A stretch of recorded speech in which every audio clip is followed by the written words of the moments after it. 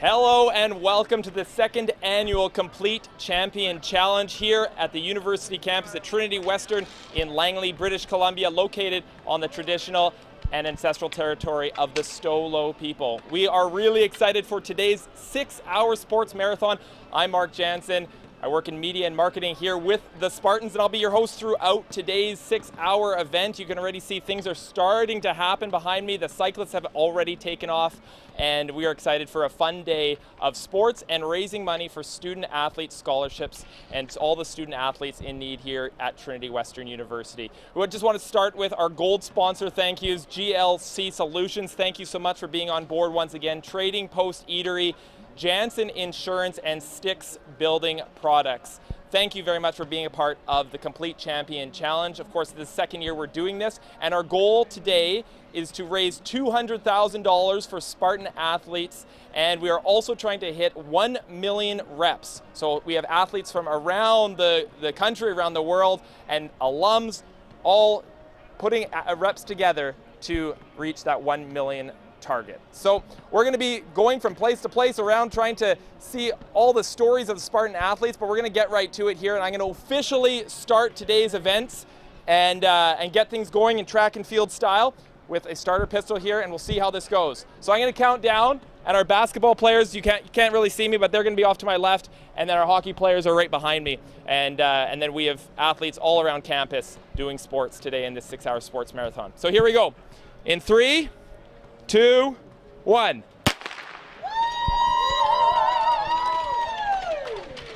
All right, we are officially underway, the second annual Complete Champion Challenge here at Trinity Western University. I'm going to throw right to our women's basketball team. Tegan MacArthur is going to come in, take over, and have a few interviews. You'll hear from some of our women's basketball players. Tegan, you're up. All right. Thank you. Hello, everybody. My name is Tegan MacArthur. I'm in my 4th year of environmental studies here at Trinity, and I am on the women's basketball team. I'm excited to be the host for our team today.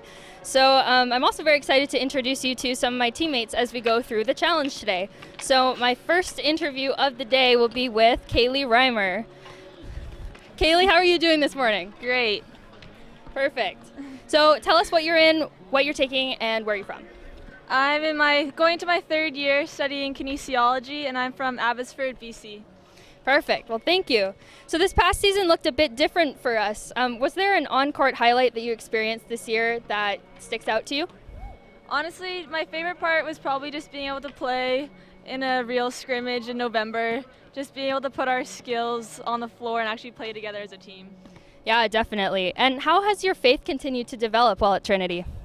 Well, this year, me and my teammate Nicola are the spiritual leaders on our team, so just being able to live out my faith and talk about it with my teammates has just been great.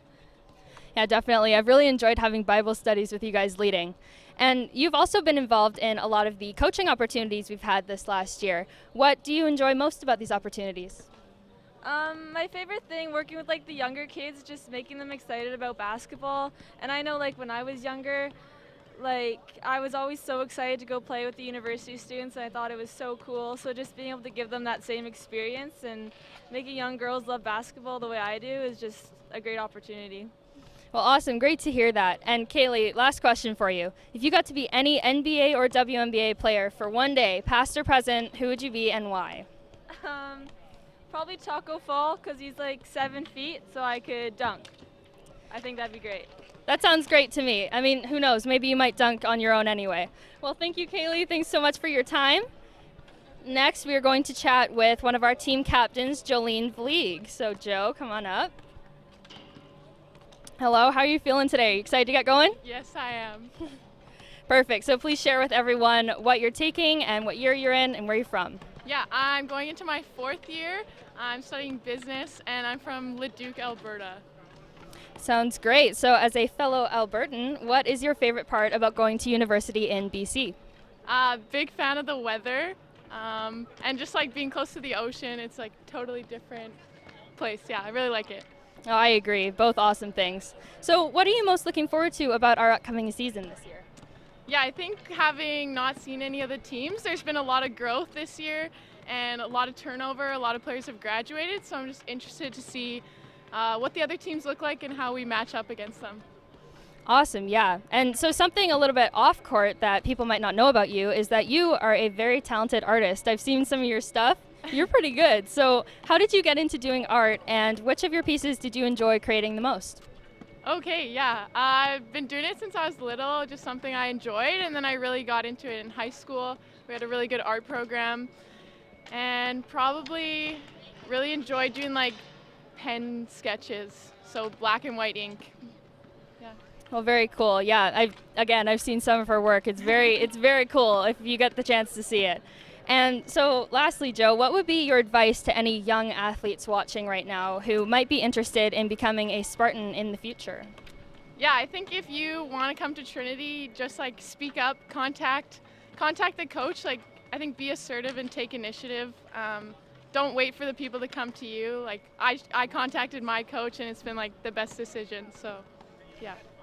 Perfect. And just a question to finish us off, Joe, the people want to know at home, what's your go-to karaoke song? Oh boy, I'm not the biggest karaoke girl, but everybody's always singing Dolly Parton, Jolene to me, so I do love that song. Yeah, that's definitely a classic, and your name certainly comes to mind with that one. So, well, awesome. Thank you so much for the chat, Joe. And from women's basketball, we will catch everyone again later today. Thanks for tuning in, and back to you, Mark. Thank you very much, Tegan. Thanks to our women's basketball team.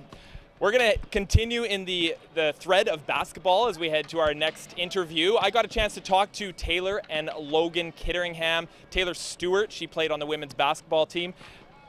And just before we head over there, we're going to talk to that interview with Taylor and Logan Kitteringham in just a second, though. We just have Mike Sharon, who joined us. And he's going to come on right now. He's the head coach of our men's soccer team, and we're going to do an interview with him, and then we'll get to that Kitteringham interview. Just jumping the gun a little bit here. Really exciting day today, right, Mike? Super exciting. Yeah. It's not raining. That's very true. It's beautiful. It's a great day to get your run on or your bike on or all these reps. It's awesome. So, Mike, you're hurting a little bit, though, I hear. I am hurting, yeah. I was doing an individual session. Kid was crossing. I went to run, popped the calf. So I'm going to try to get a few laps in today with some alumni that are showing up, but it's not going to be the 30K. Seems a little convenient that happened just before the Complete Champion Challenge. It definitely did. It was super convenient, but I was actually disappointed because I knew I was going to beat my time of last year, and so the competitor in me is super disappointed. The old man in me is okay with it. Super excited. Yes. Yeah, okay. Just talk to us a little bit about this past year. Obviously, everyone had a crazy past year. Yeah. What was it like for your team and you guys as a program? I mean, we made the most that we could of it. It was a difficult year, obviously, in terms of not as much competition as we had hoped. We got 5 games in.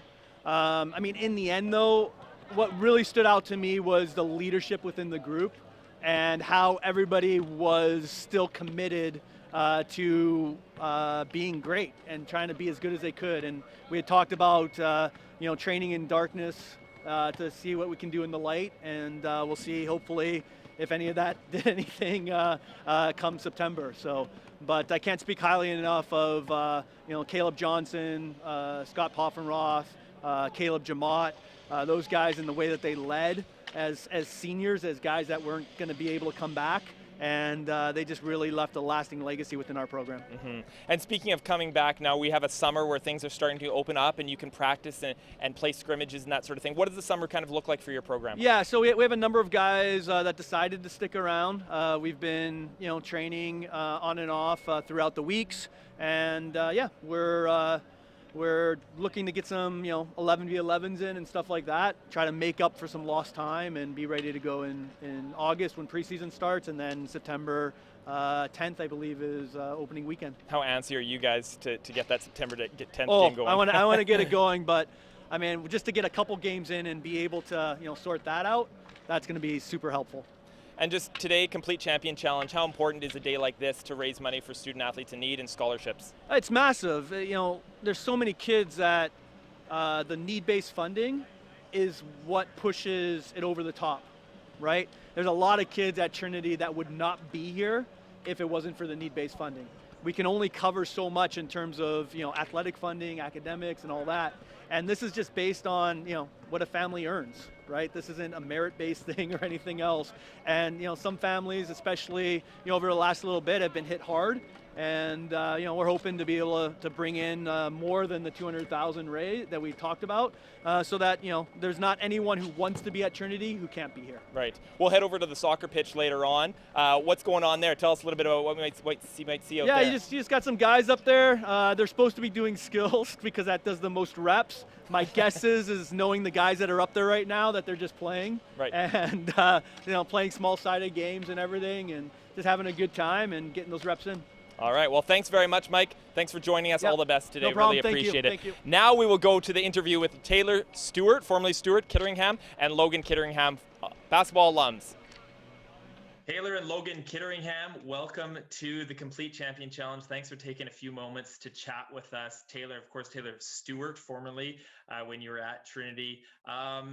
Thanks again for coming, and just tell us a little bit where you're at. I understand you're still around Langley and working in the school system. Just tell us a little bit about where you're at and where you've been since graduating 2005, 2006 times. Yeah, we're living in Walnut Grove, and we have 2 little boys that live here with us.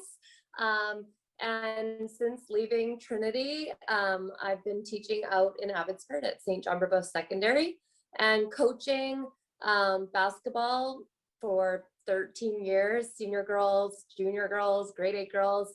Actually, I've run a basketball academy over there where I get to develop and train athletes during the school day, which is pretty fun.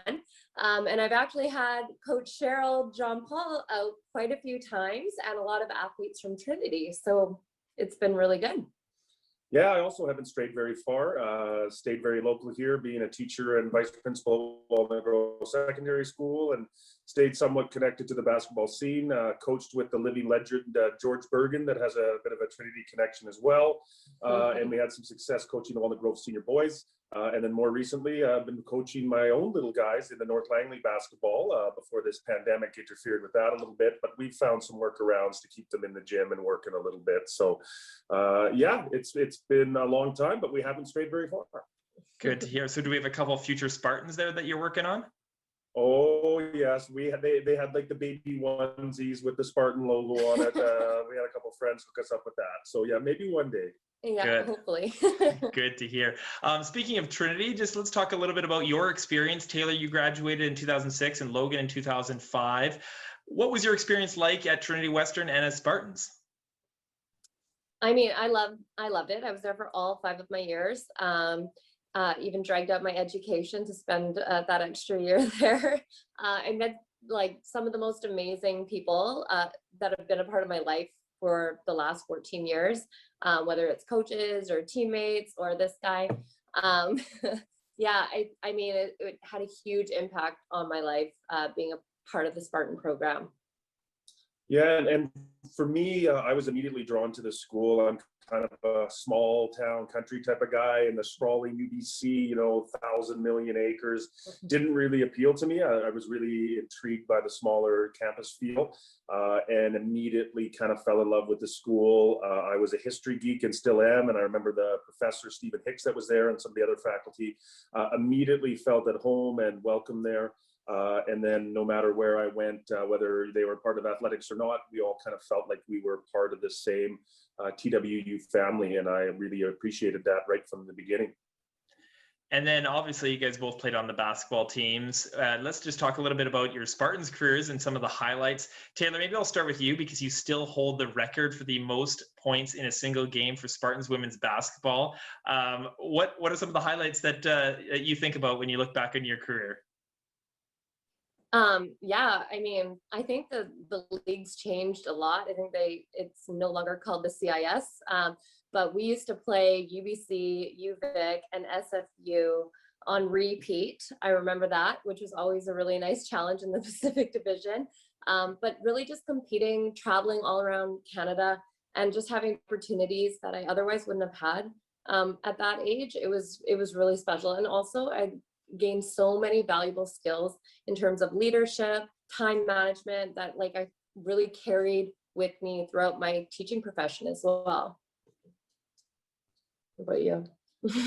Yeah, Yeah, I think it was a unique sort of period of time at Trinity in that time where it was we were kind of like the little engine that could the boys basketball team and taking on some of the big boys, and the school really got behind that, and like it was mentioned to Taylor as we were reminiscing before this, was just how much the fans and the school and the professors got behind it. And I remember that old Enerson gym before it was the LEC, right, just completely packed, and the fans all in their fan gear, Spartan gear. They had the Spartan faithful, and right in there was Kelsey Braid interviewing folks and kind of like his budding career, and it was just a fun atmosphere to be a part of. And yeah, we were fortunate enough to get a kind of a unique group of players together that complemented each other, and we had one heck of a run in those first couple of years, and there was a real buzz on campus, and I felt really blessed to be there during that period of time. Yeah, absolutely. And because today we are doing the Complete Champion Challenge and raising money for student athletes in need and scholarships, just talk to us a little bit about the importance of those kind of scholarships for student athletes in need and how important it is to give new students the opportunity that you got many years ago. Yeah, I mean, I think it's hugely important, fundraisers and raising money so that students have the opportunity to go to such a special school like Trinity. It really isn't like any of the other schools around here. And I just, I know actually one of my students is attending Trinity next year as well. And I know she's going to be a part of this Complete Champion fundraising program as well. And it's really important that athletes have the opportunity to raise those funds to be a part of Trinity's Complete Champion program. Yeah, I don't think it would be an overstatement to say I wouldn't have been able to go to Trinity without some financial assistance, right? And when, there were things, whether it was some academic scholarships or things that there's the passports of BC, being Ministry of Education stuff, and then you start putting those things together. But without, the athletic scholarships and some of the academic scholarships, it would have been extremely challenging to go to Trinity. And I can only imagine, or I can't even fathom how my life would be different if I hadn't been exposed to Trinity. Obviously, I met my lovely wife there, and it had such a lasting impact. The Complete Champion approach was somewhat in its infancy back when I was there, but I remember it was a much different approach. I was fortunate enough to be recruited by a number of schools and was really drawn to that Complete Champion approach, right, with sort of the Christian faith, character building, team approach, not sort of a win at all cost mentality. And for me, when I got to the school, right, it really did pay off, because I did feel that the school and the athletics program took the time to really foster and nurture that Complete Champion approach. And I argue that that's stuck with me so far, right, as I've gone into my other ventures, right, and that whole idea that winning's not everything, and in the end, right, not everybody could be the champion holding the trophy, so what do you have left after that? And that's a lot of those characteristics of the Complete Champion, and that's what we try to sort of institute with or engage our own students and youth that we engage with every day in our careers. Awesome. Thank you very much, Taylor and Logan. We really appreciate you joining us, and all the best. We hope to see you around some more, and can't wait for those kids to be Spartans one day. It's going to be exciting down the road, right? So thanks very much Spartans for joining us. There you go. Thank you. Our pleasure. Thank you very much to the Kitteringham's, Taylor and Logan, for joining us. Awesome alums, and we can't wait to see those Spartans down the road, your kids in Spartan uniforms. We are here, second annual Complete Champion Challenge. We just want to thank some of our sponsors here, our gold sponsors, GLC Solutions, Trading Post Eatery, Janssen Insurance, and Sticks Building Products. Our silver sponsor is Benchmark, and our bronze sponsors are Country Lumber, Sightlines Architecture, and Canex Building Supplies. We are already over $100,000 that have been donated to help Spartan student athletes in need, and we're trying to get to that $200,000 mark today. So we'll be looking for you guys to help us. If it's $5, $10, whatever it is, whatever you can do to support the Spartan student athletes will be much appreciated as we head towards the fall semester, which we are certainly hoping will be back to competitive action. It'll be a really exciting opportunity for our athletes to get back into it. You saw the hockey players playing, we've got basketball players playing, we've got beach volleyball happening at the beach courts, soccer and rugby's happening, track and field. All of our sports are going on right now, doing all sorts of activity, as we have our 6-hour sports marathon happening.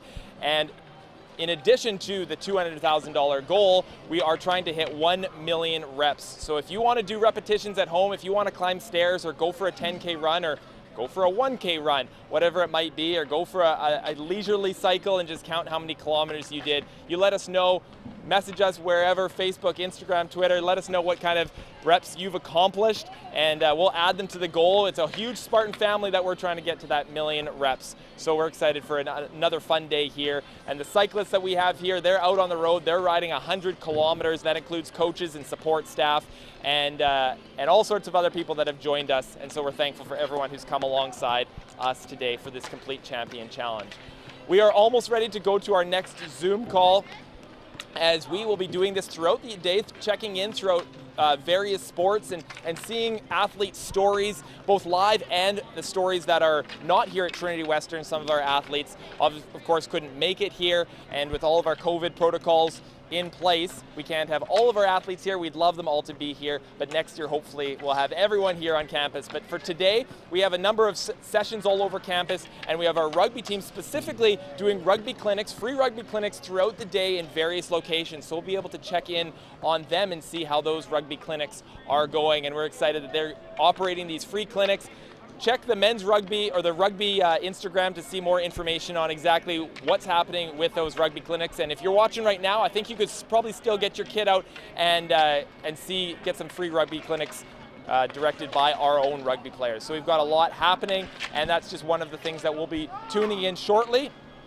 Is our men's rugby Zoom call, which will be hosted by one of our Irish players, Tam, in just a few short minutes. So, as I mentioned, we are here at Trinity Western University, and it's been a trying year for sure for all of our athletes. If you saw Mike Sharon, our head coach of our men's soccer team, talking about the experience of this past season, I mean, it's been challenging for everyone, of course, and with COVID and everything right now, we're in a better spot, of course, and we're excited for the fall, we're excited for this summer and what's to come. So now we're gonna head over to that Zoom call I've been prepping for a little bit here. Our men's rugby team, see what they're up to. Tam, our host, he's ready to take it away, and a Zoom call with men's rugby.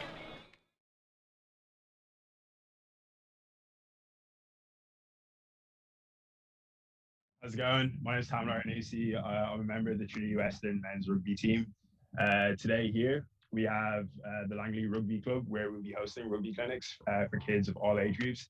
Really trying to push the game of rugby for kids. Rugby and money shouldn't be a barrier, so of course it's free of charge. We also have a rugby clinic being held in Richmond as well, and United. So a lot of great clinics. A lot of kids going to be playing rugby today. And first up today for our interviews, we have Josiah Lavalley, our MVP. Josiah, how are you doing today? I'm good. How are you, Tam? I'm pretty good, man. It's a sunny day. I'm ready to play some rugby.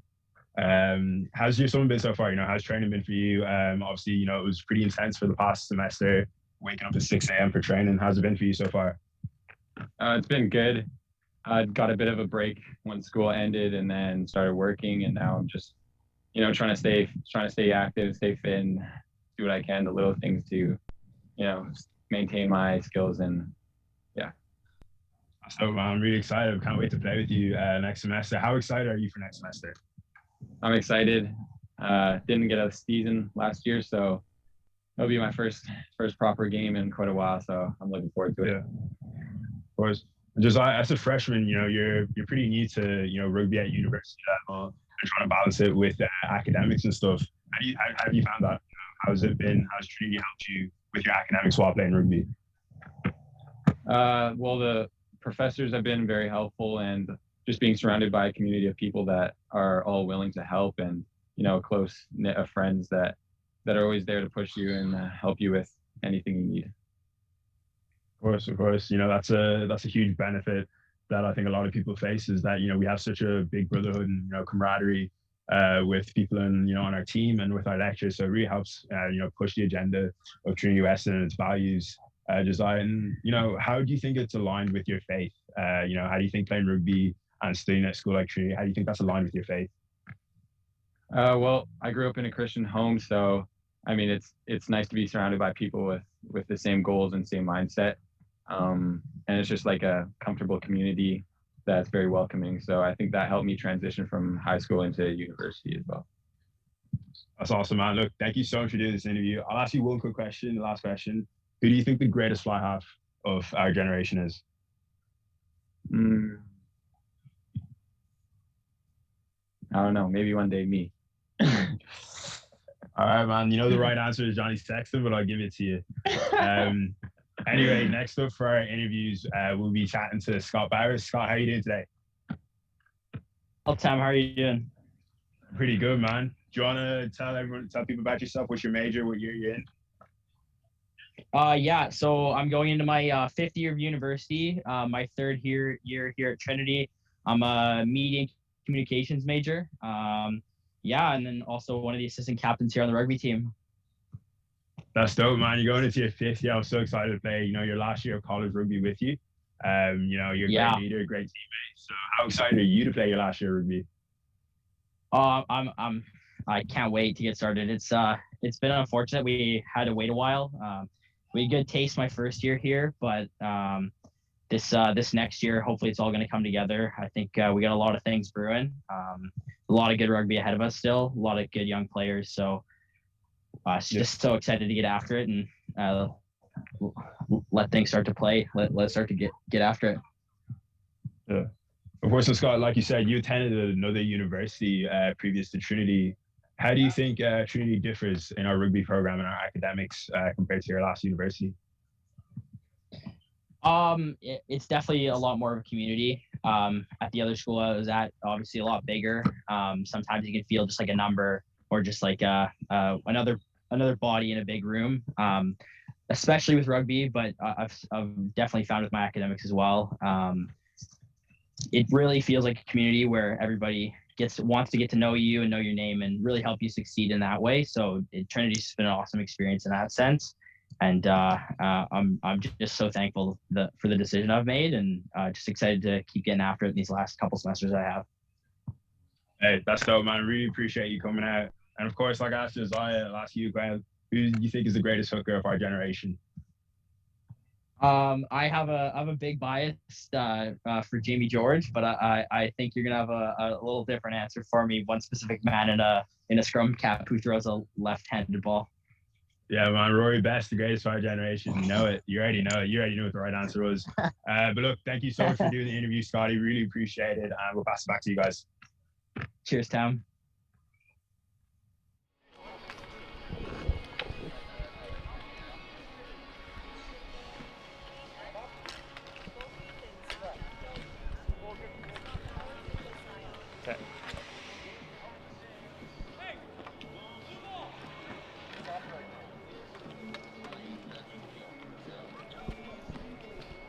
Thank you very much to the rugby team. Thanks, Tam. Thanks, Scott Bowers. Thanks, Josiah Lavallee, for joining us here at the Complete Champion Challenge. You can see basketball's happening behind me, so there's lots of action happening here on campus at Trinity Western University. We're going to throw to another video here, a feature video, and it's going to be another men's rugby feature on Jan Lorenz, scrum half for the Spartans, and he played for Canada's U18 team. He's got a special story, so we'll go to that video now.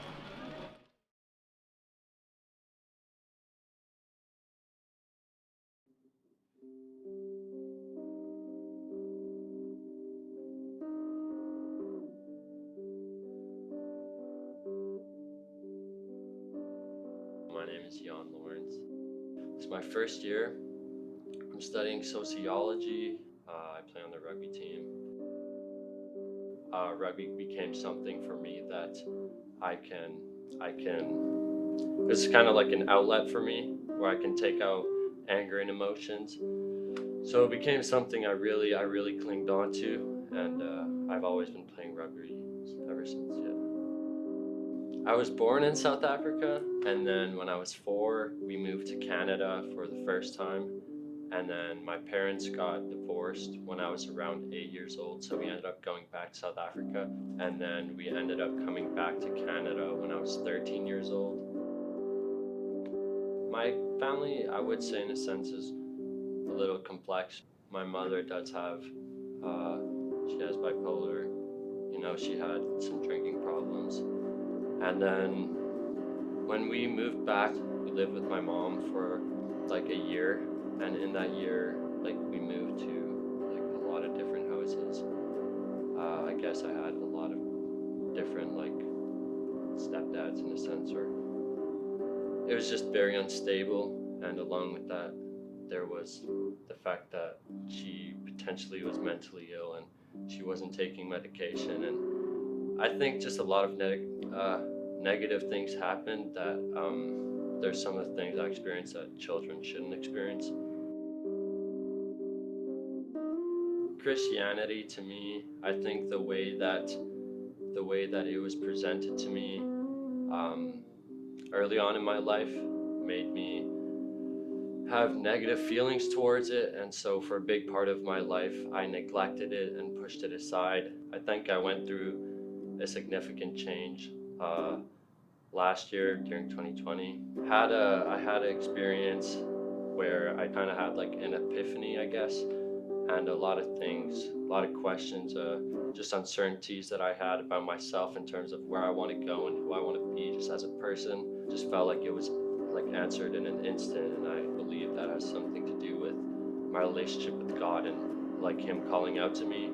And ever since then, I've felt more positive just as a person. Like being here and at Trinity, Christianity and my relationship with God has been presented in a much different way to me, in a way that's easy for me to accept. Coming to the point where I was able to realize that I just need to be better as a person, and I was doing a bunch of wrong things. I was hurting the people close to me. I was listening to a song in my headphones, and the song, what the guy says in the song, it just blew my mind. It's called Bold by Dusty Cloud. Like in the song, one part, the person in the song, he's like, there will come a point in your life where you ask yourself a series of questions like, who am I? Who do I want to be? How do I feel about like the people around me? Do I have a life, or am I just living? And then I just thought about that, and I was like, damn.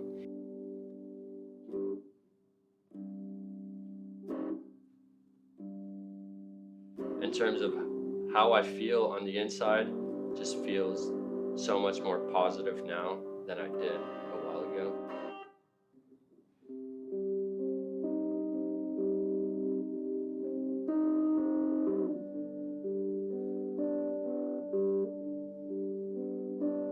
I make music. I have a strong passion for music. Music really helps me get out some of the stuff I can't get out by just talking to people, so it's a big part of me. I learned how to play guitar when I was like 13. I guess with my mom dating so many guys, one of them taught me how to play the guitar. So that's kind of how I got into it. It went from me being able to play a couple chords to me being able to just, I don't know, just play how I feel and not think about what I play. And I experienced that for the first time when I was in my dorm room last semester. I really think that I have a hard time, talking about things, about a lot of the stuff that happened just while I was growing up. And then as soon as I was able to get a microphone and like get a recording set up just in my room, started playing guitar. For the first time, I was able to just speak to something that will listen to me without trying and like force a perspective onto what I say. It's just the fact that I can just get out whatever I want. I don't have to make any music that sounds good to other people, as long as it sounds good to me, and as long as I can express the way I'm feeling, it means everything to me. So yeah. When I'm like older, 40, say 40, 50-ish, the one thing that I want to be, my one goal is just to be content. I just want to be happy with myself, happy with the people around me. I don't care about anything else.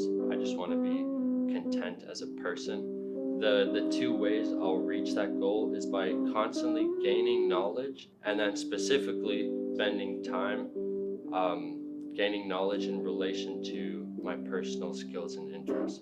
So for me, constantly gaining knowledge and spending time playing guitar, trying to learn new things on the guitar. When I'm in terms of rugby, I'm not just going to practice and I'm not just trying to practice, I'm constantly trying to deepen my understanding of it. If I can do those two things, that I will reach the goal of being content.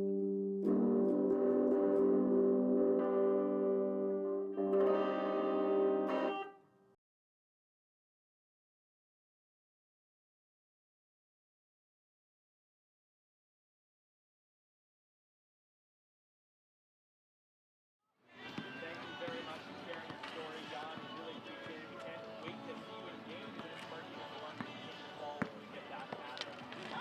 Quickly thank our product sponsors. We have a lot of sponsors who are joining us today. Apollo, Coca-Cola, Lululemon, Sandman Hotels, and Applewood Motors. We just want to thank all of our sponsors that we have here with the Spartan Complete Champion Challenge. We're now going to go to another Zoom call. Ansa Odum from the women's volleyball team will be hosting our women's volleyball Zoom call. So take it away, Ansa, you're up.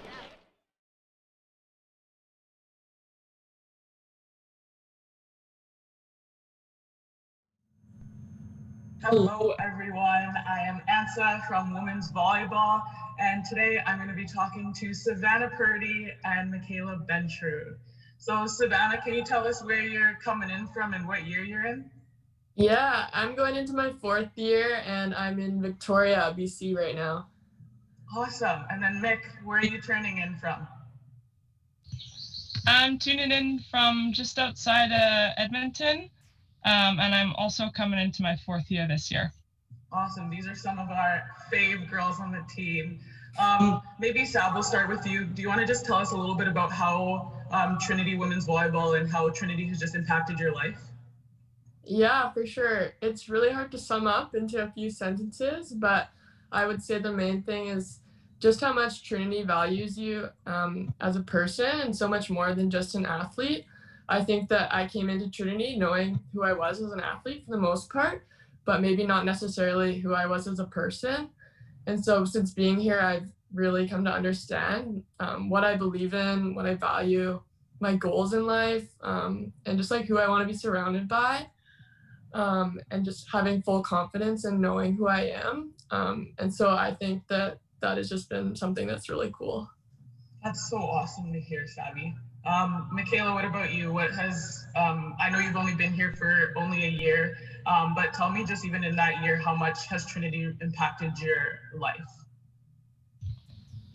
Yeah, I think in a number of ways, Sav, I definitely empathize with you. It's hard to sum up in a few words, but I think this last year has held a lot of challenges for me, and a lot of obstacles to push through. That's not just on an individual level, but on a corporate level as a team. And so being a part of Trin Volleyball has been awesome because being surrounded by a group of extremely strong women and leaders has really inspired me and granted me a lot more tools to really push through challenges and serve other people, which has been super substantial.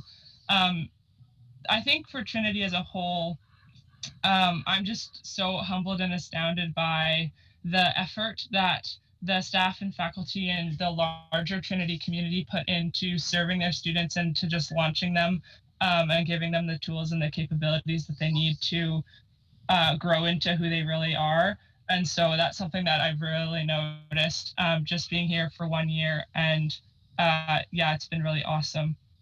That's so awesome to hear that it's been so impactful for you, even in just like a year, which is a pretty short time, and especially with the time of COVID season. Speaking of COVID season, we just had a big season of like not playing. So maybe, Sab, maybe we'll start with you. Maybe give us like one thing that you're excited for about this upcoming year. Yeah, well, obviously competing, but I think that all the little things that come with that, I've realized how much I love and how much I miss them this year, whether that's just like being on the road with the girls or like pregame meals, just driving to the gym, being in the team room, all those little things. I think that I will be appreciating a lot more this year. And yeah, just looking forward to that come this fall. Yeah. Nick, what about you? I know we haven't traveled together yet, but what is something that you're kind of looking forward to for this upcoming year?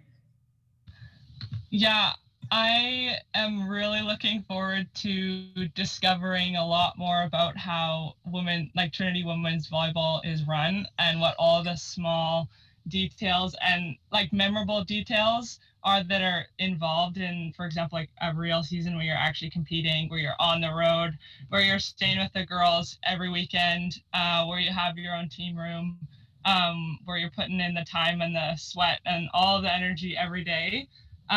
So this past year was a little bit more lax, right? Like we just went pretty steady the whole year. Yeah.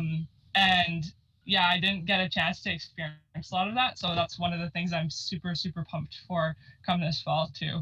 Yeah, we're really excited to kind of have a full season. Okay, last question before we wrap her up here. Savannah, your favorite volleyball player? Kelsey Robinson.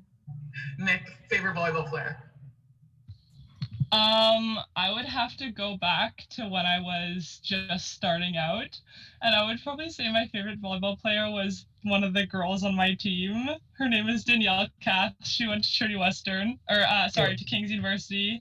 Yeah, she was definitely an inspiration for me for sure. Not That's an awesome. orthodox volleyball star, but yeah, for sure. It was awesome. Awesome. I love that. Well, thanks guys for tuning in. We're going to throw it back. We're going to see a video from women's volleyball alum Carly Hamilton. She graduated in 2015.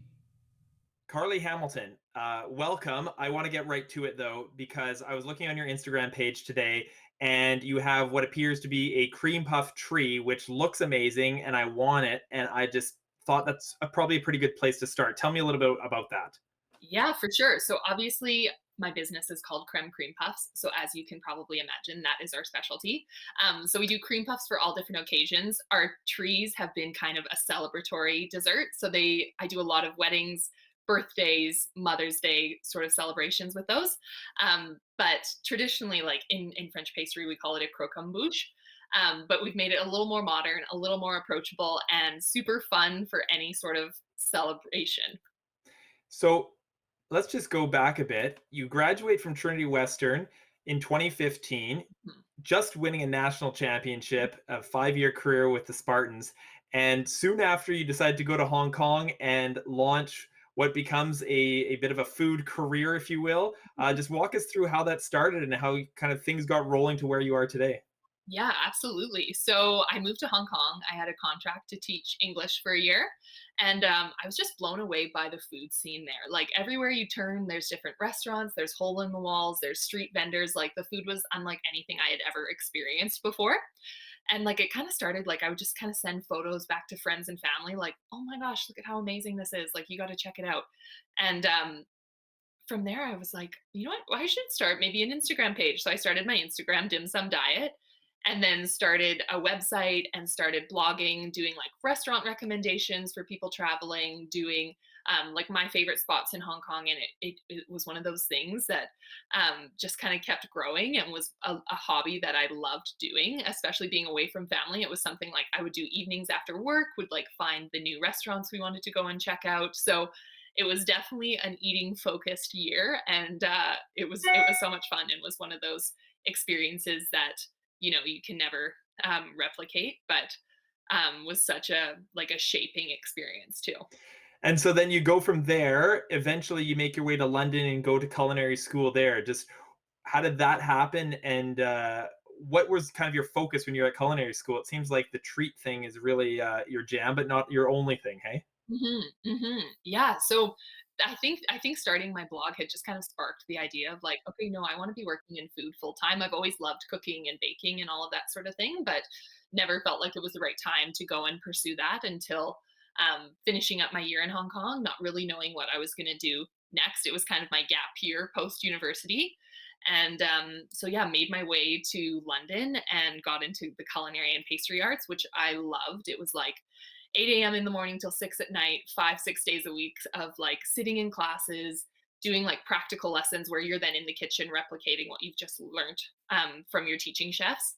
And it was such a great experience. It was one of those things where every day was like something new you were learning in school, different techniques, different types of pastry, different types of breads, and all of that sort of stuff. And that was one of those experiences that I loved and had always wanted to do, but was always a bit intimidated by the idea of going to cooking school, having watched my fair share of, Master Chef and Hell's Kitchen and all of those shows where you're like, I don't know if I want to actually be working in that. But I kind of went into cooking school with the intention of working in like a test kitchen or like getting the experience to be able to work in publishing and work for a food magazine or something along those lines. And obviously, the more you get in it, the more you just want to be around food and creating and developing. And so from there, kind of decided I would stay in London for a while and work in fine dining when I graduated.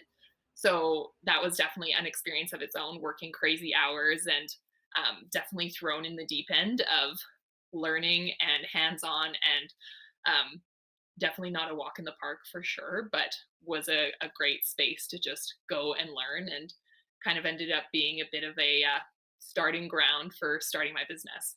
So just tell us, how did you end up starting your own business? Creme Cream Puffs doing well, like October 2018, as far as I understand, is when you launched it.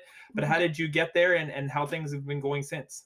Yeah, for sure. So I really didn't have intentions of kind of starting my own business when I moved home from London.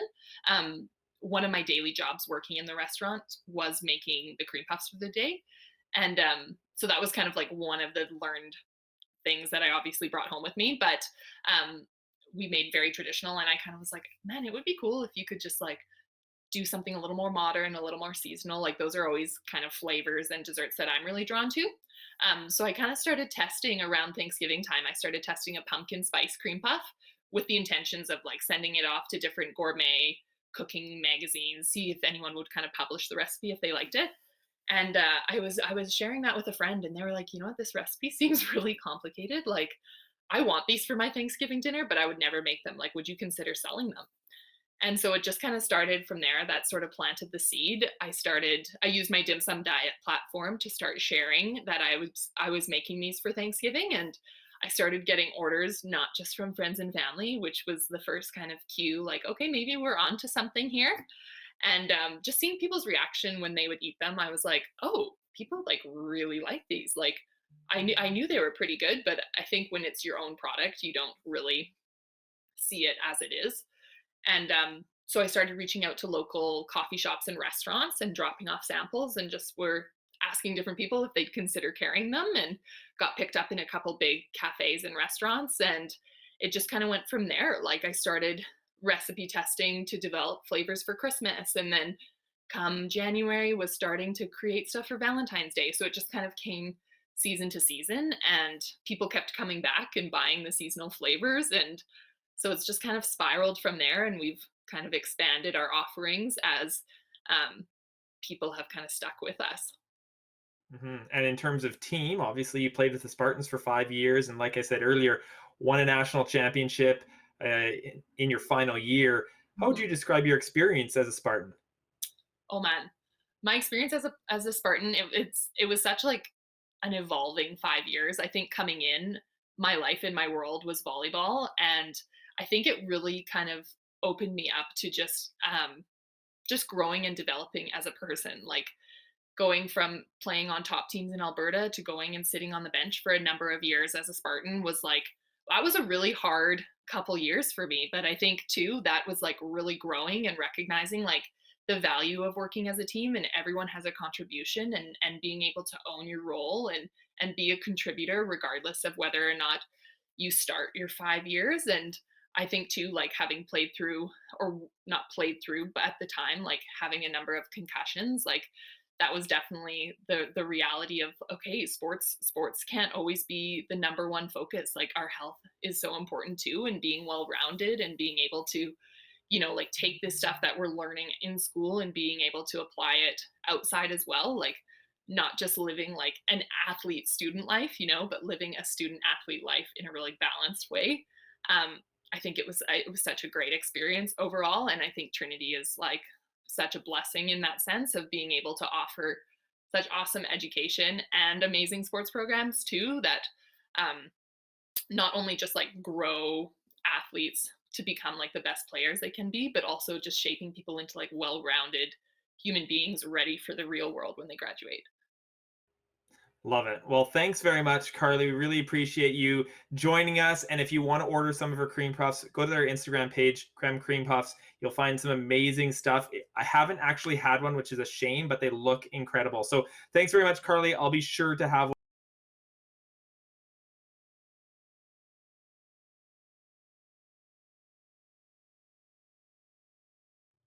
Thank you very much, Carly, for joining us. Really exciting opportunity that you've got going on in Calgary. Creme Cream Puffs, can't wait to have them at some point. Now we're joined by Andy Evans, the Director of Rugby for Trinity Western University. Andy, tell us a little bit where you're at. What are you doing? What are you guys doing today? I'm currently in Port Coquitlam with the United Rugby Club. There are a bunch of excited mini rugby players in right now, grades 4 to 7. Who this is their first chance to play some rugby since the pandemic hit. So they're all excited playing with our Spartan athletes, and we're running free clinics today here.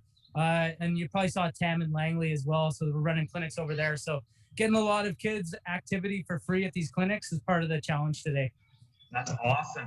Just tell us a little bit about what you guys have done in the lead up to the challenge. You guys have been climbing mountains all over the place.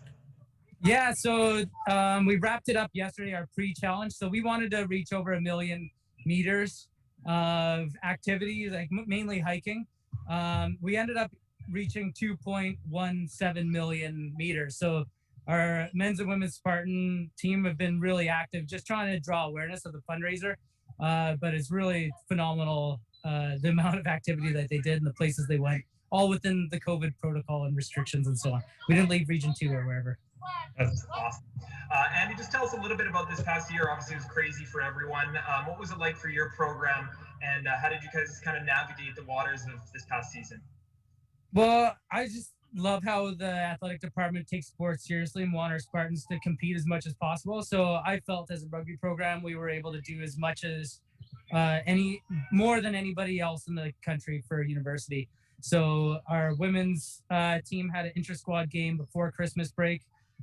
Lots of contact and that in the fall, and then in the second semester we did a lot of skills in tactical development, which was really good and a lot of pressure. In our men's program, we played 2 inter-squad games before the Christmas break, which no other team was able to do, and similar, it was really productive in the second semester still. So it was definitely a challenge, but I think overall we're actually better for it, and I'm excited for September and the extra things we're able to kind of innovate through it. Yeah, let's talk about a little bit about what you're looking forward to. What is the summer and what is the next few steps look for you guys as you prepare to get back to the pitch? Well, now we're back into preparing for contact because we'll have our schedule coming out soon, and we're looking to play as part of a competition in the fall. So that'll be exciting, and some of the best teams in Canada will be competing against. So that's for the men, and then the women, the Can West 7 should be going ahead in the second semester, but we've got an exciting recruiting class coming in. So we've got a lot, we'll have a lot of prep in the fall as well, and hopefully get some competitions set up for them as well. And then just finally, let's talk about today, Complete Champion Challenge, how important it is for you to raise money and for your program to have more athletes have the opportunity to be a Spartan. Yeah, the biggest challenge I face as the director of rugby is the financial side of running this program and the cost of attending Trinity as a student athlete. So just trying to make it so that people scoring tries around me here. So better move before I get run over. So it's just really challenging. It's always on my mind that our student athletes aren't burdened with excessive student loans or things like that, both short-term and long-term, because it is definitely expensive for the Spartan experience, but I'm more than happy to put this kind of effort in. So if anybody can give and support us, it goes a really long way. And as you get to know us, you'll actually see the impact that it makes. So thank you in advance, everyone, for your generosity. It makes a world of difference, and it makes my job so much easier and it helps me sleep better at night. Well, that's great. Thanks very much, Andy. It looks like you got lots of stuff going on. All the best the rest of the day as you run your clinics. All right. It's great watching you so far. So thanks very much, Andy. Thanks, Mark. Hi, everyone. Thanks for tuning in. All right, we're now going to head off to cross country and track and field. A couple interviews hosted by Sam Prevost. of the men's track and field team.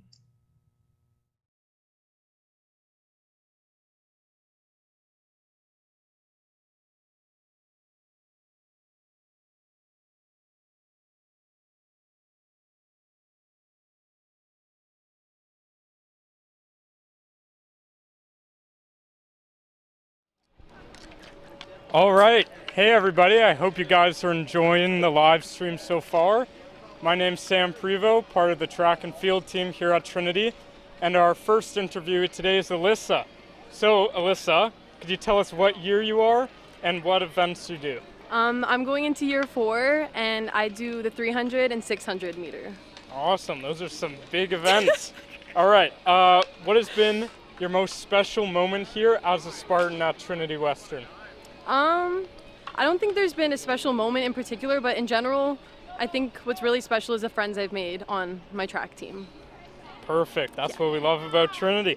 As a Spartan community as a whole, what's been your favorite part of it? I love how nice and genuine everybody is here on campus. Yeah, super welcoming. All right, final question for you. What is your go-to pre-event meal? I always gotta have a banana the morning of my race. Potassium. My protein, I'll normally have a little omelet and then hash browns for carbs. Need that energy, you know? Yeah, sounds delicious. We love that. All right, thank you so much, Alyssa. Thanks, Sam. Yeah, we hop in.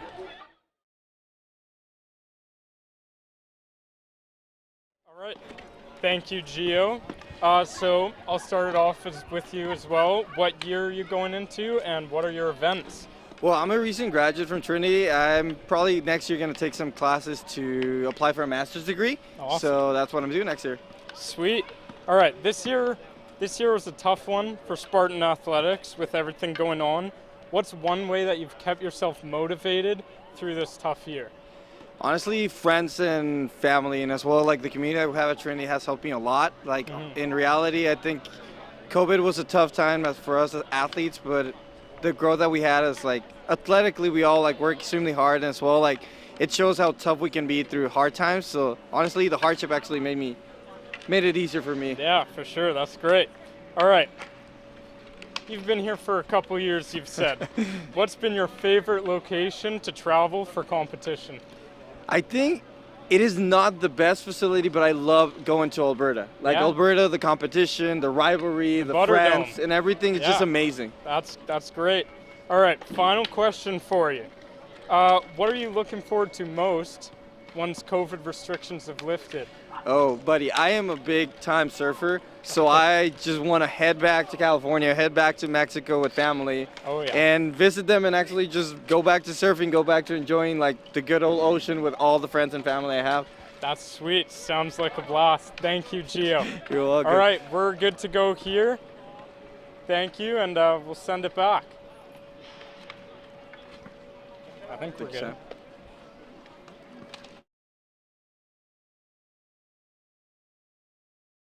Thanks, Gio. Thanks to the track and field team.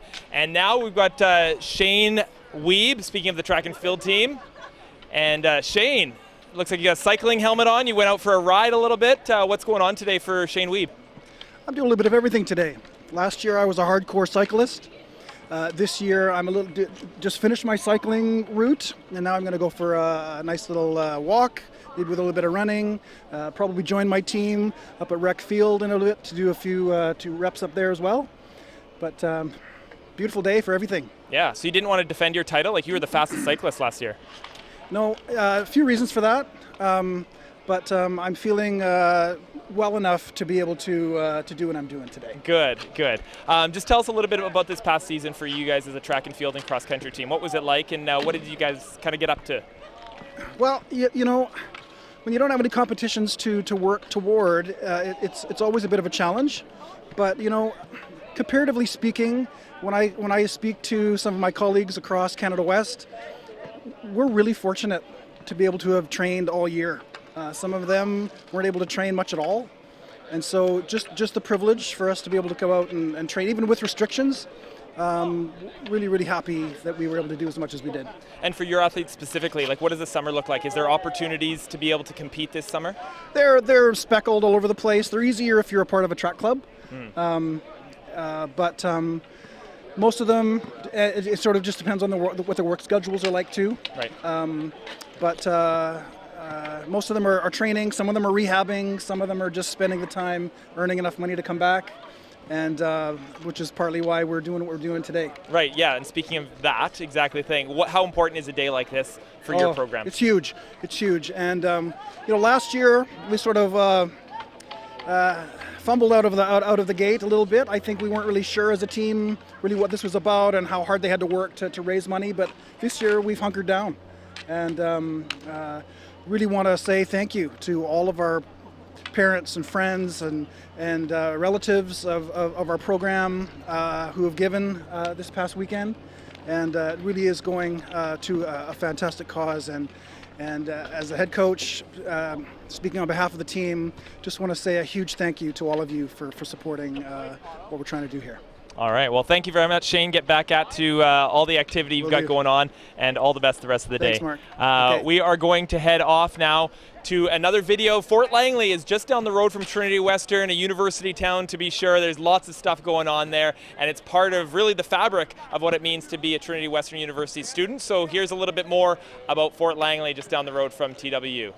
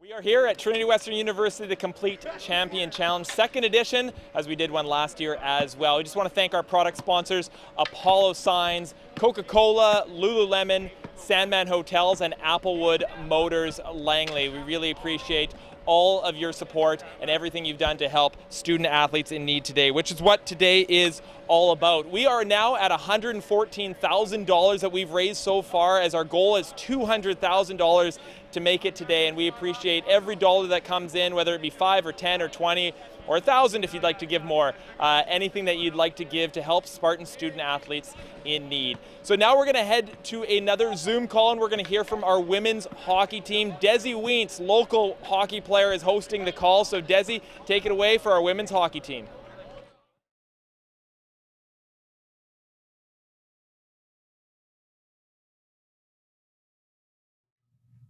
Hi everyone, I'm Desi. I'm on the women's hockey team, and I'm going to be interviewing some girls today on my team. I'm going to start with Nisha, if you want to say hi. Hi. Do you want to talk a little bit about yourself, maybe like where you're calling from or what year you're in and stuff like that? Sounds good. So I am going into my 5th year. We're currently at Jackfish Lake at Chelsea's Lake here. I'm 21 years old. I'm from Lloydminster, Saskatchewan, and yeah. Awesome. As our captain next year, I'm sure you have a lot of ideas what this next year is going to look like for our team. And as a new program in youth sport, what are some goals you hope we can achieve as a team and as a young team as well? Well, for us, I think it's really important to continue to build our team culture, just because we are such a young team. And then obviously coming into the league next year, we are the underdogs, so we have a lot to prove, and I think it's important for us to, show up to every game prepared, willing to work hard, and just to overall be a tough team to play against. And then obviously I'd love to see us win some games and make it to playoffs. I think that'd be awesome in our first year of U Sport. Totally. As well, do you have any favorite pregame meals or anything you like to eat before a game? Probably just like chicken and rice. That's probably the classic for me. Yeah, I'm not too crazy, but rice, yeah. Good choice. Yeah. Okay, thank you, Nisha. Thanks. Next, Riley White, come on. She wants to give herself a little introduction.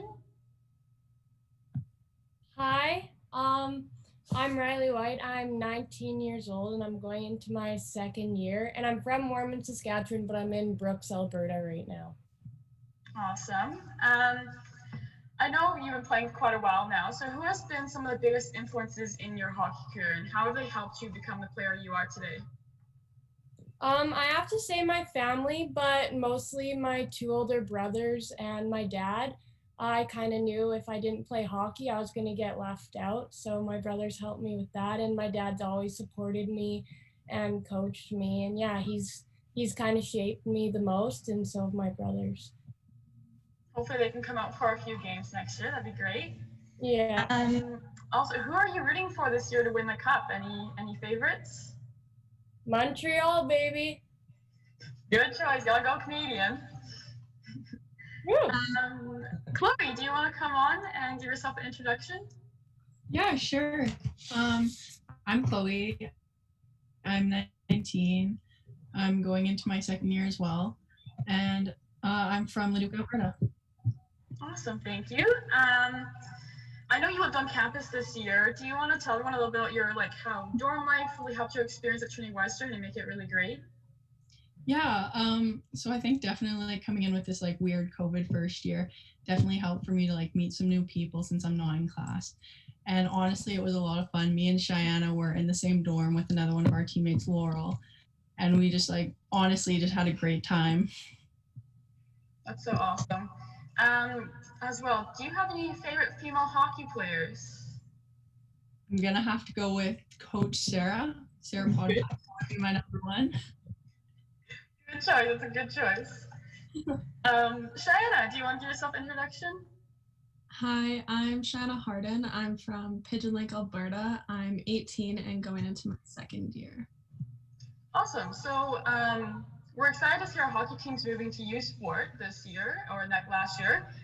What is the thing you're most excited about in relation to this move and this whole new stage of hockey? I think I'm most excited to see where we rank among other U Sport teams. Being a first year, obviously we have a lot to build up, and I think that we could use oh my gosh. I think that we have a lot to work with in this coming year, and I'm really excited to see where we'll stand in the league. Totally. And can you tell us a quick memory, your favorite memory from the past year with the team? I'd probably have to say Halloween when our vet, me and Lainey Nichols' vet, was Willy Wonka, and we were 2 Oompa Loompas, and we won the gym kind of competition for that. That's so fun. Well, thank you guys for answering all the questions and for letting everyone get to know you. And thank you everyone else for listening.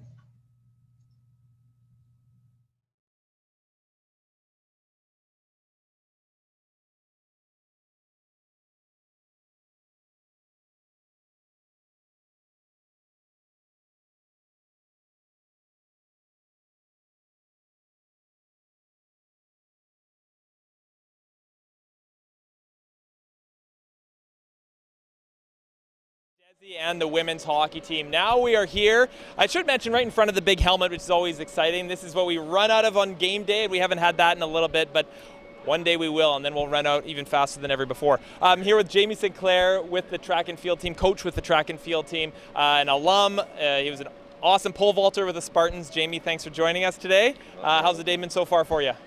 Great. Just a bit set up here with the crew in the morning and all the other coaches and staff, and then I've been up at the field with the track team now. We're getting our reps started. What are you guys doing up there? We were playing some spike ball as the most fun part as our warm-up, and then we actually have a track workout. We've postponed yesterday's workout so we could count it for some reps today, and then we're just going to be going and joining some multi-sport reps with the soccer balls and the footballs and all that stuff. Putting them through a shift. Yeah. Good to hear. Just tell us a little bit about what this past season's been like for you guys as a track and field team. Very, very different from the previous years. Like obviously our athletes, the vast majority of them anyway, they train to compete and to compete at the highest level they can in Canada. So it has been tough for them to stay motivated, but I think they've done a great job. Like we had some team like in-house meets, and we had some really great results so encouraging for the outdoor season and for next indoors. Mm-hmm. Sure. And you being an alum, you came over from Scotland and came here. What was your experience like here at Trinity Western as a Spartan? How would you describe it? Not to be too cliche, but it was completely transformational for me. I came across, I'd already been through university once. I was 22 when I got here, pretty old, pretty set in my ways, I thought. And through my time here, came to know Christ, improved athletically, got a degree in human kinetics, which I'm now going to start using the next semester, teaching one of the courses here. And yeah, life-changing experience for me. You got married and had a family and all of it, hey? Yeah. Married another Spartan alum, pole vaulter, Yvonne, and now we have our 3 kids at home. Maybe one day they'll be Spartan athletes as well. That's awesome. And just what does the summer kind of look like obviously you focus on pole vault, but other sports as well. But for your athletes, like, are there opportunities, or what kind of is the next steps as we kind of open up in terms of all the stuff that's going on? Yeah, it's been very tough. We had our own in-house meets, but in the summer it's mostly athletes have to stay in their clubs for the moment. We're hoping with the restrictions lifting we'll get some out-of-team competition before the summer's over. Yeah. Well, thanks very much, Jamie, for joining us. We really appreciate it. All the best the rest of the day, and all the best to the track and field team. And speaking of track and field, there is a big meet today. The Harry Jerome meet is today and is going on later this afternoon and evening. So you can watch that online and see some of our star alums, Sarah Inglis, Regan Yee, Nathan George, a lot of athletes. Some of our current athletes, Kenny Blackman, I think, is racing as well in that competition. So tune in. Once you're all done here, once it's 4 o'clock and we're done with this, then you can move over and watch some track and field. Now we're going to go to another video. In May, we honored Asian Heritage Month and had a few of our athletes talk about what their experience was like and what they did to celebrate Asian Heritage Month. So that's up next.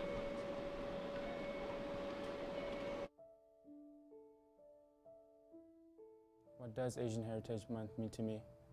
I suppose it's a month to reflect who I am as a person, where I come from, and what makes me who I am. I think it's just about being comfortable being different. Like in my first year, I really wanted to fit in. Like I didn't really want to talk about where I came from. I really hid my cultural identity. I almost pushed it away, but now I think I realize that it's just like being diverse is so beautiful, and there's something so special about being different. So I think just embracing your differences while being on the same team is something that's super cool. To me, Asian Heritage Month is a great time for me to reflect on how I'm appreciating my culture and appreciating my ancestors and my grandparents who came before me that were of Asian heritage, and making sure that I live my life in accordance with some of our cultures and some of the very cool aspects of being Chinese. So that is definitely a huge part of Asian Heritage Month for me. This month is just a really great reminder that our culture is important and our Asian heritage is important, and it's something that we shouldn't just kind of ignore and reject completely. It's something that we should be very proud of and embrace. We're taught to westernize and kind of like form into society and kind of forget our culture and who we are. And I feel like that isn't fair to our parents and where they came from, right? And I told myself, like, the younger me, especially like middle school, high school, when you're trying to figure who you are, I feel I was a boy trying to fit in to society, and now as a young man, I feel like I'm trying to express who I am as an Asian man, you know, and I'm proud to be one too. It's very important to embrace who you are and to appreciate all the aspects of your culture. And even if you have multiple different cultural backgrounds like I do, bringing all of those together can be a really beautiful thing, and it's very different for everybody as well. Everyone will have a slightly different way of connecting to culture, and I think sort of the fun part and a really engaging, interesting part of everyone's life is figuring out how that fits into their daily lives. So that would be my message, is to embrace your cultural diversity, embrace your culture, and make it your own. Thanks very much for everyone who participated in that video. It was a really powerful video, and we appreciate it. Now we're going to go over to our men's soccer Zoom call, but before we get there, just wanted to update everyone on the reps. We're trying to hit 1 million reps today as we have that target for a complete champion challenge. We're at 371,000 reps. So again, if you're at home and you want to run some stairs or go for a jog or do whatever, go surfing for a bit. We'll count that as a rep if that's your jam. But we're trying to hit 1 million reps, and we're just over 370,000. So we're well on our way as we're just over a little hour into it today. Now again, we're going to go to the men's soccer Zoom call, and we're going to hear from a couple of athletes. Sebastian Coline will be hosting it. Noah Craker and Andrew Samuel will be interviewed. So we're looking forward to that. Sebastian, take it away.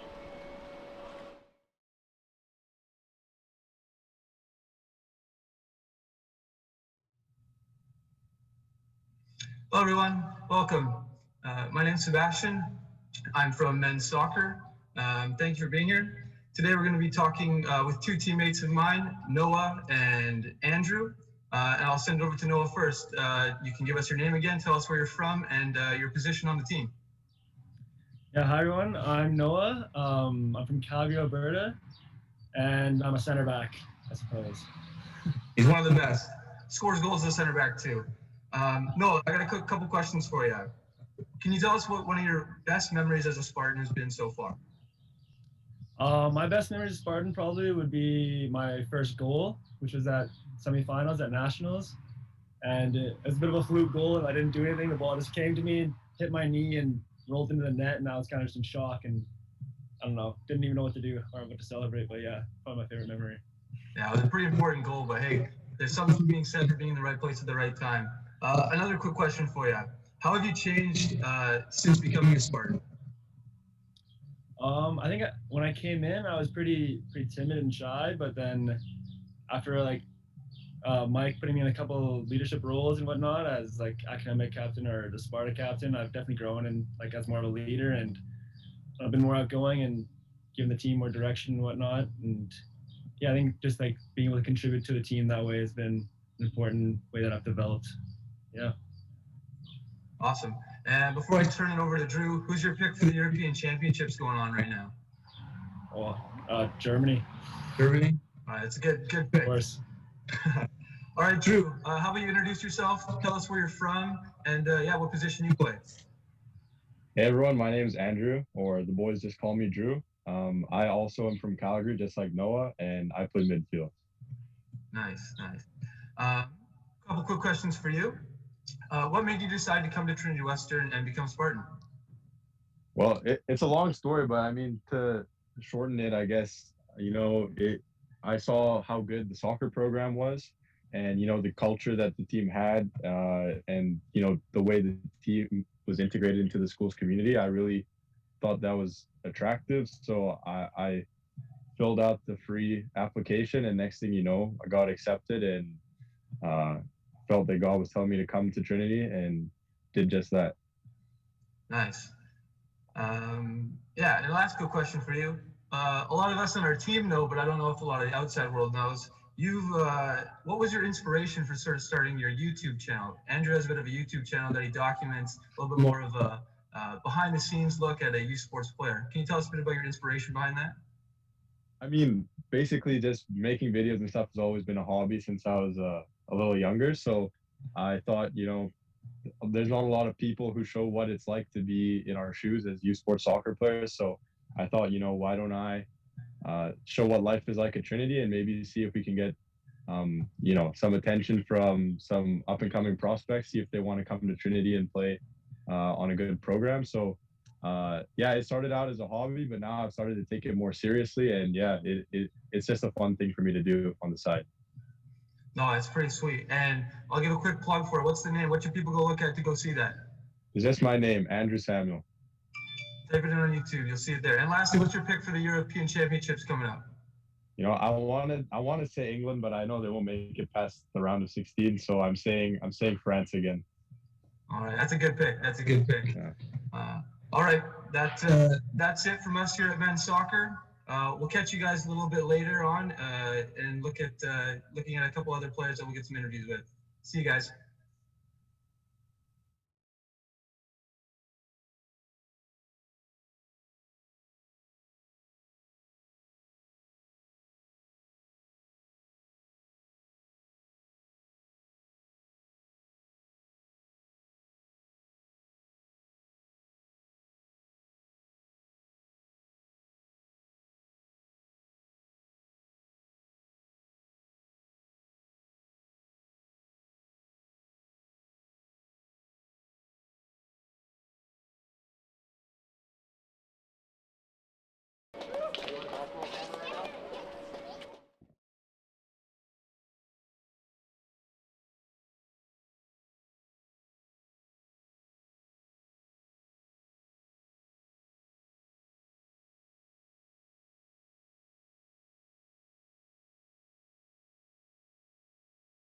Volcanant, men's soccer alum, incredible players when they're here, and really excited that they were able to join us with their families. And coming up now and running into the scene here is Cheryl Jean-Paul, coach of our women's basketball team. Cheryl, how have things going?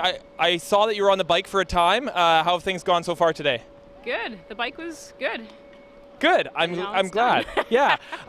So you've got women's basketball happening over here. You can't see it right now, but we've shown it throughout the day. And there's a big game happening, it seems. And Team Cheryl right now is the prohibitive favorite, as it seems on Instagram, according to the votes. Mm-hmm. Go Team Cheryl. Who's on your team? What's kind of the breakdown of this game happening? No idea. Good. Good. No idea. All right. But, I'm honored that a group of them would name themselves after me. Mm-hmm. And so I hope they do well. All right, excellent. Well, speaking of doing well, how would you describe this past year? I mean, you guys did well given the circumstances.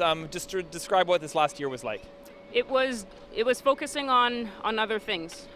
You know, there was a time there where we thought we could get into competition, and I know towards the end of November we thought we could maybe get into a game situation with another school in BC, and when that didn't play out, it's just refocusing on something else. And I thought the team did a great job of focusing on academics, and we had probably a record-breaking year for the number of academic All-Canadians, which just goes to show you that they invest a lot of time in a lot of different things in a typical year, and it was nice to see them just have something else to focus on, team culture and just who we are as a program and their academic goals, and obviously the skill development side of things. So looking forward to seeing where that takes us this next year. Yeah, and how would you describe kind of, if you could in a nutshell, the women's basketball program and the culture? What are you guys all about, and how would you describe that?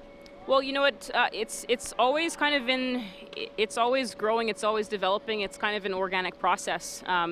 You know, I look at how young we were a year ago, and I think they're starting to mature, and it's just going to be really exciting to see what they do with their ability to just really work hard together. Like, this group works hard, they work hard for each other, and I think they want to see each other have a lot of success, which is going to bode well for next season being in a BC only division. All right, well, thank you very much, Cheryl. Thank you for what you've done today, and all the best the rest of the day. Thank you. Now we're going to go to a video that just really talks about what Trinity Western is all about, and you'll see a little bit here on what the school here in Langley is all about.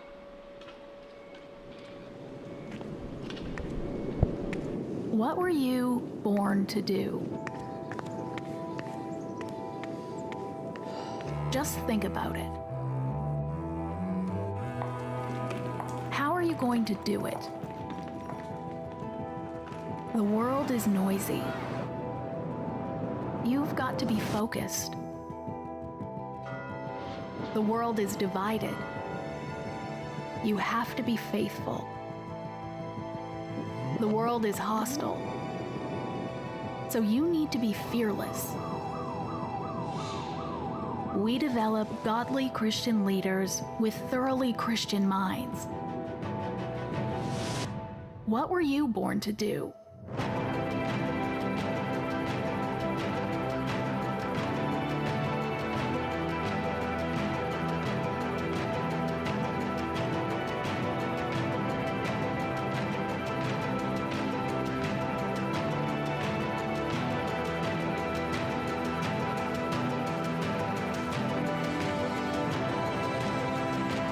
When you think you've got it all figured out, just remember, It's not just what you do, it's who you become.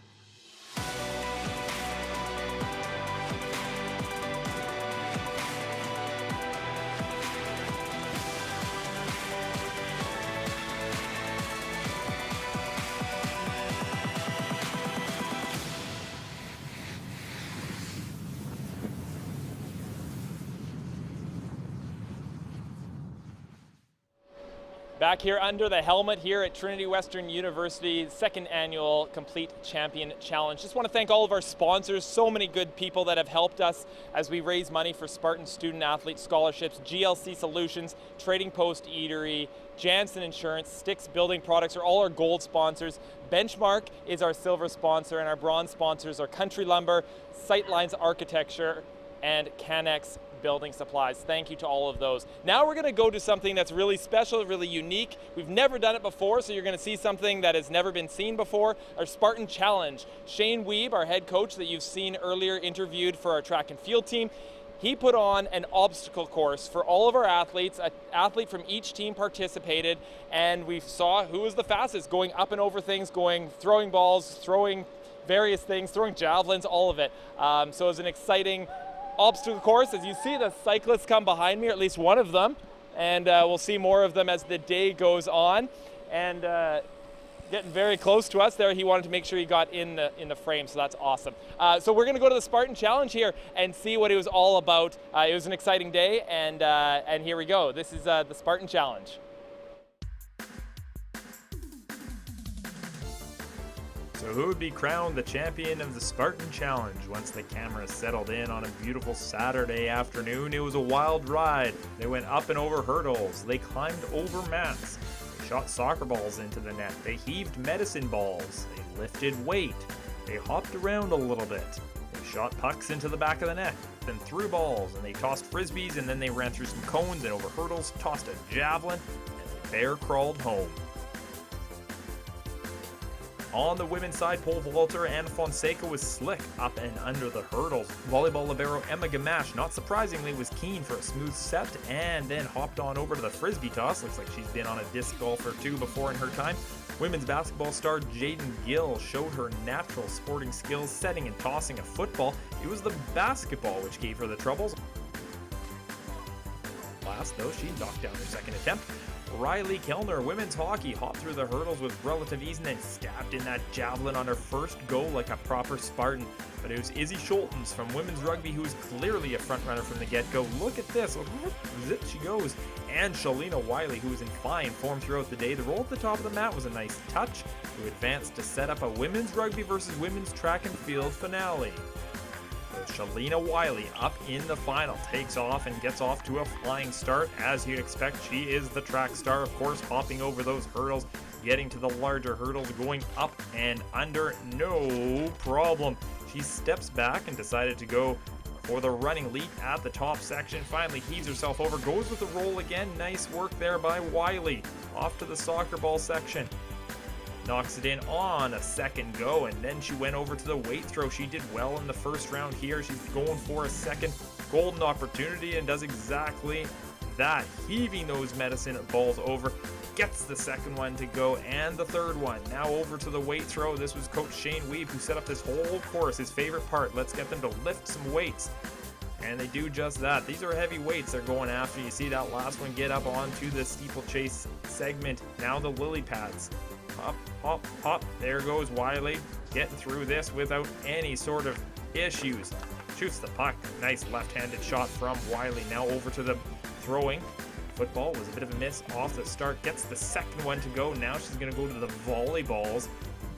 struggled on the first one. See if she can get the second one. And that one bounces off. Unlucky from Wiley. Can't get that one to go. That'll be an extra second if she doesn't complete that section. So she'll have 1 extra second added to her time. And basketball goes. No problem. Here's the frisbee toss. Some people have had great success. She struggles a little bit. Knocks through that one. She's moving along quite nicely getting through this section. This is when she'll make up some good time. Of course, we're remembering she's the track and field star here for Trinity Western, getting through the cones, and she's going to head towards the hurdles. Hop those hurdles. She's done this in practice, I'm sure, before. Over the last one, off to the javelin throw. First javelin toss doesn't quite go. The second one stabs in there, and now she goes bear crawl all the way home. Here's the final stretch. Can she put in a nice time? And she does exactly that. She clocks in at 1:59.24, add 2 seconds for penalties. 2:01.24 is the time. Now Izzy Schultens looking to beat 2:01.24, gets off to a good start. She plays for the women's rugby team, an all-around athlete to be sure. She goes through that section, no problem, up and over. Pauses just for a second, figures her way through there and stucks under the last hurdle easily. Finds her way up to the top of the mat, runs across, jumps down, and now she's heading over to the soccer portion. She knocks through her second opportunity. Now it's to the medicine ball section. The first one goes over, the second one goes over as well. The third one ready to go, and it just slips out of her hand. That's going to cost a little bit of time down the road. She gets that one to go over eventually, and now she's over to the weightlifting section. Cole Hergott's liking this part of the section. Eventually, they get the third one up, and she's off to the lily pads. Here's where she can hop, skip, and jump through the lily pads. Can't touch the grass. You don't want to add any seconds if you touch the grass in between the lily pads. She does that. Now she's going to try her hand with a hockey stick. Goes with a bit of an unorthodox approach, but she gets it to go, so that doesn't even matter. Doesn't lose any time. Now she sets in the first one, off to a good start. This is where she can catch up. The football doesn't quite work. She's a rugby player, goes with the line-out style of throw instead, and the football also knocks off. A little bit unlucky there on her second go here for the basketball. The third one doesn't go either. That's going to cost her a little bit. Frisbee toss. Second one just misses on the right side. Here's Izzy Schultens, misses all three. Unfortunately, again, 1 more second is going to be added to her time. Now she's really got to move. Trying to beat 2:01.24, making her way through the cones. This is the second time she's gone through this brutal course set up by track and field coach Shane Weeb, of course. And Schultens eventually makes her way to the javelin. Sticks in the javelin on the first go. Now she's really got to move on the bear crawl. Something of a bear crawl if we want to call it there. Again, she's been through this course twice, and she finishes up 2:05.61 is your final at 5 seconds. And 2:10.61, then Shalina Wiley is your champion in the Spartan Challenge. Let's move on over to the men's race. Lucas Smith from the cross-country team made the lily pads look like child's play. Jeremy Klessens made sure everyone knew he plays hockey. Look at that shot. Ben Trenagle from track and field has clearly jumped over a hurdle or two in his time. And Josh Halliday, our local rugby-playing mountain man, was also flying over the hurdles before showing nice form in the javelin throw. But at the end of the day, it was Jackson Thompson from men's soccer, who was obviously beastly in the medicine ball section, and Mitch Morgan from men's basketball, who was chucking footballs like a legit quarterback and making easy work of the frisbee too, who made it to the final. So here's Jackson looking to become the champion of the Spartan Challenge on the men's side. Gets off to a flying start quickly, detaches the weight, and he goes through the hurdles, up and under and up again and under. Now he's going to have an opportunity to jump up on the mats, and he goes over quickly, hopping down, heading towards the soccer part. This should be easy for the soccer player himself, and he makes short work of that. Now to the medicine balls. We've seen him in the first go just throwing those things over like they weigh nothing. Slips on that one. That might be costly in the end. It's these little seconds, these little moments that are all the difference. Goes to the weights. Again, an easy one for Jackson Thompson. We've seen it before. He grabs all those weights, puts them up, and he's off to the lily pads. Can he catch up some time here? Can't touch the grass, as we mentioned before. Getting through. Now over to hockey. Is he a hockey player? Perhaps. He needs 2 goes to put the puck in the back of the net. Now he's off 2, goes for a football. That one goes off the iron, unfortunately for Thompson. The second one doesn't go either. Now he's going to try a rugby toss. Rugby is where it's at for Jackson Thompson. His setting not quite on point there. Eventually, he's going to go to a third ball, and that one doesn't go. It's going to cost him a second. Who knows if that will be the difference. The basketball goes in the first go. He did well earlier with the frisbee toss. That one got away from him. That one goes in on 2 in the frisbee toss. Now he's got to make up some time. He slips a little bit there around the cones. Probably worked on cones before, but might not have the cleats on right now that he's used to on a soccer pitch. Gets over the hurdle, looking fine, goes to the javelin toss, makes the first toss. Not quite, he does not make the first toss. The second toss he does make, and now he forgot he's got a bear crawl home. That might end up being a huge mistake there for Jackson Thompson. Let's see how the time goes as we're getting close to it, and he crosses the finish line. His time is 1:51.08. Add 1 second for a penalty, and he's got 1:52.08. Now Mitch Morgan, representing men's basketball. Can he beat out Jackson Thompson, who laid down a fine time and only had 1 second of penalties? Here's Mitch Morgan going under, over, and under. Men's basketball against men's soccer here in this Spartan Challenge finale. Struggling a little bit. He's got to pull himself over. He's going to have to catch up some time now as he's losing it, just trying to get himself up and over, and he does so. Now he's got some work to do to catch up to Jackson Thompson. Jackson Thompson put the first ball in, and the second one goes for Mitch Morgan. Mitch Morgan is going to go to the weight throw. Medicine balls are even over, no problem. He's got that under control. And that one goes over, really well done in the medicine ball toss. Now he can catch up some time here. Morgan with some weights, lifting them with ease. Now off to the lily pads. Can't make any errors now. He's hopping. Left foot just gets through that one. That was a close call. I think there might have been a penalty there, maybe a 1 second penalty. As he puts the hockey puck in, his foot might have just touched the grass. We'll have to see. Second throw, and that one misses, but he gets the second opportunity. Goes to the rugby toss. That one misses as well. Goes back to the football toss, and the quarterback looks good. There's the basketball. He makes that one easy. Frisbee puts it in on the first go, and he's off to the cones. The cones are going to be his game here as he's trying to finish and catch up to Jackson Thompson's time. It's going to be close. We see the time.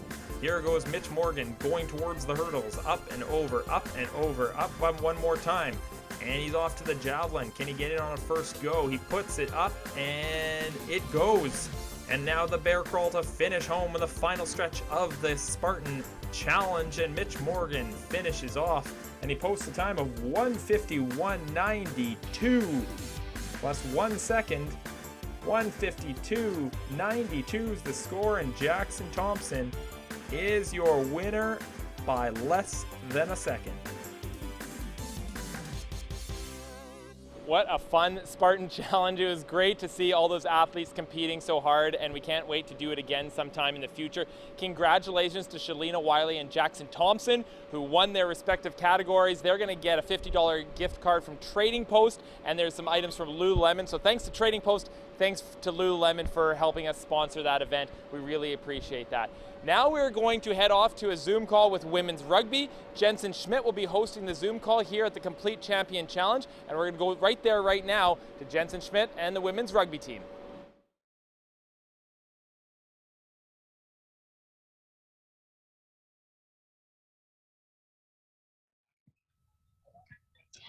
Hello, those tuning in. You are here with the women's rugby team. I'm here in Coquitlam with the United Rugby Club. Our program is putting on 2 rugby clinics today for the challenge. One here, one in Langley. So let's meet some of the players. We're gonna jump to Rusty, or Sammy, but we like to call her Rusty. Hi Rusty, how are you doing? Hey, what's up? I'm good, how are you? I'm good. Now, you're tuning in from somewhere that a lot of people are going to be jealous of. Can you tell us where you're tuning in from? Yeah, so I'm in Kauai, Hawaii right now. It's currently 3 hours ahead, so it's like 8 in the morning, but we're doing great. Yeah, that sounds pretty nice. It's pretty nice here too, though, sunny day. Can you tell us what you've been doing for reps for the challenge? Yeah, so I kind of just woke up, but today I'm planning on going on a hike. It's about 9 kilometers-ish. It's called Makalea Trail, and it leads up to a double waterfall. So I'm kind of excited for that. Hopefully it clears up today. Otherwise, I don't know if it will be possible. It's kind of rainy. But after that, I might be doing some extra exercise reps, picking a couple exercises and doing like 100 of them or so. So yeah, that's the plan for today. Great, that sounds fun. And can you tell us what's the most special part about being a Spartan? Okay, well, there's a lot of things, but I would probably say it's just been an incredible opportunity because being on the women's rugby team, especially, it's allowed me to grow spiritually, mentally, physically, with the help of like amazing coaches and teammates. And the most influential has probably been the girls on the team. They're so much fun. I love them so much, and they're like my second family. Yeah, they're just amazing, and the coaches are so encouraging, and they've helped us become not only better rugby players but better versions of ourselves and better people.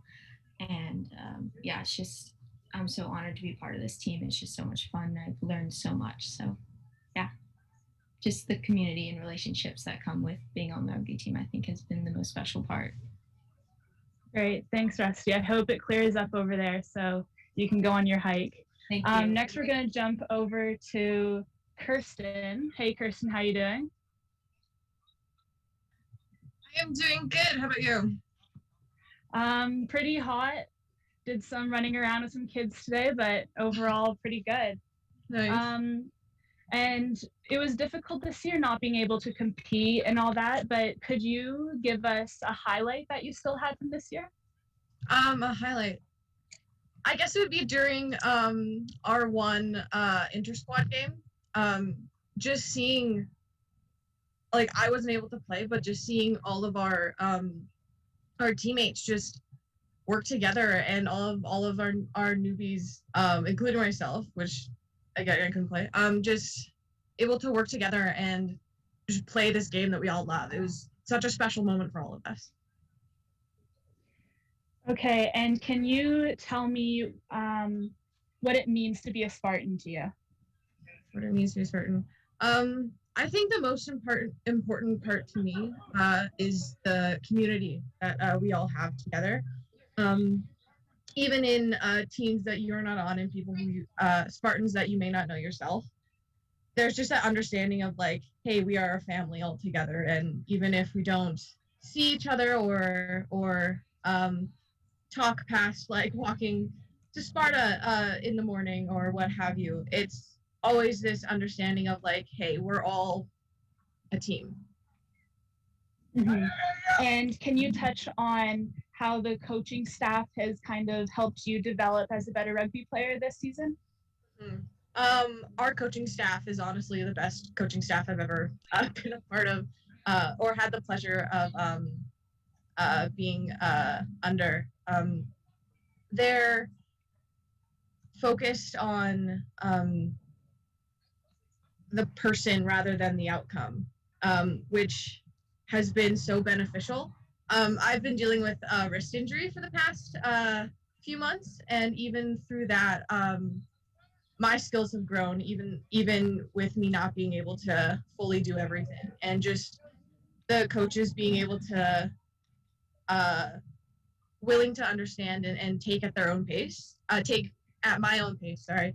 Okay, well, that's all the time we have for today, but thank you so much, and we'll toss it back to people at Langley. Bye.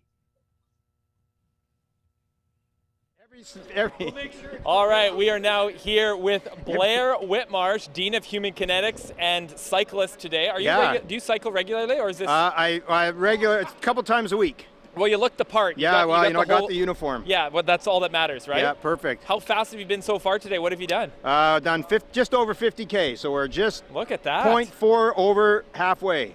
Oh, so you're over halfway. I'm over halfway. I got 49.6 to go. So are you going to stop like somewhere out, like 400 meters away? Right. So they're making you do more than 100K. It's going to be more than 100K, 101 according to my computer. Wow, wow. Yep. Well, good for you. How did it feel? It's good. I'm feeling pretty good. I mean, most of the group's gone ahead of me now, but I'm feeling pretty good. My legs are okay, but we'll see on the second half. Yeah, they say the last 50K is just cruising, right? Yeah, that's easy. Yeah, it should be easy now. Good, good. Yeah. Well, Blair, you obviously oversee the Spartan Athletics department. Just tell us a little bit about how important Spartan Athletics is to this university here. Yeah, well, you know, Spartan Athletics is one of the biggest external faces that we have for this campus. I think it's probably one of the ways that most of the people across this country know about Trinity. They know about athletics, and they choose to come to Trinity often because of an athletic program. So athletics, having a good voice in the community allows us to strengthen the value of our degrees and give more recognition to this university. So it's a great thing for us. And from your vantage point, what did you see from our athletes this past year? A challenge for sure. What did you see from how they kind of performed given the circumstances? Yeah, I mean, I think our athletes were amazing. You know, it was a difficult thing to go through and not being able to play games and those kind of things. But they really responded well. Many of our athletes were still involved in the community, doing things the best they could in the community, getting onto Zoom calls and helping people that they could, and really engaging with each other. So, you know, I was really proud of our athletes and proud of our coaching staff for the way that they, jumped to the task of making this experience a great experience for our athletes. Awesome. Well, thank you very much, Blair. All the best in your Awesome. last 50. We'll be watching as you zip through on the 25. Yeah, zip might not be the word, but I'm glad you'll be watching. All right. Thank you. Thank you, Blair, Dean of Human Kinetics here at Trinity Western very much. University.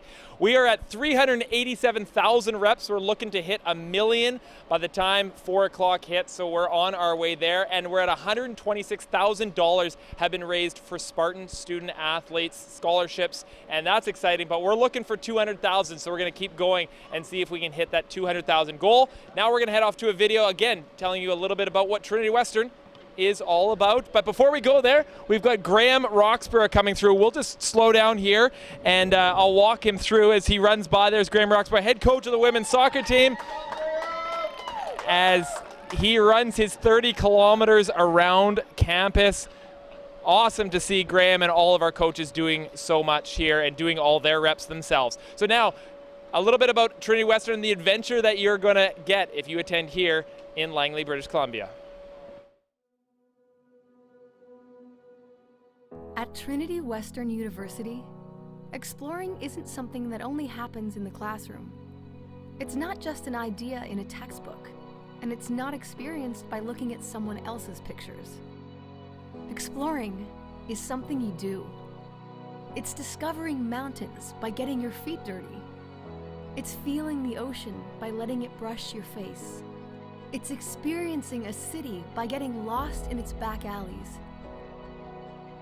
Trinity Western is in the heart of the Pacific Northwest, where outdoor adventure and city exploration are never more than 45 minutes away.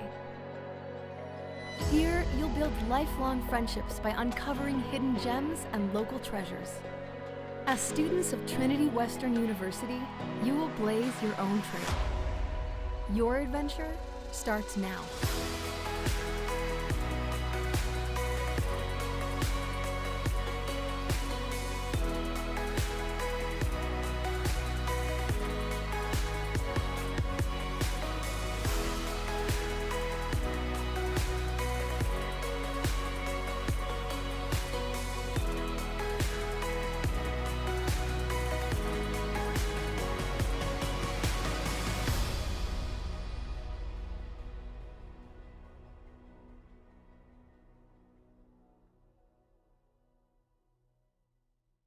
Tell me when to go. All right, we are here, of course, right in front of the helmet here at Trinity Western University Complete Champion Challenge. And we had an exciting news happen earlier this week. Trevor Pretty, men's basketball coach, and his wife had another baby. Alicia's his wife, had a baby. Jordan Davy Pretty is going to start recruiting soon, it sounds like. So we're excited, and congratulations to Trevor and Alicia on Jordan arriving healthy and happy, and so it's good to hear. Now we are going to go over to a Zoom call, and speaking of men's basketball, Leaf Skelding will be hosting our next Zoom call as we hear from our men's basketball players and some of the stories that they've got going on this summer as we head towards next fall.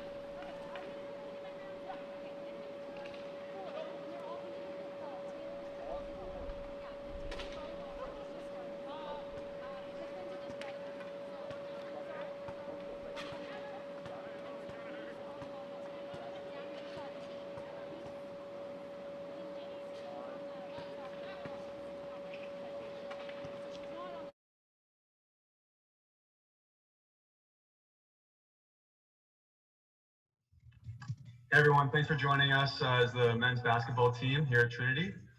Today I'm going to be interviewing Dan Libert and Josh Dean. We'll start off with Dan. Hey Dan, can you mind telling us a little bit about yourself? Introduce yourself, tell us what year you're in and what you're studying.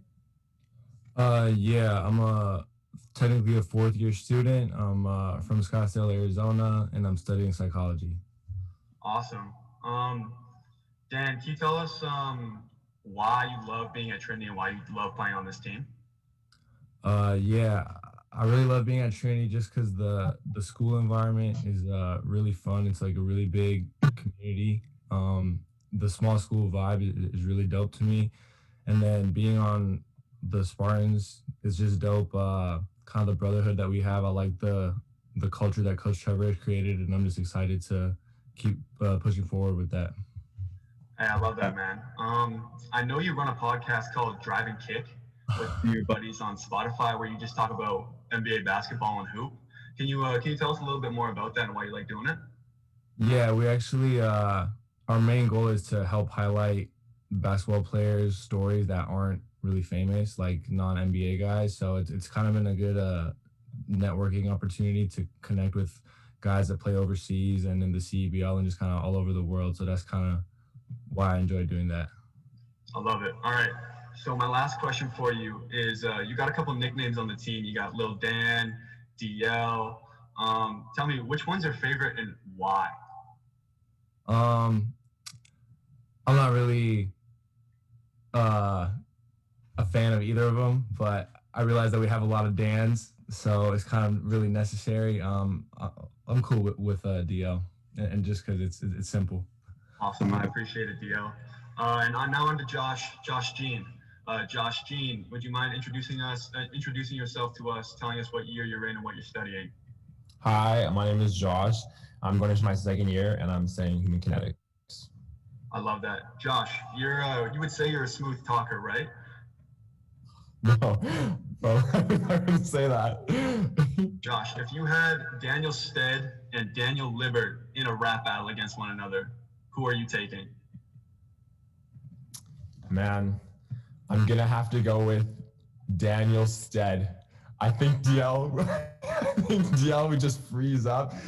Daniel talks him a lot at practice already, and I just see how DL kind of just gets dominated by him, so I could just see it going that way. I love that. Yeah, I would totally agree with that statement. Josh, tell us your first year. You experienced your first year at Trinity. Tell us what that was like being on the men's basketball team and going through school at the same time. Yeah, it was cool. I was a walk-on, so like coming onto the team, I was a little like, you never know how the vibe's gonna be, if the team's really gonna like accept you. And it was like really awesome. All you guys are super great, super like welcoming, and just we became a brotherhood like real quick. So it was super sweet. It made the transition for coming back to school a lot easier, just having a group of guys that I could like trust and go to. So yeah, it's been cool. That's awesome. Yeah, I love how you talked about brotherhood. I know Coach Trevor, he's been really working on getting kind of like a family mentality and a mindset just as a unit. Could you talk to us a little bit about why Trevor is such an awesome coach and how he's building this program?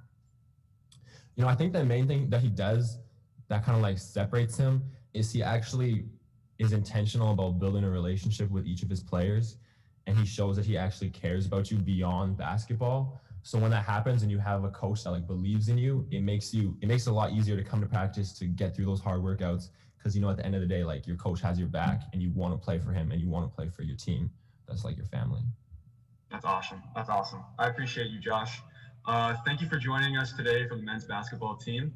We're out there getting reps up today for the CCC challenge, and we're just going to continue to compete to raise money for student athletes who need it. So thank you so much.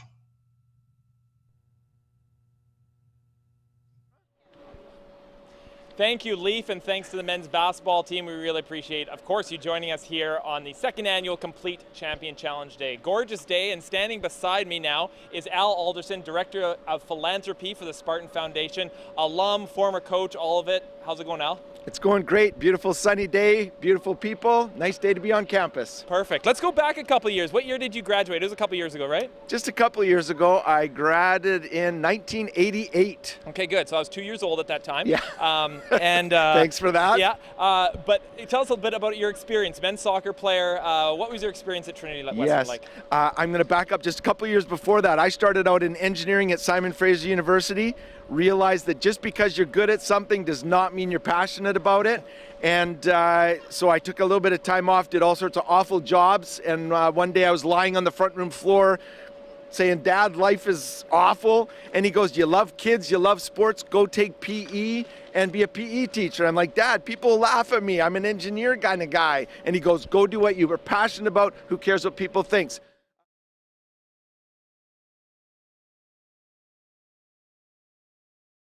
Loved it. And even though my house is 15 minutes away, I moved on campus because I wanted the full-on experience and just totally fell in love with everything about Trinity Western University.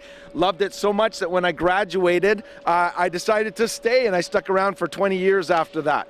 And what an amazing place.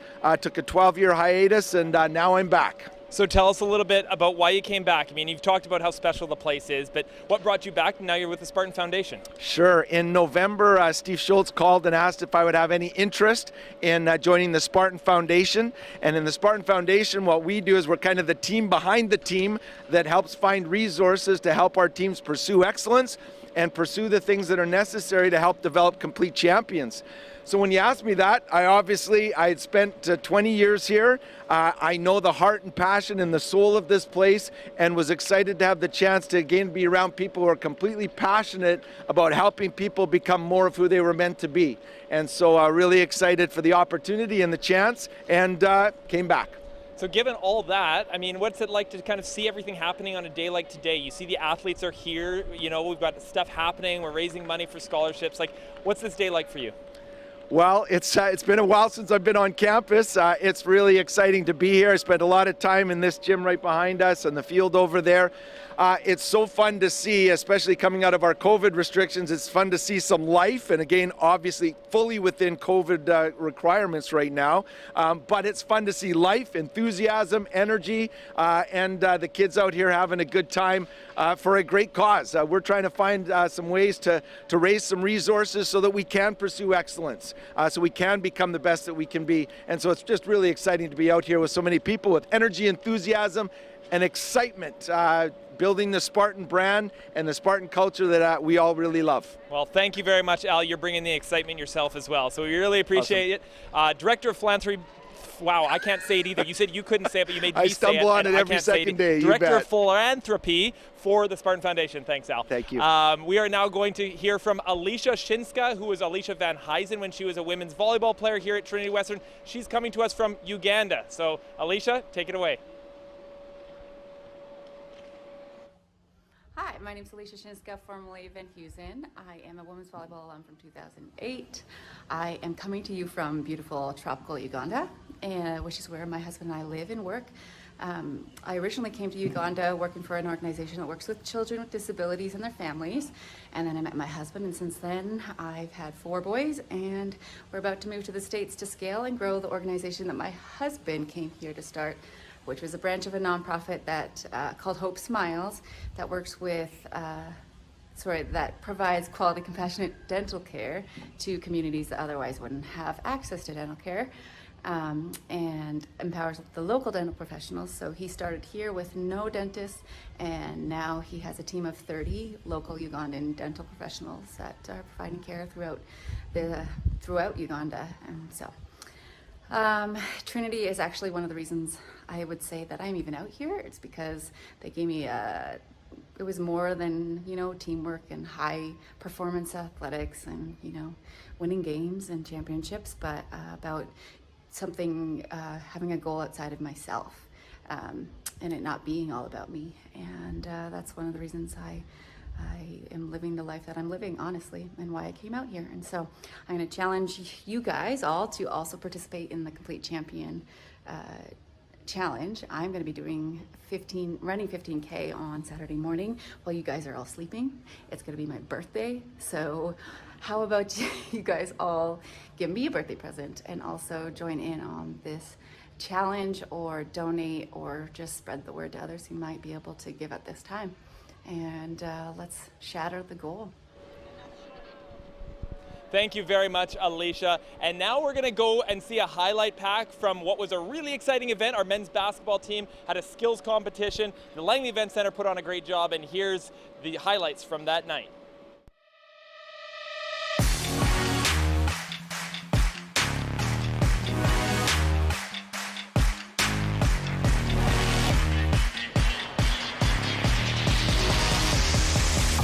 Who is this guy? Adam Gehrig with 24, and that's going to be a tall order for our remaining competitors.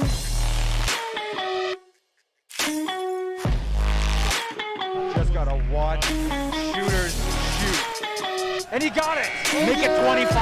Riley Brace, your three-point shooting champion. What a display. Riley Brace.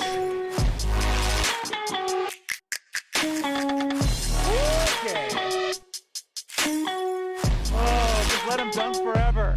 The winner tonight, number 8, Daniel Adidara.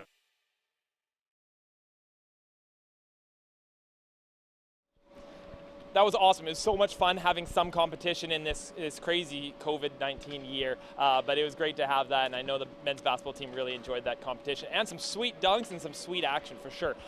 Just want you guys to all know that here, Complete Champion Challenge from Trinity Western University, we have a few different sites. We have volleyball happening at the beach courts, which is a ways away, and soccer happening somewhere else on the fields, and then our sites here for hockey and basketball are again different. So following all COVID protocols, we've got different sites. Some of our athletes are playing together, but for the most part, we are separate and enjoying the sun, that is for sure. So now we're going to go to an interview with our cross country and track and field athletes. Joe Chang is going to have the interview here, and I'm going to hand the mic right off, and you're going to take it away, Joe.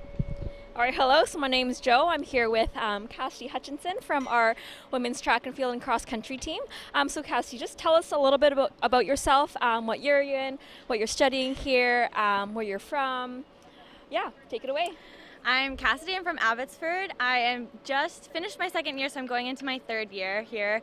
I am studying education to become a teacher, and I do cross country, and then indoor track, I do the 600 and 1,000, and outdoor track, I do 400, 800. Wow, that's a very wide range of events. That's very impressive, Cassidy. So tell us, what are you doing for your reps today? Well, this morning I finished my reps, got an early start. In Chilliwack, I ran 10 kilometers, and then our team did 21, but I biked for that, and I finished off with some extra push-ups, jumping jacks. Yeah. Wow, you should have just added a swim in there to make it a triathlon, right? Yeah, awesome. Awesome. Well, so I know that you're going your third year, and so you were lucky enough to experience your first year of varsity athlete life. What is one thing that you missed the most, do you think, from this COVID year? One thing that I really missed this year, having experienced it in my first year, being relatively normal, would definitely be the trips and traveling, because I feel like that's where our team really bonded the most. Just being in the hotel room with a couple other girls that I wasn't super close with, they like instantly become like so much closer, and then just competing as a team together, like not here, it just really brings you together. Right, you know, that's what happens when you stick 10 girls in a hotel room, Yeah. right? You really get that bond. Awesome. So Cassidy, I know that you've also unfortunately struggled with a lot of knee pain and just injury. Just take us through the injury experience, and what was that like during COVID, especially when a lot of gyms were closed and maybe you couldn't cross train as much as you'd like. Yeah, just take us through that. Yeah, I think a lot of people that when they found out that I was injured, they often said, like, oh, well, like, this is the best year kind of to have an injury. And although they may have thought that was comforting, and like, I guess it's true, it was still just sucked being injured in general. I had to find a bunch of different physios that some weren't practicing during COVID. And so getting into some were really hard because everybody was trying to get in. But I did have a lot of extra time just to like really focus on rehab and like getting them back to where I want them to be. And I'm still not all the way there yet, but I am far along the path and way further than I was at the beginning of the year. Yeah, I mean, they say like if you're gonna have an injury, this is the time to have it, right? Because yeah, have a year off and just to really rehab. Awesome. So what is one thing that you're looking forward to most? Getting back on the track, getting back out there on the trails. Yeah. I am really looking forward to competing again and just training with everybody here, because there was a few people that weren't here just because COVID, they didn't travel to be here. They decided to stay home because this year was kind of like a loop year. It didn't really count. So definitely training as a team I'm very excited for, and just competing because I wasn't able to do any of our time trials that our team put on just because I was still injured. So I'm very excited for that next year. Yeah, awesome. So you really mentioned a lot about like team bonding and just creating relationships with others. That's something that we're really big here about at Trinity. So how has your relationship with others or with God really deepened here this past year, would you say? This past year was definitely hard because of COVID and the restrictions, but it was still nice to have, like, we had a group Bible study and just like warming up with the team and being able to run and just talk, and you're kind of put into this instant family. And like as far as faith goes, like there are other Christians here on the team that hold you accountable and like really push you and challenge you to deepen your faith. So I think that's really helpful. Yeah, that's like my favorite aspect of Trinity, just being in that community. Mm-hmm. That's awesome. So just ending with a quick question here. What's your favorite pre-race or pre-training meal or food that you like to have? I would definitely have to go with a classic like pasta and of any type just before a race. I mean, Love they say carb carbs. loading. Yeah, runners like their carbs, right? Got a carb load before that. Oh, for sure. 800. Awesome. Well, thank you so much, Cassie. Yeah, thanks Good for luck having with the me. rest of your reps today, and see you soon. All right, so next up we have Shalina Wiley here. So she is also a member of our track and field team. She just finished her first year here. So Shalina, tell us a little bit about yourself. What you're studying here, where you're from. All right, so I'm from Langley, BC, so like literally 15 minutes that way. I'm in education, minoring in art and psychology. And as Joe said, I just completed my first year, which is kind of exciting. Yeah. Nice. And what events do you do in track and field? I do sprints, short sprints, so like 60 meter, 100 meter, and 200, and also long jump. Oh, wow. So it's like a run and a jump. I like that. So after finishing your first year, what would you say is your favorite memory or highlight of your first year so far? So I was lucky to have like the opportunity to stay on campus, and so we had like the banana challenge, which is just a really fun, kind of cool relay that we did with all the dorms. So I think that would be my highlight. Yeah, I know. I know first year is always a blast. Yeah. You get so many events, you're busy every weekend. It's great. Awesome. So what advice would you have for any incoming first year athletes coming to Trinity, whether that's training wise or school wise?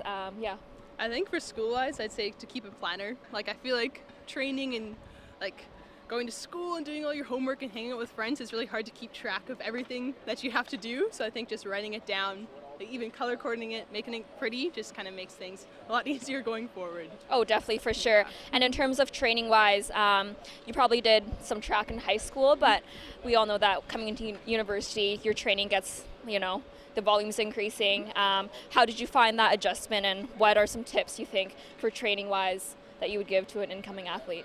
I think, it was quite the adjustment. In like school, I did play like basketball, soccer, track, so I feel like coming into university, it was weird to just focus on track. And so I feel like my advice would be just to take it slow. Like don't be too worried if you don't get it the first time, because you're just adjusting.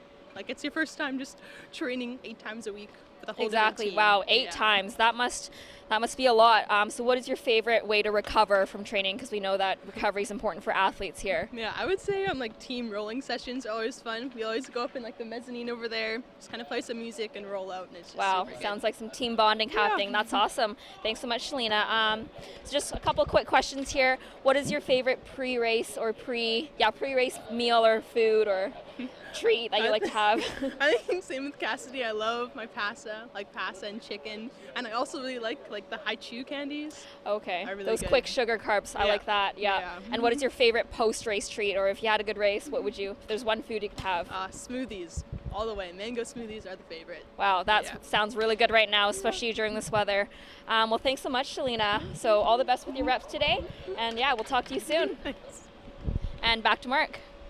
Thank you very much, Joe and Shalina and Cassidy. We really appreciate it. Now we're going to have another interview. Joel Friesen is going to join us here, alum from the men's soccer program. Joel, thanks for joining us. Thanks for having me. Well, you've been around the world a little bit. You were in Nepal recently, and you're doing all sorts of awesome things. Just tell us a little bit about what you're up to these days and what were you doing in Nepal? Yeah, I've been working for an organization called Ally Global Foundation, which works to provide safe homes, education, and rehabilitation for survivors of human trafficking in Nepal, Laos, Cambodia, and moving into Canada as well. So what was the experience like in Nepal? Nepal was a fantastic experience. We got to come alongside the local team there. We basically learned from them, tried to support them in ways we could, but we were really just learning from them, seeing how they operate, and it's really, really incredible work that they're doing there. COVID cut our time a little bit short. We had to jump on a plane and get back, but we get to continue the work with Ally from here, so it's really amazing. So tell me a little bit about what you're doing right now with Ally, and Yeah. then I know Ally has a fundraiser that's coming up soon, and we love what Ally's doing, and you guys are all great. But tell us a little bit about what's coming up for you. Yeah, we are doing a fundraiser on August 7th called Move for Freedom, and the basic premise is kind of similar to what's happening today. We all have the ability to move, and we can use that to actually inspire change and make people's lives better, give them another chance. Here with the Complete Champion fundraiser, it's giving people the opportunity to participate in sports teams that might not have that ability to come and study, and raising money for that. And with Ally, it's giving those kids who have had their lives kind of, really affected by human trafficking to have another shot at life. So I'm basically working to push that fundraiser forward, and a couple other random things, continuing to coordinate with the team in Nepal. But yeah, just sort of that nonprofit life. You do a little bit of everything. Right. Yeah. And just tell us a little bit about your experience as a Spartan. I mean, you were here on the men's soccer team. What was it like, and how did it help kind of get you to where you are today? Oh man, I often reflect on my years as a Spartan, and playing under Pat Rolla and then Mike Sheeran, and with the incredible group of guys. I played for 2 years, and it really shaped me. It made me realize it built a lot of character, but partly the training and coming out every day and putting in that work, but really just getting to grow from the guys and being around a culture of people who care about something that's bigger than themselves. It was about soccer, and we wanted to be the best we could, but it was about growing as people and as leaders who actually went out and impacted the world. So I have to attribute a huge part of who I am and what I'm passionate about to my time as a Spartan.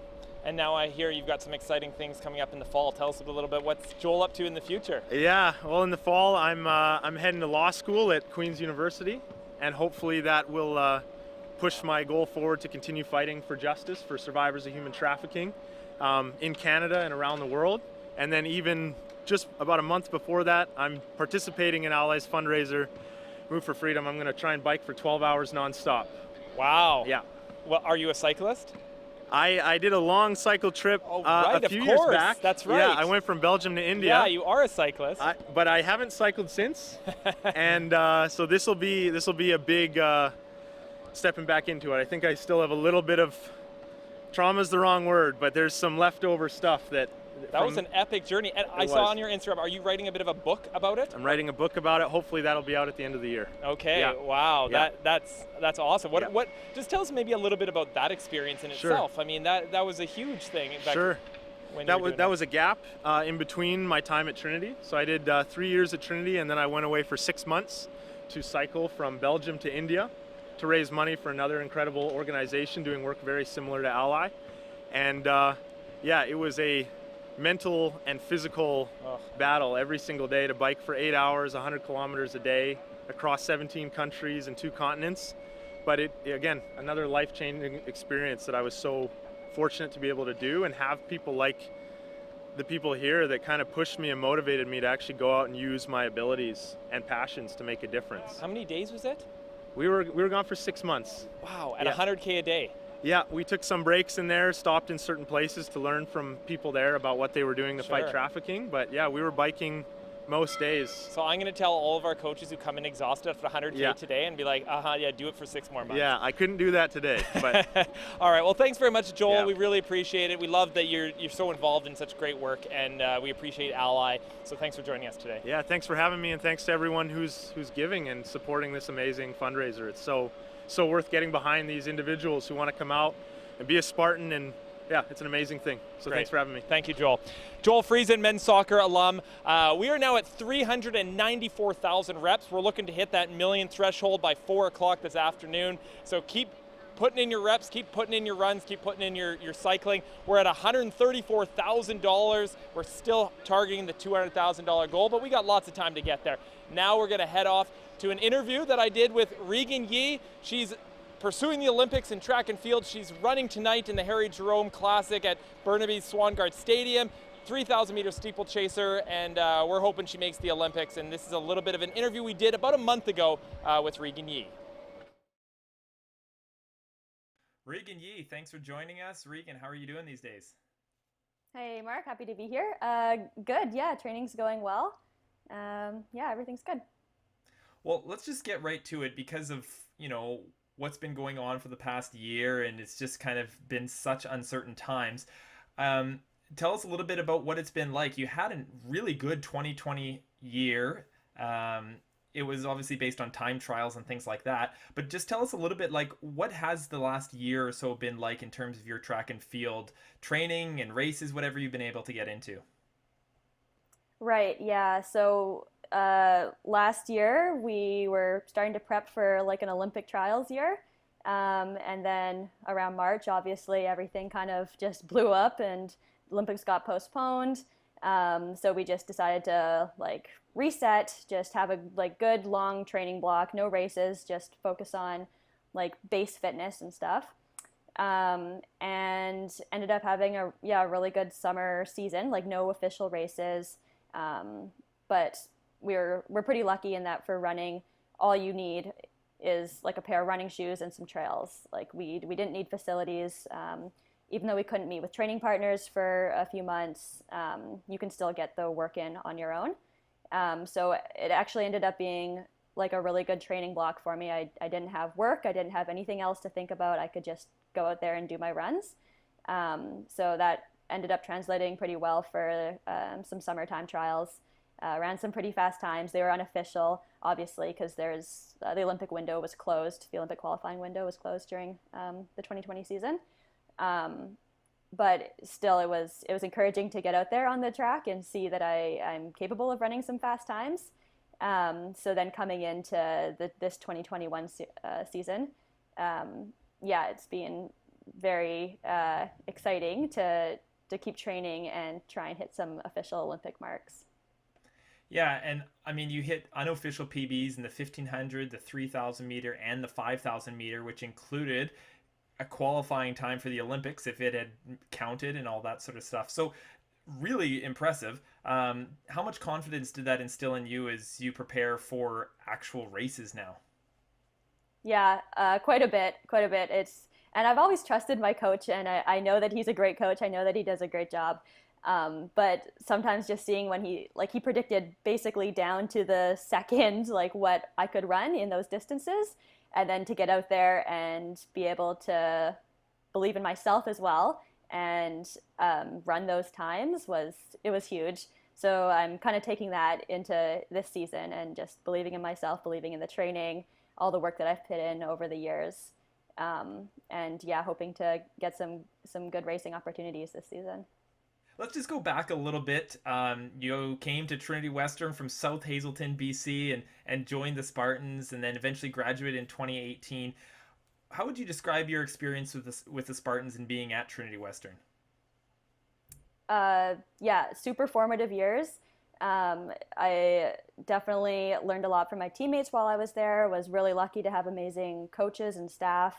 And I would say the biggest thing I took away from my time at Trinity was learning to love the process of training.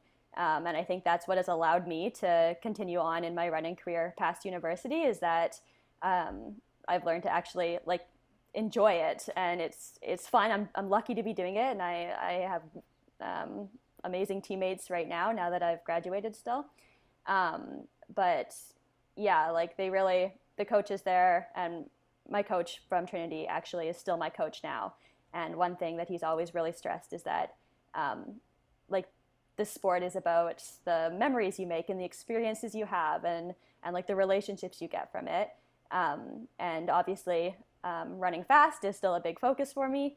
But yeah, just really, really cherishing those experiences that you have along the way.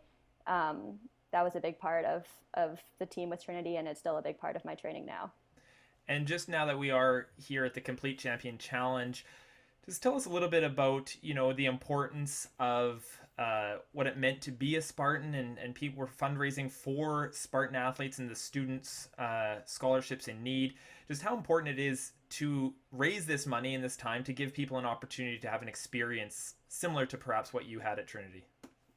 Yep, totally. So important. I would not have been able to go to Trinity without the fundraising and the scholarships that I received.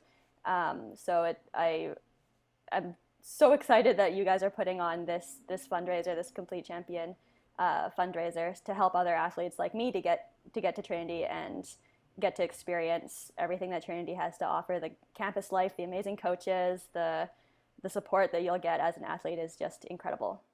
Thank you very much, Regan, for the interview, and we're looking forward to cheering you on. If you're looking to follow her, 9:40 tonight, Pacific, Regan Yee will be running in the 3,000-meter steeplechase at the Harry Jerome meet, and you can watch that live online. We are here at the Complete Champion Challenge. We just wanted to thank some of our gold sponsors, GLC Solutions, Trading Post Eatery, Janssen Insurance, and Sticks Building Products. Thank you for being part of the Complete Champion Challenge and raising money to support Spartan student athlete scholarships. We're going to go to a Zoom call and hear from our men's volleyball team. Caden Gamache is going to host the Zoom call, and we'll hear from what our men's volleyball players are up to here on this Complete Champion Challenge Day.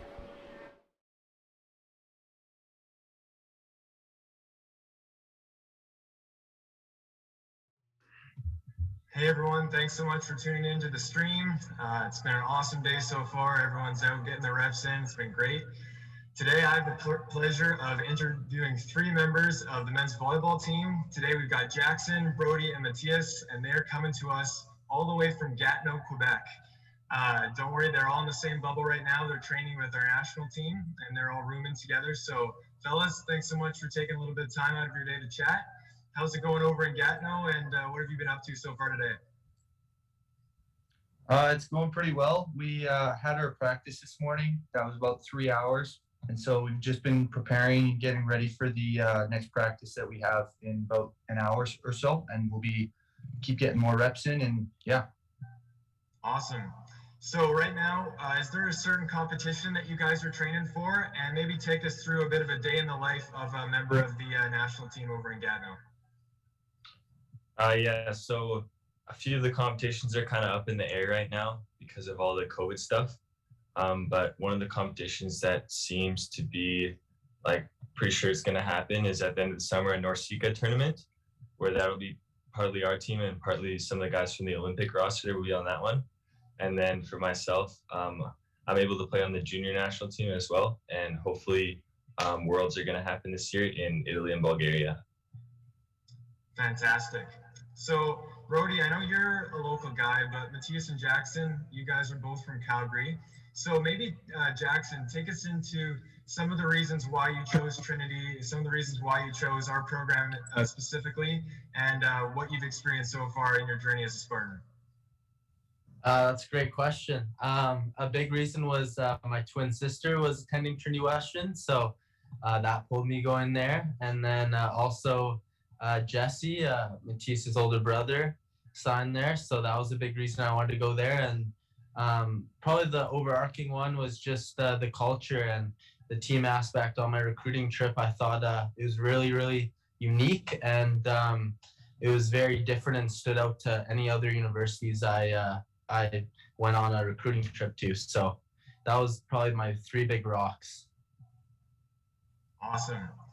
So Brody, you've been on the team for 3 years now. You've played in a lot of big matches. I mean, all of you guys have played in big matches, but So far in your career, is there one game or one memory or moment that stands out amongst the rest? There's been a lot of the really like special moments. One of them being probably playing for the first time, but the most unforgettable one was probably the semifinal in Laval. In my first year when we won nationals that year, it was just a packed gym, a super hostile crowd, but it was just like 5-6 guys in the court together, just like your one team sticking together through like the biggest like battle. And it was probably one of the toughest games I've had to play too. So that's probably top on my of memories with Trinity. Sweet. Yeah, looking back, that was one of my favorite games as well. Matthias, I'll go to you next. Looking forward to next year. Obviously, this past year, lots of disappointments. We didn't get to play any real matches.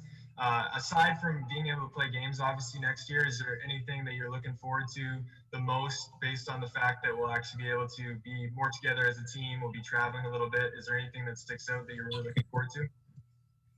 Yeah, I mean, one thing that comes to my mind right away is having my little brother on the team. I'm pretty excited to play with that guy. And also Brody's brother will be joining us. So really excited to meet all the rookies we have. It's a pretty strong class. And then just getting back to a little bit more normal life, like going on road trips and hanging out with the guys in a more casual setting. Like that's what we missed out a lot on this year. So I'm pretty excited for that kind of stuff. Sweet. And finally, Jackson, I'm pretty sure the dunk competition is going up pretty soon. Is there I'm actually one of the judges, so I've got a bit of a sneak peek, but are you giving anything away before the competition, or are we just going to let it ride here in a couple minutes? I'll let it ride. I'm, I put a lot of preparation in this. Been upset for about a year now since the last competition. So, I put some good amount of work and put a good grind into it. So I'm looking forward to seeing it. Awesome. Well, we're excited to see that. We're excited to see you guys compete next year. Continued success with the national team. Good luck, and we'll talk to you guys soon. Thanks a lot. Thanks so much, Kid. Appreciate it. We'll send it back to home base here. Enjoy the rest of the stream, everyone. Thank you very much, Caden and the men's volleyball team for that update. Now we are joined by Sophia Belcher of the women's rugby program. Hello. Who skateboarded from East Abbotsford to get here this morning. Yes, it did. That's crazy. Tell us about your journey and what on earth were you doing? Well, my coach told us to do something fun today. He did say do a hike, but I decided I would mash Trinity, which is something I love, and skateboarding, which is something I love, and put it together. And so, yeah, my journey was pretty awesome. I had a few supporters who met me along the way, and yeah, had some good hills, walked up some hills, but overall it was a lot of fun. So you told me it was like 40 kilometers on a skateboard? Yeah, it was just under 4 hours. Oh my gosh. Have you ever done anything like that with a skateboard? I don't think I've gone ever this far. I've definitely gone faster on a skateboard, but not this far. Right. What was was there a stretch that was like super hard, or what was it like? I think the last 30 minutes, just coming up highway, I think it's highway 10. I don't actually know. That one just before Glover, that kind of sucked. My foot was going a bit numb, but other than that, it was a great day. So was it fun to see Trinity and be like, oh my gosh, finally I'm almost there? Yeah, that's a first for me. But yeah, I was excited. I'm kidding.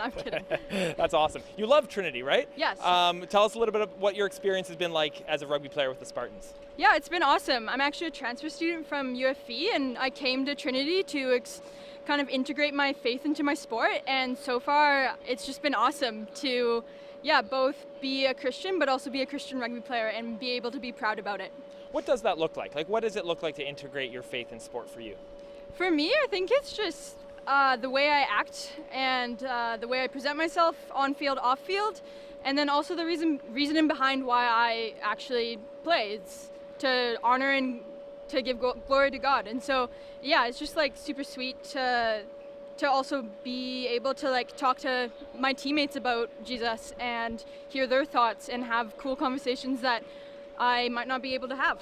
Totally. And just tell us a little bit about what's the rugby program like, the culture of the program. It's young, but it seems like a pretty cool team. Yeah, it is pretty young. I am actually one of the oldest, and I'm only a fourth year. We just try to accept everyone for who they are. Rugby isn't known to be it's a little rowdy of a group, but we try and just accept everyone for who they are and just have a lot of fun as well. So yeah. That's fantastic. Well, thanks for doing what you did today for the Complete Champion Challenge. Incredible. Glad you got here safe.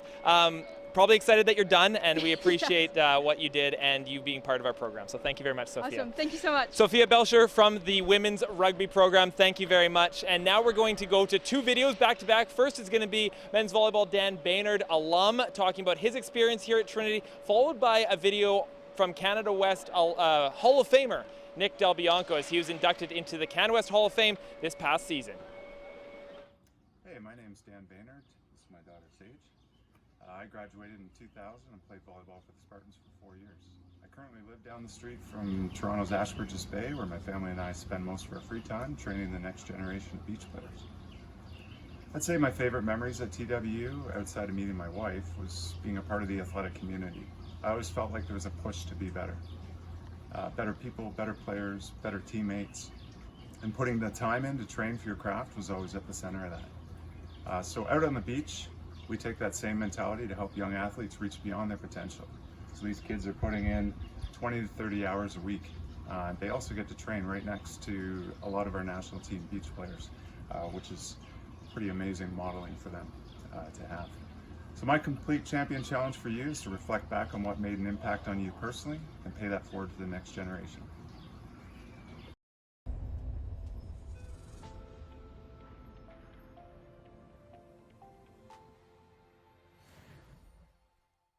Former CIS Player of the Year Nick Del Bianco was a key part of Trinity Western cementing itself as a national volleyball power.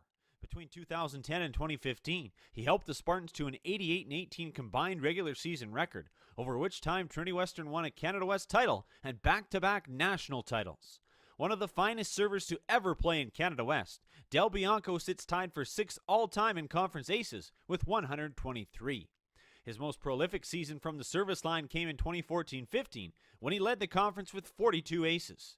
That season he was both the Canada West and CIS Player of the Year. Along with his university career, Del Bianco was also part of Canada's national B team, excelled in beach volleyball, and played several seasons professionally.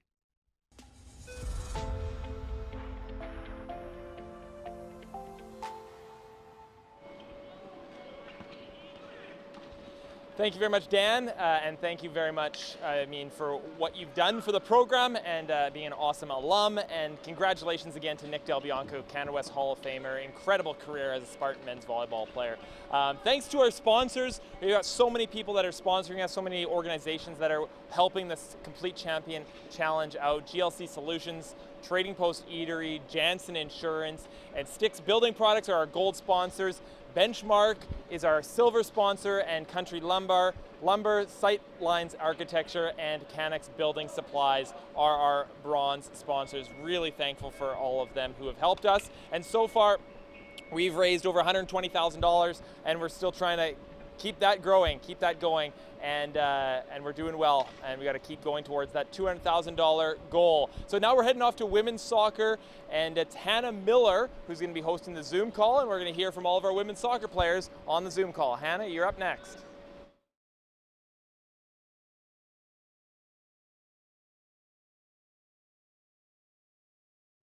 Good evening, everyone. I hope everyone is enjoying the Complete Champion fundraiser so far. As you see, I have my girls here doing their reps in the background. But this evening, I have the pleasure of interviewing two amazing soccer players and great teammates, Sierra and Anna. Just give us a little wave there. Here they are, folks. Anna, could you just quickly introduce yourself, where you're from, what year you're in? Yeah, go ahead. So my name's Anna. I am going into my 4th year of eligibility, but I just completed my 1st year at Trinity. I play midfield. I'm in the post-degree education program, and yeah, that's probably most about me. Perfect. Thanks, Anna. That's awesome. And coming from a different university is your first year or I guess last year was your first year as a Spartan. Could you kind of give us a little bit of like why you love being a Spartan and kind of what made you want to come here, I guess? So I took a little detour on my route here. I played at a different university for 3 years, and I think the thing that really attracted me to Trinity was the team culture, even playing against you guys, or I guess me now. Playing against our team, you could just see on the field how much love there was and how much everyone supported each other. And so I think my favorite thing now about being a Spartan is I'm a big homebody. So I'm from Edmonton. So coming here, I had no family in BC and didn't really know anybody, but I think my teammates have literally been my family, and I don't know what I would do without them. So yeah, definitely the girls. Perfect. Thank you, Anna. That's awesome. And a lot of us want to know, what's your go-to breakfast meal? Tim Hortons is my go-to breakfast meal. Yeah, nice. Please tell us, bagel, Yeah, plain bagel, double toasted with butter, and if I'm feeling it, a small ice cap. Wow, getting wild. Wow. Thank you, Anna. Seriously. Sierra, live from us from the golf course, I see. Can you just quickly introduce yourself and just kind of, go ahead. Yeah, sure. Sierra. I am from Winnipeg, Manitoba. I'm going into my 4th year at Trinity. I'm also a midfielder, and I'm studying business. Amazing, thank you. Sierra, we all know this year has definitely been a challenging one, but was there one positive thing you could learn from this year and kind of some highlights, I guess? Yeah, for sure. This season, the fall and spring, was a grind for, I bet, a lot of teams, and I think we were just able to build relationships with each other at a deeper level, and I think it allowed us to be more intentional with one another. And yeah, I'm very grateful for all my teammates and all that time that we were able to grow and spend together. So yeah, probably just time with the team and getting ready for the fall. Thank you, Sarah. The audience has some questions for you. Could you pick your favorite, Nike or Adidas? Nike. And would you rather play on grass or turf? What? Grass or turf? Turf. Turf, nice. And Starbucks or Tim Hortons? Oh, man. Starbucks. Perfect. Good. I like it. I agree. Thanks, Sierra. I think that's all. The first 3 people to donate over $50 to the women's soccer team will get a More Than Soccer hoodie, crew neck. I think someone's holding it up in the video, maybe not, I can't see. But donate now so you can get a free hoodie on us. And thank you, that's all from us. So back to you, Mark.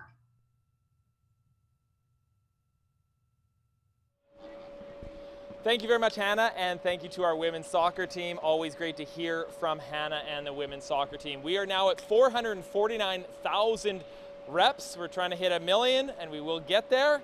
Keep going, keep running, keep doing whatever you need to do to build those reps. And we're over $120,000, and we're trying to hit $200,000 for Spartan student athlete scholarships. Now we're going to welcome in Barrett Kropf. He's on his bike, men's hockey coach. Barrett, welcome. How's your day? Been an adventure, I hear. Splendid. 75 kilometers done, 25 to go. Good. Wow, you sound very happy after 75K. Yeah. Is that easy for you? Oh yeah, I could probably do 150. If there's another, say, $5,000 of donations, I'd go for another 50K. All right, we'll hold you to that. If anyone specifically gives $5,000 to men's hockey and notes it somehow, and Barrett will keep cycling. Yeah. Keep going. What if it was sure. 50K? Well, I'd ride till midnight. Okay, good. All right. Ride to midnight if it's 50K for men's hockey. Everyone heard that. All right, well, just tell us a little bit about this past year and men's hockey team. I mean, obviously, crazy year. You got to do a skills competition at the end, but still. What was the challenges and how did you guys kind of overcome some of those things and get through this past year? Yeah, I think it was great that all of our players were able to come on to, be here in Langley, going to class and practicing every day and being in the gym. So that was, just getting to know each other, but not playing any other games. That was difficult. So the skills competition at the end of the season was just a little snippet of some competition that we got in there. And the guys are now really excited for September. Mm-hmm. Well, speaking of September, I mean, I feel like we did this a year ago when we were all excited to go to U Sports, and it didn't end up happening, unfortunately. But now, in theory, it'll happen. What's kind of the excitement level for the team to go to that U Sports level and get to play with the best hockey in university in Canada? Yeah, I mean, we're really excited about it. I think the guys that we've been able to recruit mixed in with the guys that are returning, it gives us a great culture, a great locker room, and lots of opportunity to make an impact right away. Mm-hmm. And just tell us a little bit about the season. I mean, it's unique. You're going to get to play UBC a few times, but you're the one team that's going to get to go over the mountains a little bit in theory, as long as the schedule plays out. But tell us a little bit about what to expect in the fall. Yeah, I mean, we got, like you said, we'll have our season opener against UBC, so it's going to be really great to establish that rivalry here in the Lower Mainland, and we'll have some exhibition stuff with the Captain's Cup, and then we'll get into some real live action, competing against some of the best university teams in the world, like University of Saskatchewan, University of Alberta, and hopefully we'll be able to, hold our own weight against those bigger programs. And like I said, over a 20-game season, it's really going to be a sprint, right? And you never know. We just work hard and get some breaks, and hopefully we can sneak our way into the playoffs. All right. Well, thanks very much for joining us, Barrett. It's only 25K to go. It's the last 25K is easy, right? Yeah. Well, for sure. But $5,000, and then I'll keep riding. Midnight, right? So you're just getting going. Yeah, just even warmed up. All right. Thanks, Barrett. All right. Thanks, guys. Get on your way. Thanks very much. Barrett Kropp, head coach of our men's hockey team. And now we're going to go to an interview I did with Janaea Robertson. She was the MVP of U Sports in 2019, star for the Trinity Western women's soccer team. And now she's playing professionally in Germany. She's been in Würzburg for the last few months, playing her first pro season. She'll be back this summer and then looking for another contract in the future. But we caught up with her a little bit ago, a couple weeks ago, and talked to her about her experience at Trinity Western and what she's been up to since going to Germany to start her pro career. Janaea Robertson, welcome to the Complete Champion Challenge, coming to us from Würzburg, Germany, playing for the Kickers this past season. Thanks for joining us, Jen. Yeah, thanks for having me. Let's just get right to where you're at and what you've been doing in the last few months, playing professionally, living in Germany. What's the experience been like? How's the soccer been? How's life been like in Germany? Yeah, it's been a pretty crazy experience. Definitely a bit challenging, but overall it's a wonderful life experience, and it's my first time really living away from home.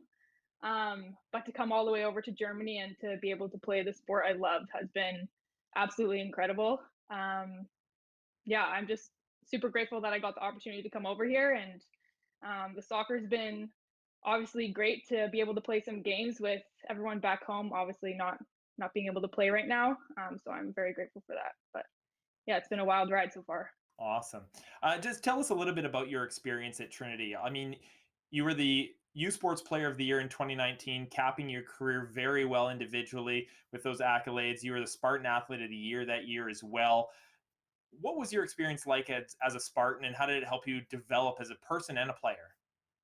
Totally. I would say my years as a Spartan, as I look back on it now, I would say those were the best 5 years of my life. And there was many highs and many lows. But overall, I look back on that experience with extreme gratitude. I grew immensely, not only as a player, but as a person. I grew spiritually. I really felt like I was built into as a leader, and people really cared about my personal development and growth. So I'm very grateful for that, and built incredible relationships with my teammates and coaches that will last a lifetime. And to be able to chase after championship titles while also traveling to places like Paraguay, Peru, Africa, and serving with my teammates, I think those are the memories that will stick with me the most and are more valuable than any medal or trophy we'll ever have. And then also, I mean, you're playing professionally now, and Jess King played professionally this year in England, and Brooklyn Titter was in Israel. 3 Spartan alums playing professionally, which is outstanding. What did the program, or how did the program perhaps prepare you to be able to play professionally? Totally. Yeah. I would say definitely in the last few years, there's been that extra hunger for people having that dream to play pro overseas. And I feel like Graham has done a really great job creating that pathway for us.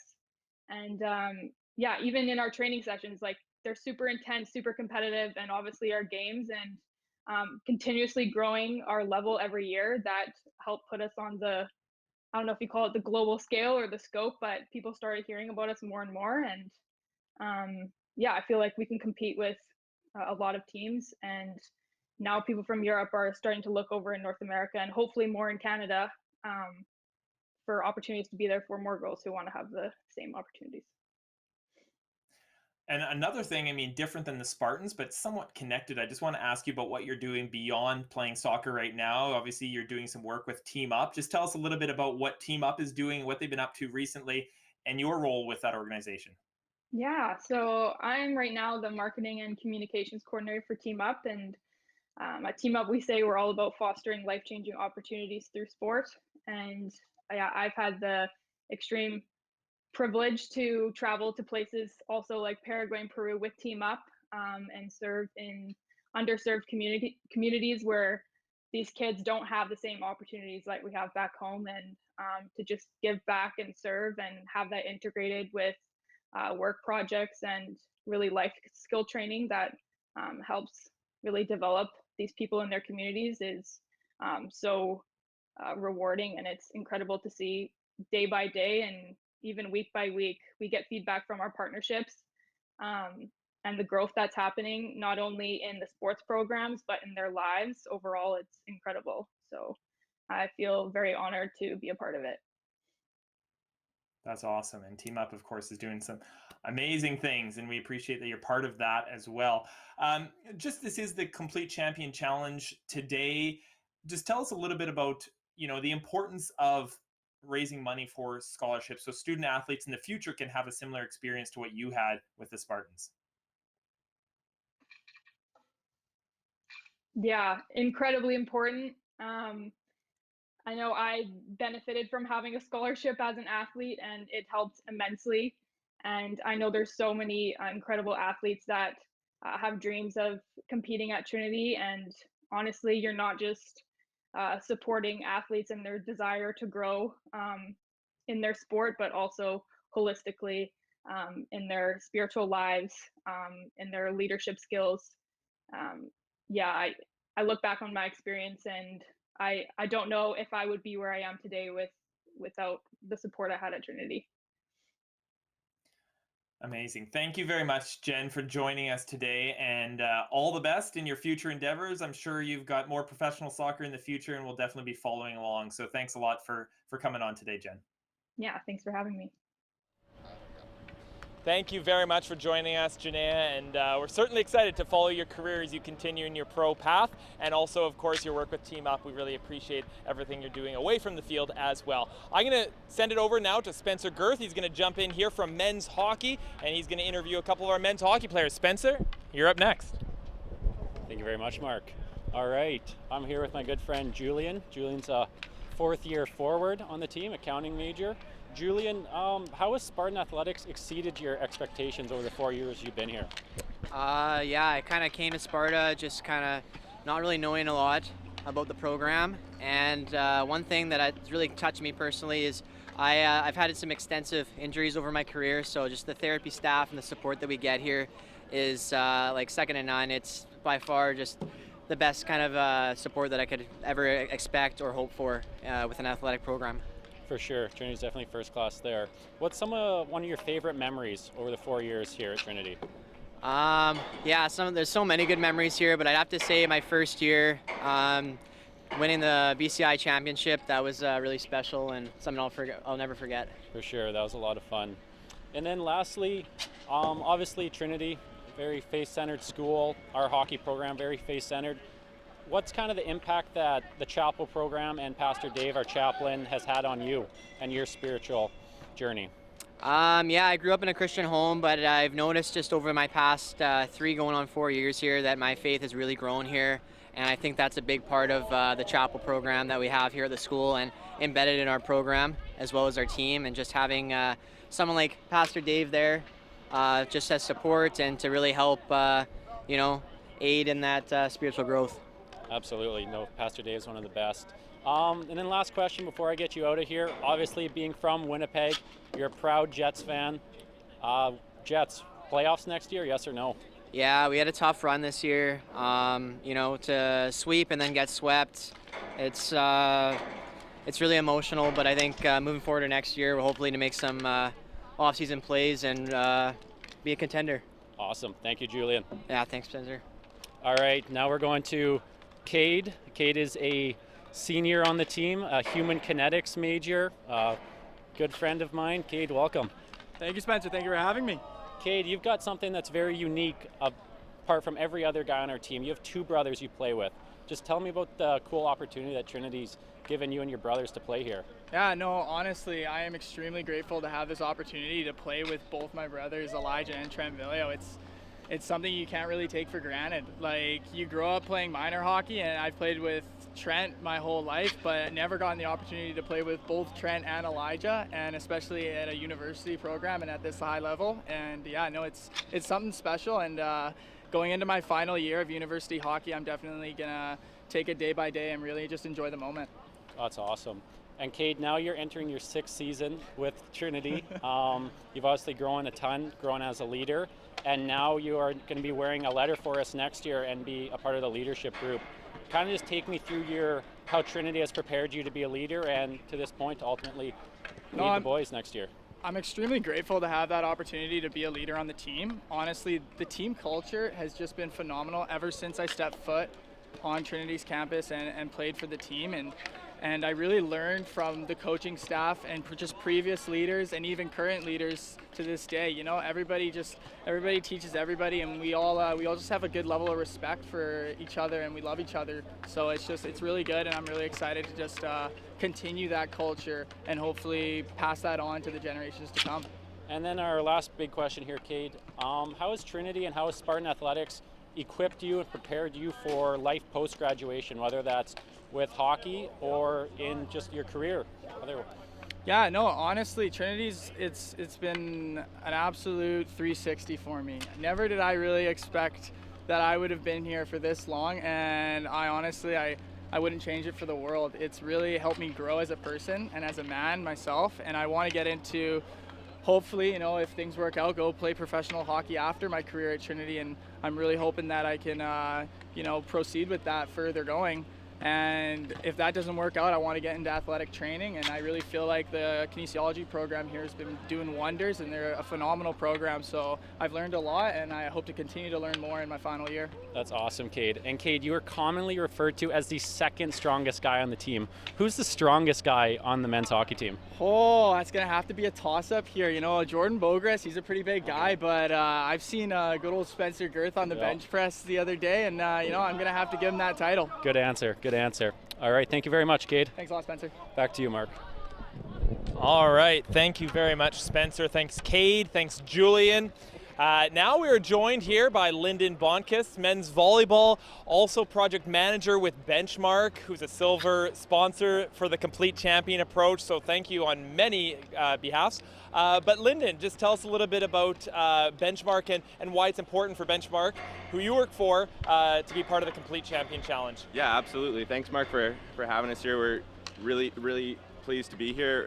Benchmark's a builder in the Fraser Valley area, build residential and commercial buildings for about 25 years. So, and we chose to work with Trinity because they have an exceptional athletic program and they really bring a great name to a great Christian university.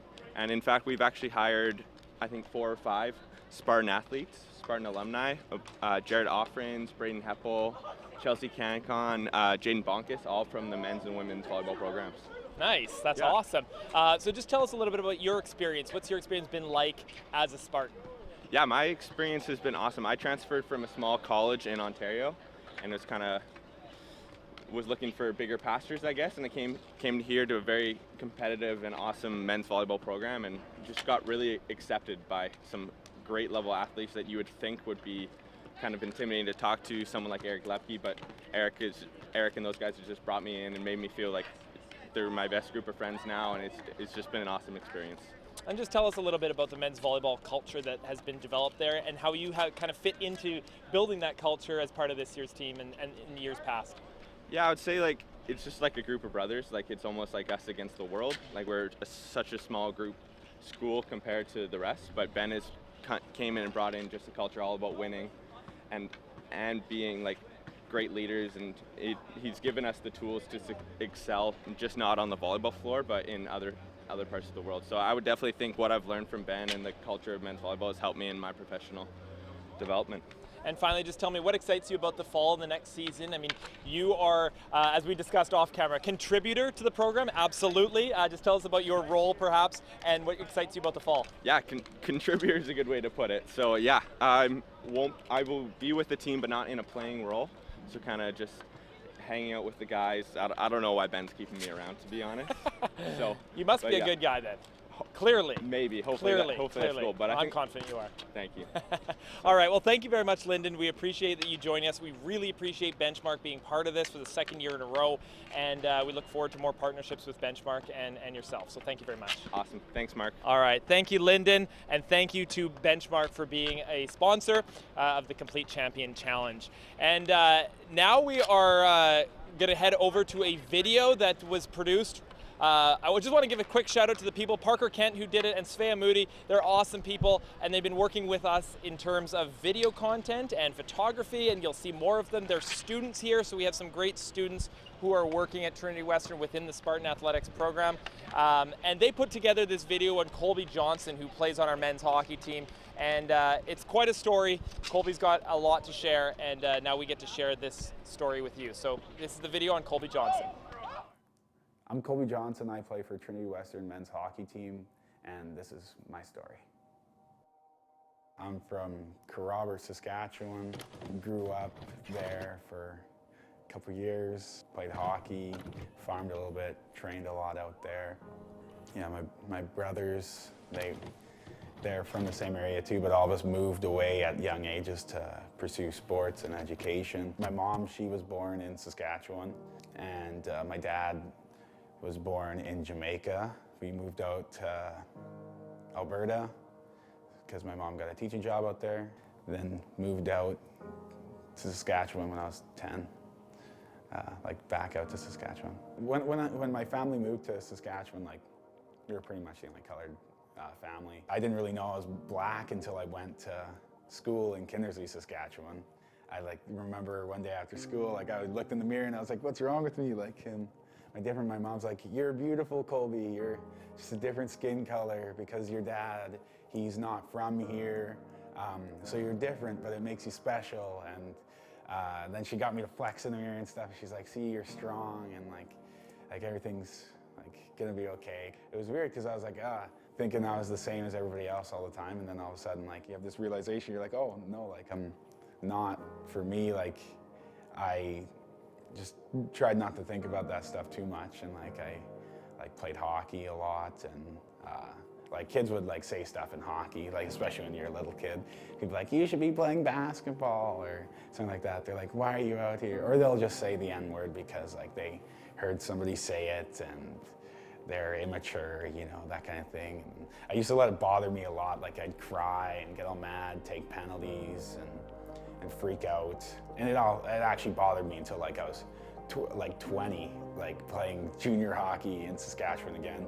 I was playing in L'Orange with the Ice Wolves. I was captain of their team there. People would just say racist things sometimes, and I'd get really upset about it. But they're just saying it to get under your skin. I don't think any of them are actually in their heart racist. It's just, they say these things to try and get somebody like me off their game or something, but they don't realize how much effect that can have on somebody. There's this one game I had 2 goals, and this guy was pretending to whip me and stuff, and the ref wouldn't do anything about it. And I remember just yelling at the ref and being like, "What is this? Are you kidding me?" And he's like, "Well, what do you want me to do?" He's not actually saying anything. I'm like, the guy's literally calling me boy, pretending to whip me and that kind of thing. It's it's not cool. And I think people sometimes they let a game dictate how their character is. Such little things can hold so much weight because of that. They're like, "Oh, we're playing a game. This guy's hitting me. He's making me mad. I'm gonna put him in his place. I'm gonna say this." I'd think of every time people told me I shouldn't play hockey because I'm black, or every time somebody said the N-word, or somebody called me a monkey, or made a slavery joke or something like that. Then on the inside, I'd let it burn inside me and I'd hold on to it. It started to get really heavy and I started to get very angry, and like every time like somebody wouldn't give me the opportunity or kind of not give me a chance, because we had coaches say like, oh, black people don't think the game like white people do. We've been playing it longer. We're generations in. I'd let that stuff boil like within me and would use that to fuel me. So then I'd work out angry, I'd play hockey angry, I'd play music angry. I would be like, I'm gonna prove like everybody wrong. I'm gonna show people that, yeah, I'm black, but like I'm the best. It just became dark, and when I learned I had to give that stuff up, the hatefulness and the spite and the resentment and just the anger. Once I started giving that up, I started feeling a lot happier and a lot less anxious and a lot less stressed. Like, helped me a lot because I had this identity that like, oh yeah, everybody always told me like I was different for being a black hockey player and all this stuff. I let my identity become the black hockey player. Like, that's all I was. Now it's like, I'm just a guy who happens to be black and plays hockey, and I'm proud of both. I was in 30 fights, over 30 fights in junior. I played from the time I was 15 to 20, so. This one's from teeth, this one's from teeth. Helmet, some helmet stuff. I was willing to fight for my dreams, and I was told from a young age that if I fought, I was gonna make it very far and I was gonna have a good career in hockey. Like, they're like, you could play the game, you're really fast. If you fight, then nobody's gonna mess with the players when you're on the team. Because I was 15 and I was already like good at fighting. And then when I was 16, like my first fight, like in a game, I fought a 20-year-old and I two-punched him, just bang, bang, and he was just down on the ice. And Colby Johnson. Johnson with the first shot, scores with a big uppercut, throwing over the top, takes Rutledge down, and Colby Johnson scores the win in the fight. In my 17-year-old year, I came out swinging again because I really wanted to play on the team. My coaches said there's some interest in me from pro teams to fight, and I was like, well, fighting is just opening the door, right? And that's what they tell me. They're like, it's just opening the door for you to play more in the future.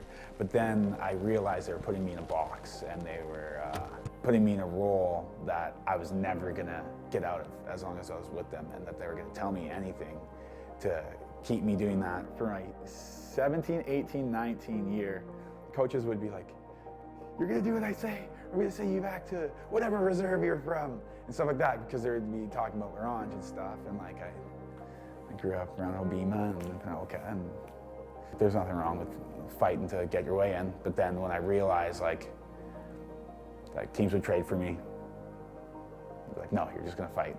And then I train all summer. I'd come to camp really good, get points in preseason, and like even one year my coach like yelled at me. He's like, oh, so you think you're gonna be our poster boy now? No, some people are singers and some people are dancers, and you're gonna dance, boy. And I'm like, well, I'm gonna try my best to play the game because I love the game. Because at that point I was like, all that fighting, everything, it was for this. Now I'm gonna get my opportunity. I proved that I can play in junior. Now I'm gonna play U Sports, get my degree, and then I'm gonna play pro. And I'm gonna prove everybody wrong and see again, like prove everybody wrong and that kind of thing. The only time people really gave me the time of day or attention or told me I was doing good things was when I was getting punched and blocking shots and getting hurt. I was hurting myself during that time a lot, and there were even a couple times I gave myself black eyes and stuff, and I was like, that's the only way anybody ever loves me anyways, and that kind of thing. Like, I didn't realize that there's so much more to fight for. Lots of that was God showing me that no matter what I did, His plan was His plan for me.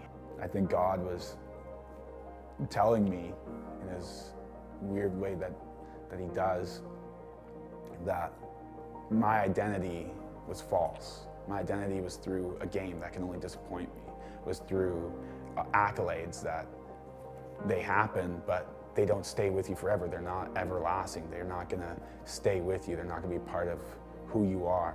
It was almost like God gave me the world and then took it away for me to understand that that's not the whole world.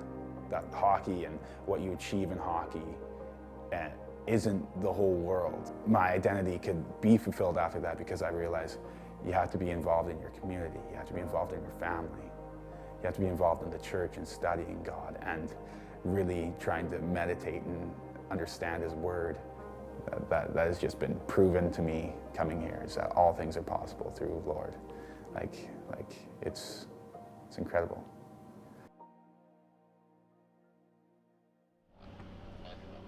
Thank you very much, Colby, for sharing your story, and we look forward to seeing you on the ice in the fall and getting to see you in action in a Spartans uniform.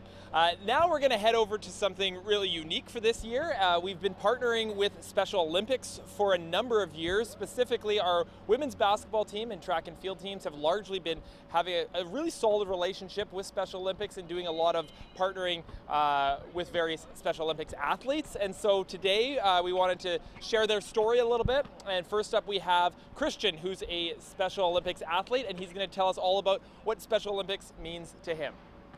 Hi, my name is Christian Burden. I am a Special Olympic athlete from Langley. Special Olympics is a worldwide organization that offers sport opportunities for people with intellectual disabilities. There are wonderful opportunities to compete locally, provincially, nationally, and globally. Special Olympics is in 55 communities across the province and provide up to 18 sports.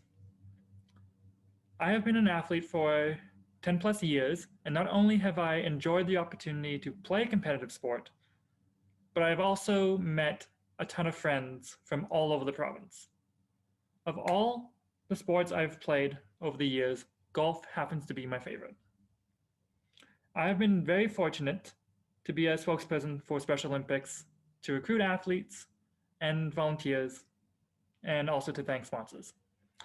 Anyone who would like to volunteer or become an athlete with Special Olympics just needs to look at the Special Olympics BC website to find the contact information for their region. I would like to thank Trinity Western University students on completing the Trojan Challenge, as well as helping us with our provincial challenge games. Very recently, the Trinity Western University ladies basketball team hosted our very first virtual basketball program, which was a huge success. On behalf of Special Olympics BC, I would like to thank Trinity Western University for all the support they have given us over these years.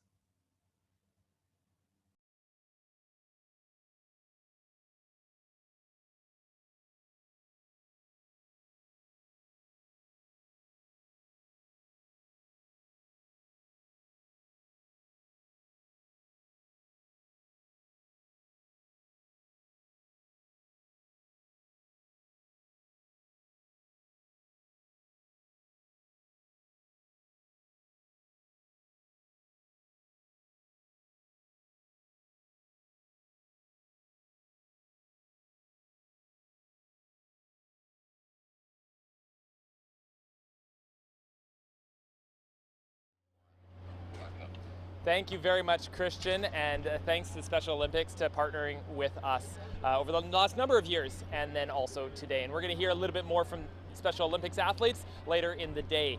Now we're going to go to a Zoom call with women's basketball. Tegan MacArthur from our women's basketball team will be hosting a couple of interviews, and now we'll head off to the interview on Zoom with Tegan MacArthur and the women's basketball team.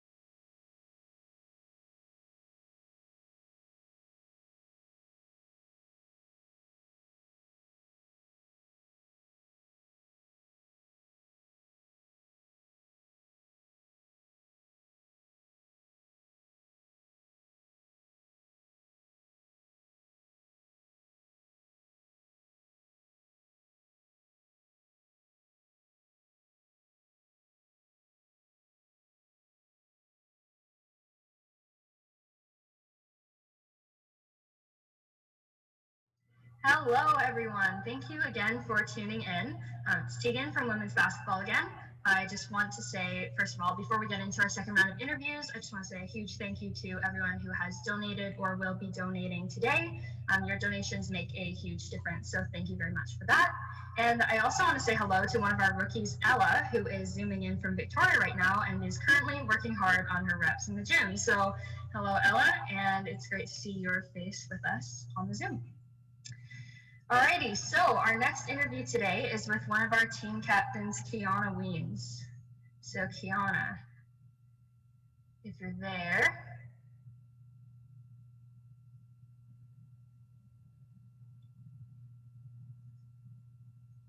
No, maybe not. Okay, that's fine. We also have Ose, if Ose is around.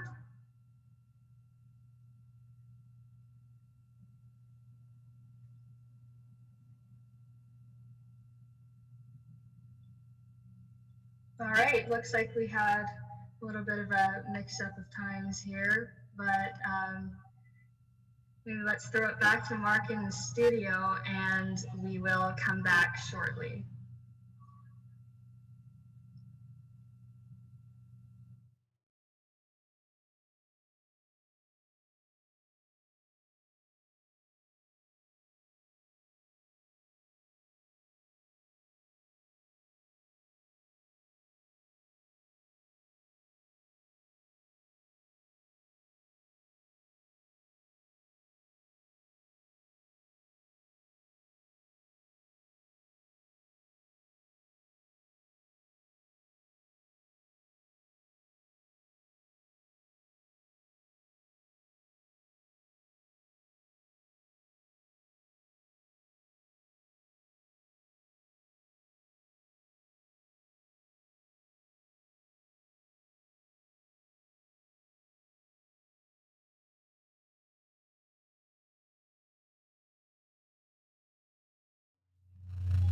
And we're back, everyone. Thank you for your patience. Technical difficulties are never a fun time. All right, so we're going to kick off our second round of interviews with Kiana Weems, who is one of our team captains. So Kiana, how are you feeling today? How are the reps going so far? Oh, really good. It's a nice sunny day over here, so feeling good. It's good to get some scrimmaging in. It's been a while since we've done that, so it's a fun day. Great. So for the viewers, do you mind just saying quickly what year you're in, what you're taking, and where are you from?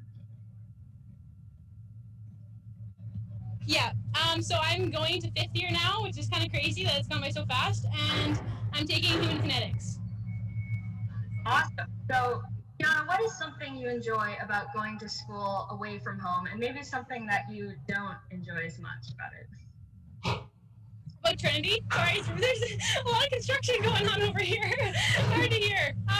Something I really love about going to Trinity is just the team playing and just like the community here.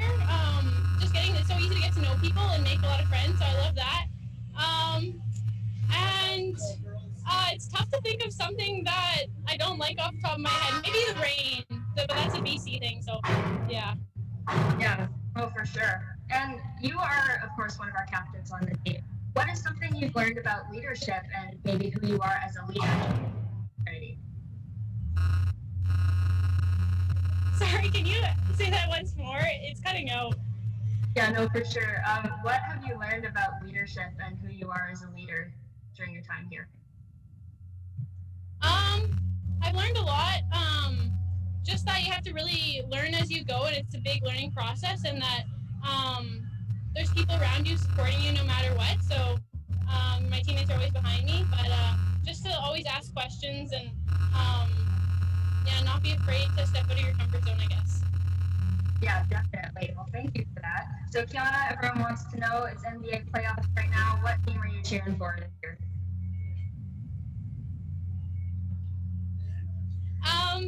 So I've been watching some of the playoffs. My team has always been, I've been a Clippers fan for a while. It's not looking too good for them so far. They're down 2 games right now, but we got hope. So that's my team for the playoffs. For sure. And another highly anticipated question, what is your go-to feel-good movie, Kiana? Oh, I love a good Disney movie. Recently, my roommate and I, Jolene, just watched Tangled on Disney Plus, so that's got to be up there as one of my favorites for sure. Sweet. Well, thank you so much for your time, Kate. We'll pass it on over to Ose now for our final team interview today. So, Ose Obito, everybody. Ose, how are the Rims treating you today? It's been pretty good. Nice, actually, like Kiana said, to get some up and down. It's been a while since we've been able to do that, so that's been really great. And it's not raining, so I'm grateful for that. No, for sure. And tell us quickly what year you're in, what you're taking, and where you are from. I'm going into my 5th year. I'm taking biology, and I'm from Port Coquitlam. Awesome. So let's talk about some basketball. So through some of the challenges that last year brought us, what is something you learned that you're excited to carry forward into our next season here? For me, I think I learned that my team is just a really hardworking group of girls, and that's really encouraging to me. Just, being in an environment and a culture where everybody's willing to get after it. And so I'm really excited to see how that attitude really plays out in the season next year. Yeah, definitely. And also, for those who might not know, you and I are actually both members of the Diversity and Anti-Racism Council here at Trinity. So do you mind telling us a little bit about what it means to be part of the council to you?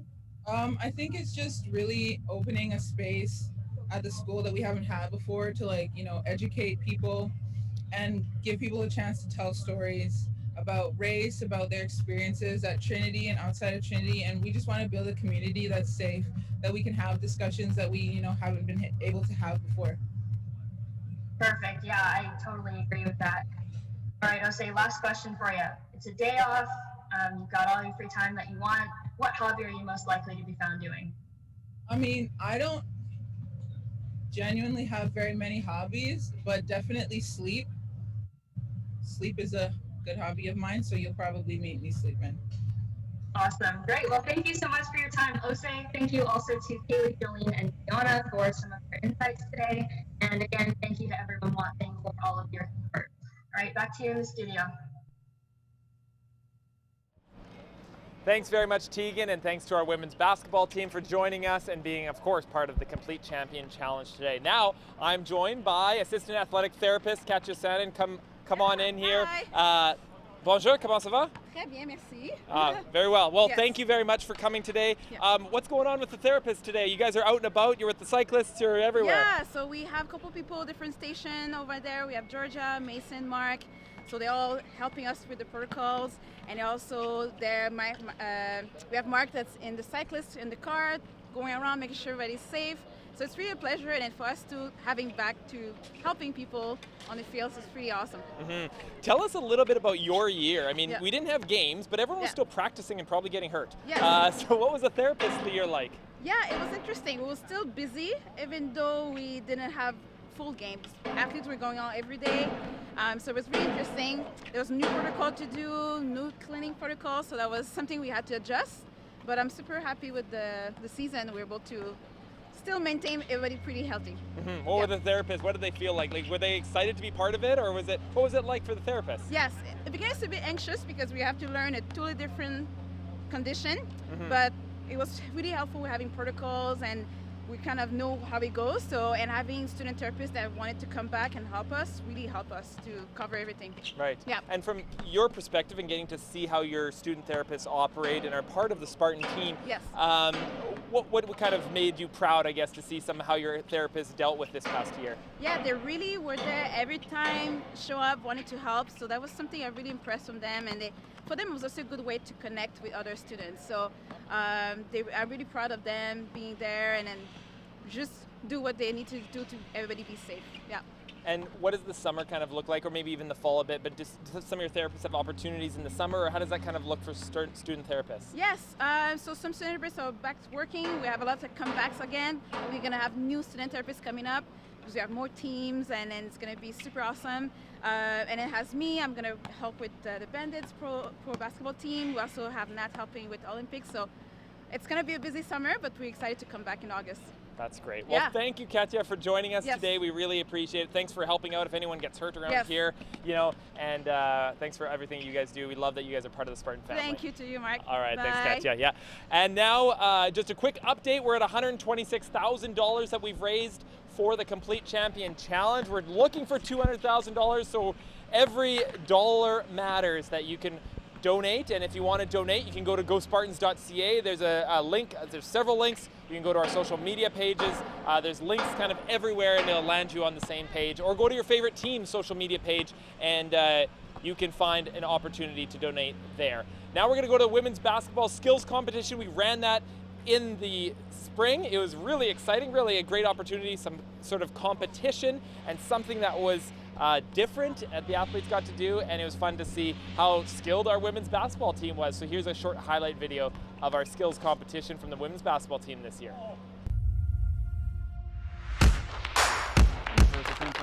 Hits the back iron and goes in.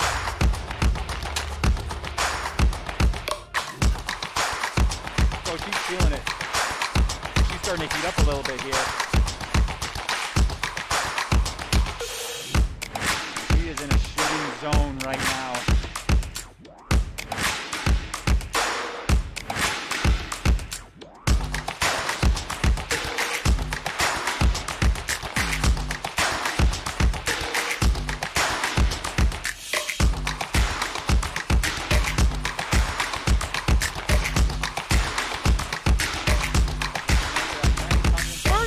Nothing but nets. That was great. I love that competition and being part of some sort of exciting event in a year that didn't have a lot of sporting events was definitely fun. So it was good to see a highlight video of that. Now we're going to head off to another Zoom call with Tam and the men's rugby team and hear some stories of some of our men's rugby players on the Zoom call. So Tam, you're up.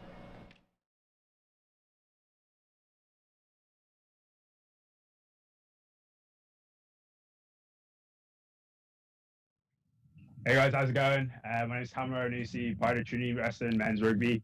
Today we're here at Langley Rugby Club. As you can see, we've run some clinics today for the younger kids, and now we've got some stuff going for the under 22s as well. And yeah, we're really great. We've done over 2 million reps of worth of hikes before this, and now we're obviously doing the rugby clinics. And up first, we will be interviewing Colin Legat. Colin, how you doing? I'm doing great, Tim. How are you guys doing today? Not too bad, man. I'm enjoying the sunshine. Colin, you're, do you want to explain, you know, what year you're in and what your major is? Yeah, absolutely. So, I mean, I'm majoring in business, but I'm out here in Alaska right now at the Midnight Sevens rugby tournament, and we partnered with Bella Asset Management. So we're going to be donating $25 for every game won today, $15 for every try scored, as well as $5 for every successful conversion kick. So we're really trying to get the community behind us. All right, where are we at then? Where are we at? How many tries? How many matches have you won? So far, we've won 2 matches on the first day, scored 13 tries, and have 6 conversion kicks. So we're already over $250. And then we've also received $250 in donations that we're going to be matching. That's great, man. That's awesome. Fair play to you, Colin, honestly. Of course, we're doing it, you know, for Trinity, for all our Spartans, and really supporting them. Colin, what does it mean to be a Spartan for you? To be a Spartan, to me, really just means to see the world and try to do your best to change it. You know, try to have a positive impact on everyone you come across. And so that's what we're trying to do out here, even though we're with a bunch of people we've never met before, but we're trying to have a positive impact on everybody's life. Of course. And how do you think being at Trinity has helped your growth? It's really helped me to, reconcile my worldview with others around me and realize that, each of us are individuals, but together we come together and make something whole. So it's really nice to be part of the Spartan community. That's beautiful, man. That's beautiful. And look, I know you got a game in like the next 3 minutes, so I'm not going to keep you long, Colin. If you want to tell me who you think the greatest center of all time is before you dip. Greatest center of all time. Let's go with, I have to say Ma Nanu. That gives me the inspiration. Wow. Okay, I think it's time you leave as well, to be honest. But look, I'm not going to hold it against you. We all know Brian Driscoll's the best. Look, thank you so much for doing this. And thanks, Tim. Thank you. Have a good one, guys. Thanks, man. Next up, we have Jan Lawrence. Jan, how you doing? Hey, Tim. I'm doing good. How are you? I'm doing good, man. I'm enjoying the sunshine here in Langley. How's it over there in Calgary? You're in Calgary, correct? No, I'm in Edmonton.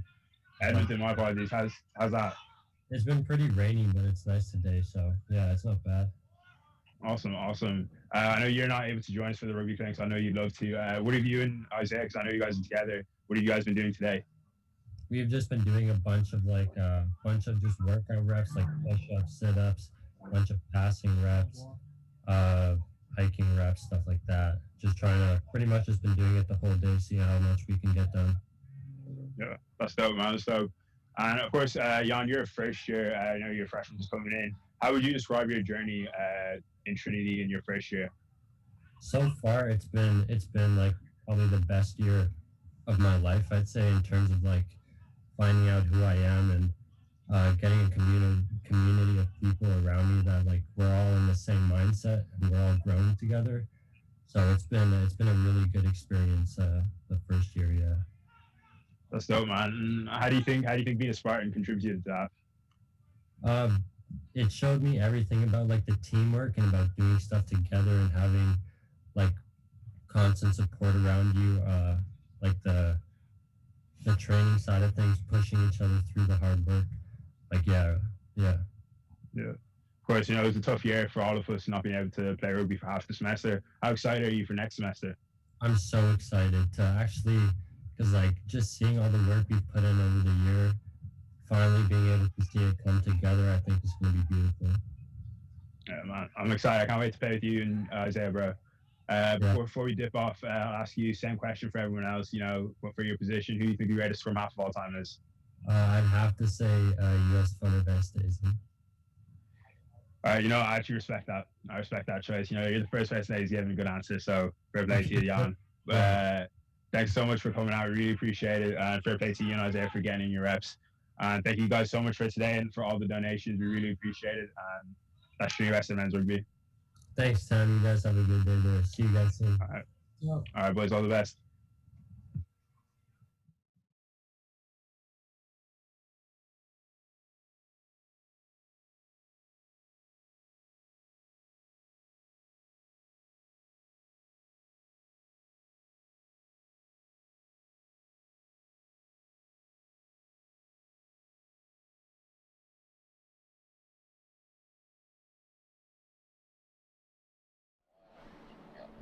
Thank you, Men's Rugby. Thanks, Tam, for hosting, and really appreciate another great Zoom call with our Men's Rugby program. Now we are here with Athletic Director Jeff Gamache. Congratulations, you finished your 100K. How'd it feel?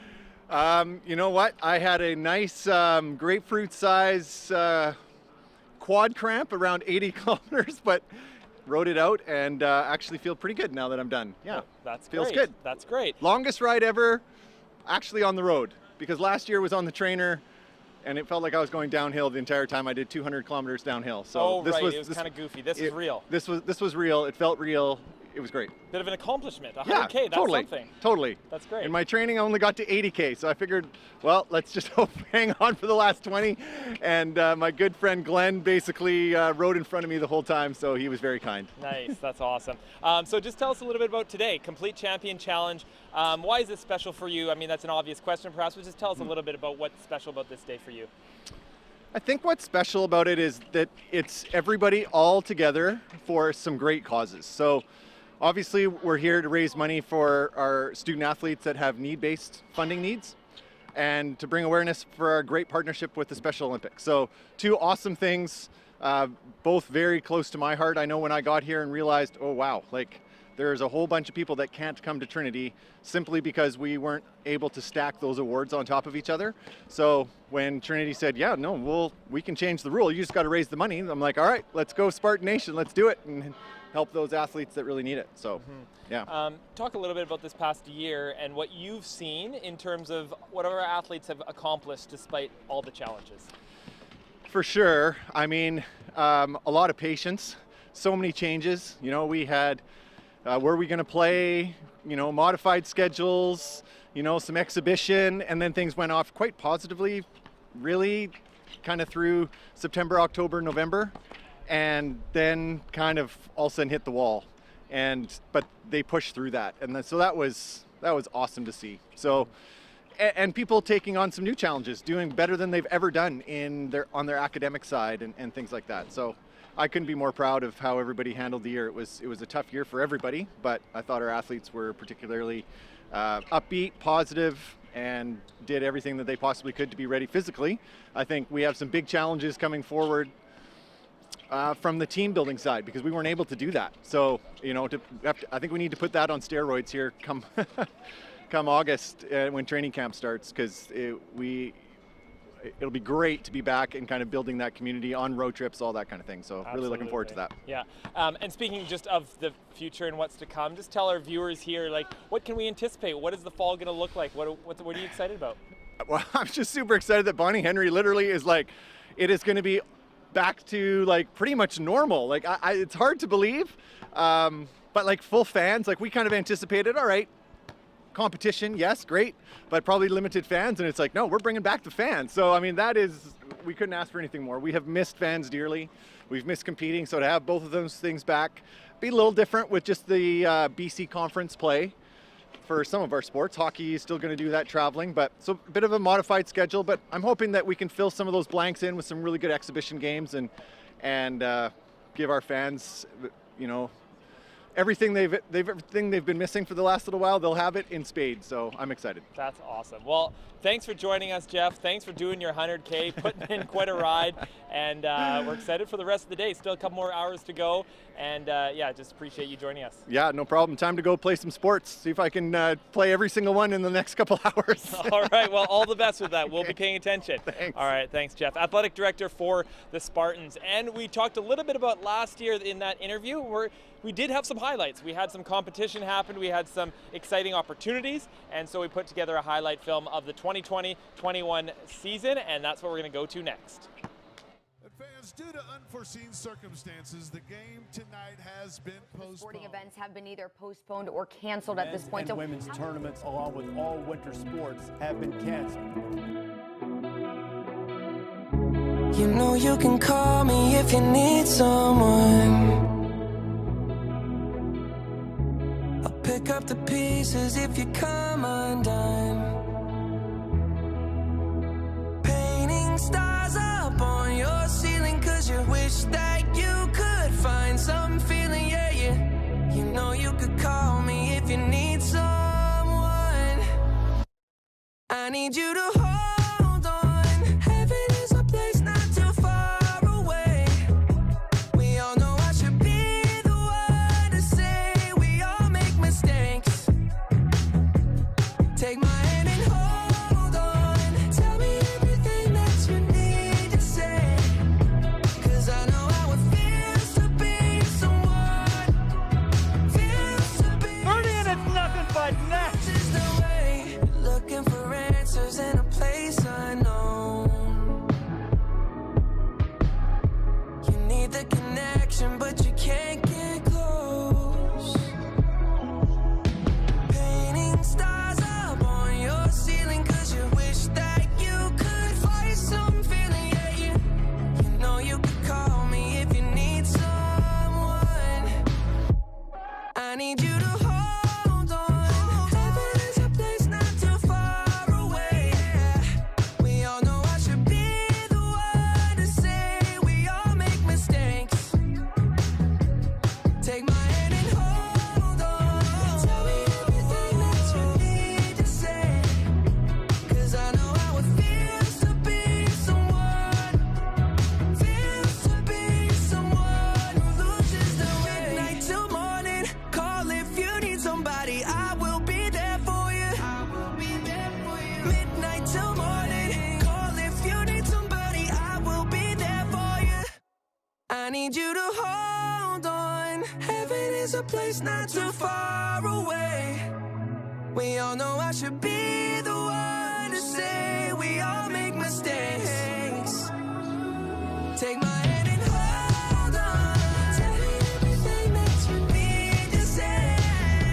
'Cause I know how it feels to be someone. Oh yeah, feels to be someone who loses the way. Till morning, call if you need somebody. I will be there for you. Oh yeah, yeah. Midnight till morning, call if you need somebody. I will be there for you.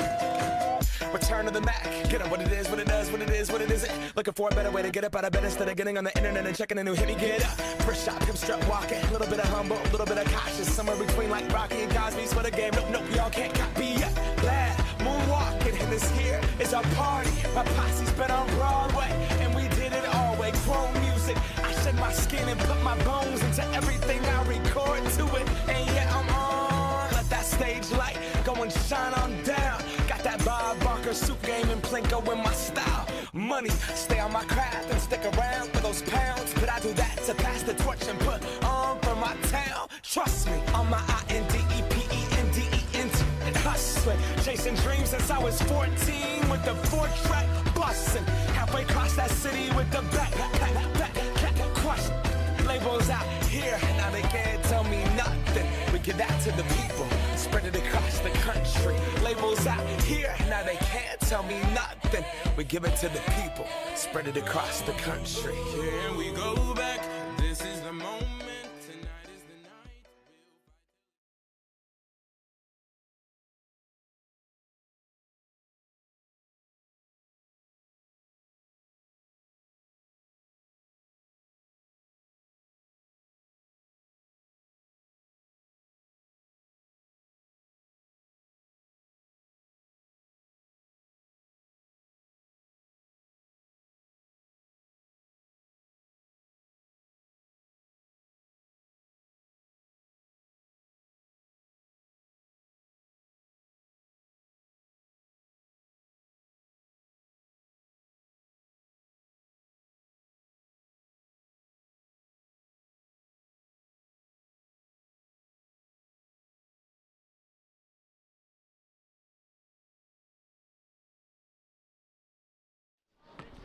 It was an exciting year, even though that we didn't have as many competitions. There was still a lot of highlights to be had, and you just saw those there. Now we're going to have Ansa Adoum from the women's volleyball team join us, and you can do a couple interviews. So Ansa, welcome.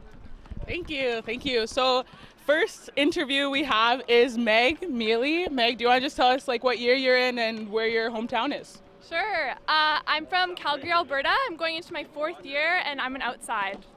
Awesome, awesome. Okay, so the first question I'm going to ask you, Meg, is what impact has Trinity had on your life here?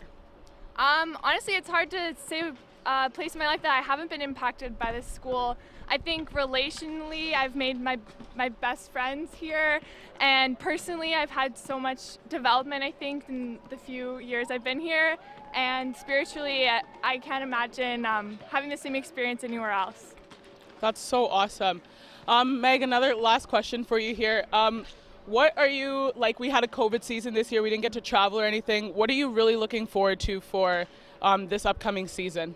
Honestly, I can't wait to compete again. I miss it so much, and I think it's probably when we have the most fun together, so I can't wait to even just play 6-on-6 in practice, and game days are the best, so I can't wait. Awesome. Okay, last rapid fire question. Favorite volleyball player? Hillary Howe. I Not love sure if it. you've heard of her, but. I love it. Okay, thanks, Meg. Our next interview we have is Kirsten Catman. Kirsten, do you want to just kind of introduce yourself? Tell us like where your hometown is and what year you're going into? I'm from Chilliwack, and I'm an outside hitter, and I'm going into my 3rd year. Awesome. Okay, so I'm also wondering, you've only been at Trinity, you're going into your 3rd year, so over the 2 years that you've been here, like what impact has it had on your life? I would say same thing as Meg, just developing relationships, and as Trinity broadcasts the whole person. I think spiritually, relationally, I've been challenged in a lot of ways to grow, so that's Trinity's awesome. had a great impact on me. That's awesome. Okay, and like I said, like you got only really 1 year to really play. So what are you really looking forward to for this upcoming year? I'm really excited to obviously play again, like Meg said, 6-on-6. We haven't done that all year. And also just game days, hanging with the girls, road trips, all of the above, just all the fun stuff with the girls. Love it, love it. Okay, last question. Favorite volleyball player here? Hillary Howe. I love it. Well, thanks guys. I'm gonna pass it back to Mark Jansen. All right, thank you very much, Meg and Ansa and Kirsten. Appreciate everything that you guys did. And now we're just going to jump to men's soccer alum Rick Duell. Thank you for jumping in. What have you guys been doing today? We're walking around campus trying to help the boys out with some kilometers out here. That's awesome. So tell me, when did you graduate, and a little bit about your experience here at Trinity? I was here 90 to 94, men's soccer team, and it was a lot different back then. We didn't do anything like this, so it's great to be out here and be able to support helping the students out. And finally, just tell us a little bit about why it's important. Like, why do you come out to an event like this, and why is it important for you to support your team and the Spartans? It was just a real important place for me, and met my wife here, and probably my better friends have been from Trinity. Just a great place to be a part of. All right. Well, thanks for joining us. Thanks for doing your reps. We really appreciate it. No Thanks, worries, Rick. thanks. Rick Duell, alum for the men's soccer team, and Rob Thompson's going to jump in here. Rob, how's your day been? Well, the sun's been out and it's been brilliant. Yes. Right. Yeah. And you've been with Rick the whole day? Yes, Rick Duell and Dan Campton. Oh, there So you the go. three of us have There been you go. pushing. So what year did you graduate, and tell me about your experience? So I think I graduated in '92. It's a bit blurry because it was a while ago. My experience. So. And now you get to see your son play. What's that been like? That's a wonderful experience as a Trinity alum to see your kids go through Trinity and then to watch my son play the same sport I did here. It's just, yeah, it's exciting beyond words. So Yeah. Yeah. Jackson Thompson being your son, he also won the Spartan Challenge. Very impressive. Okay. And we saw that Wow. on the stream earlier. There you so go. yeah. He gets it after his Is he a bit mom. stronger than you, or are you still? He is a consummate workhorse, and I can barely keep up. Yeah, yeah. So yeah. And finally, just tell us about the importance of this day. Like, why is this important for you to be here? Well, today is it's foundational into it's alums' opportunity to kind of give to the future, and it's our opportunity to shape for the future for Trinity Western University and Spartan athletics. It's in our blood, so it's good. Perfect. Yeah. Thanks, Rob. Awesome. Really appreciate it. Rob Thompson, men's soccer alum. And now we're going to head off to something, again, pretty unique here. Bree King used to play for the Spartans. She's an alum. She's now playing for Team Canada in the Volleyball Nations League. She's our starting center for the Canadian national team. They won today. They beat Serbia 3-1, so a great win for Canada. And she's also a musician, and we've seen as she's started to do some music, some more professional music. She's planning on rolling out an album, and she wrote a pretty cool song about her experience called Cheers, and she played it earlier when she was with Athletes Unlimited. So here it is, Bree King.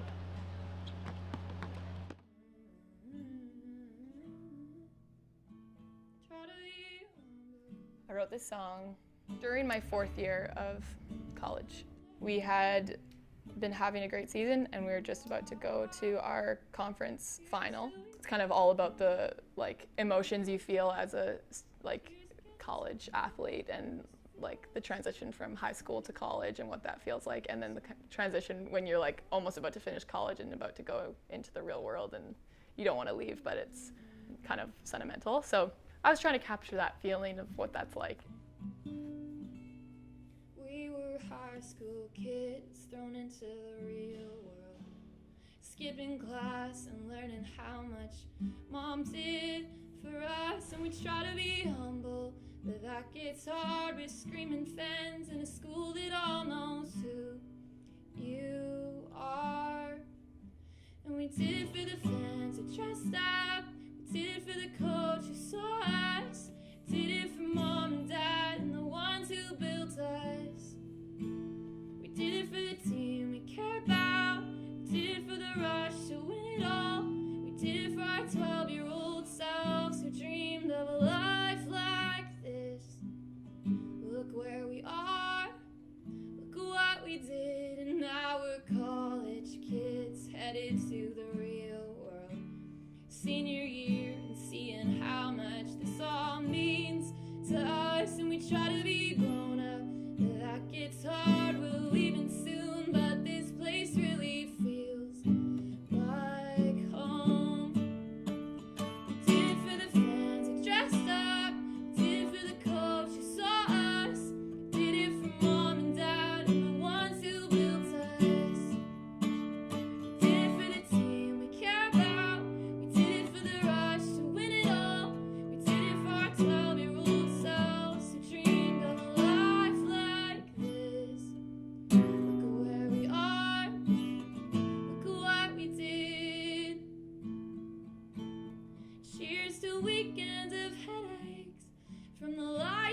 gym.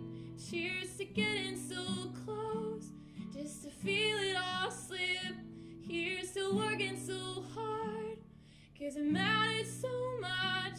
And to the marks we'll leave on this faithful crowd.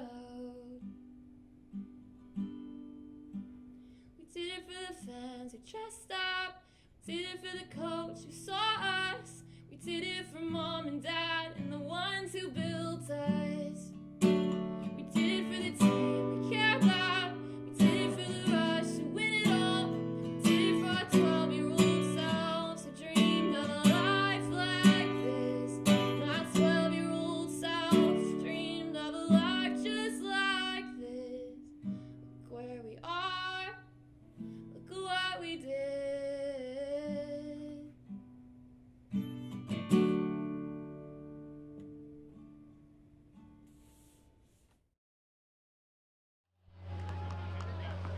Thanks very much, Bree. Obviously a very talented Spartan, and we're going to continue to watch as she and Hillary Howe, a teammate, play with Team Canada in Volleyball Nations League. I just want to thank all of our sponsors, so many great sponsors that are part of this Complete Champion Challenge event. GLC Solutions and Trading Post Eatery, Janssen Insurance, and Sticks Building Products are our gold level sponsors. Thank you to Benchmark, our silver level, and our bronze level sponsors, Country Lumber, Sightlines Architecture, and Canex Building Supplies. Thank you very much to all of them who are part of our Complete Champion Challenge today. Now we're going to head off to men's cross country and our Zoom call here from our men's cross country team. So Sam Prevost, you're up next. Take it away, Sam.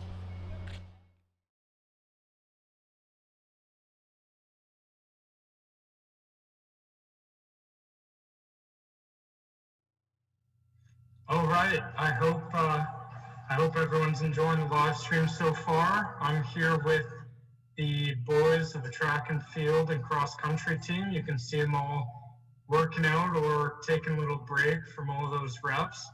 I'm going to be interviewing Ben Trinagel first. So Ben, if you want to hop up on here. Yeah. All right, so first question, what year are you in and what are your events on the team? So I'm going into my last year, which is my 5th year, and then I'm a short sprinter, so that'll be like 60 and then 100, 200 outdoor. Nice, some nice quick stuff. What's been your most special moment of being a Spartan here at TWU? Wait, my most successful? Most special or most special. I think our training camp when we go to Kamloops, like those memories. I just remember being like, there's nothing much to do in the winter there, and it's kind of boring. But then you make it fun with the people around you. So I think those are the memories I cherish the most. Yeah. All right. So this year was a tough one for all of us at Spartan Athletics. But what's one way that you kept yourself motivated, to continue training every day, work hard, even though, maybe things aren't looking that great for competitions?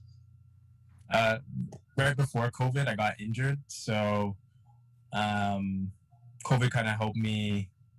I don't know, it kind of made me feel relaxed because I was able to take my time and I didn't have to rush to get into competition because there was no competition. So I think that helped a lot. So I felt like I was able to work on the things that sometimes I felt rushed with or I didn't have time to work on. So that helped me a lot. Sweet. All right, final question. What is your go-to meal before an event? I think oatmeal. I always have oatmeal right before, no matter what time. Flavor or just regular? I'll make regular and then I'll put a bit of syrup in it or something and then have fruit or something with it. All right, sweet. Okay, thanks, Ben. No problem. Thanks, Sam. All right, next up is Eduardo. Hi, Ben. How are you? Awesome. All right. So same question. What year are you in and what are your events on the team? I am going on to my 2nd year, and I am a pole vaulter, and I'm starting with hurdles. Awesome. What's your favorite thing about living in the Lower Mainland? I know you aren't from around the Lower Mainland, so I was wondering what you love about it so far. Oh, yeah. Well, I love the nature. I've been to a lot of parks. I've known a lot of nice people here, and nature here is so amazing that it reminds me of my country, and it just makes me feel just at home. Awesome. And why did you choose Trinity Western? Well, when I was investigating on what school to come to, Trinity was ranked number first in almost every year in the pole vault rankings, and my dream is to break the Chilean national record, so I felt Trinity could help me do that. And when I talked to coaches, athletes, I also see nice people and very dedicated, so it was like, okay, no other option, come to Trinity. Yeah, sweet. All right, we'll be watching for that record to be broken. All right, last question. What are you looking forward to the most once the COVID restrictions are lifted? Oh, just going back to my country, hugging my mom, hugging my dad, and then coming back, just joining youth sports if I can. That's what we like. All right, thank you, Eduardo. And that is it from us at the men's track and field team. And we'll send it back to the management team. Thanks.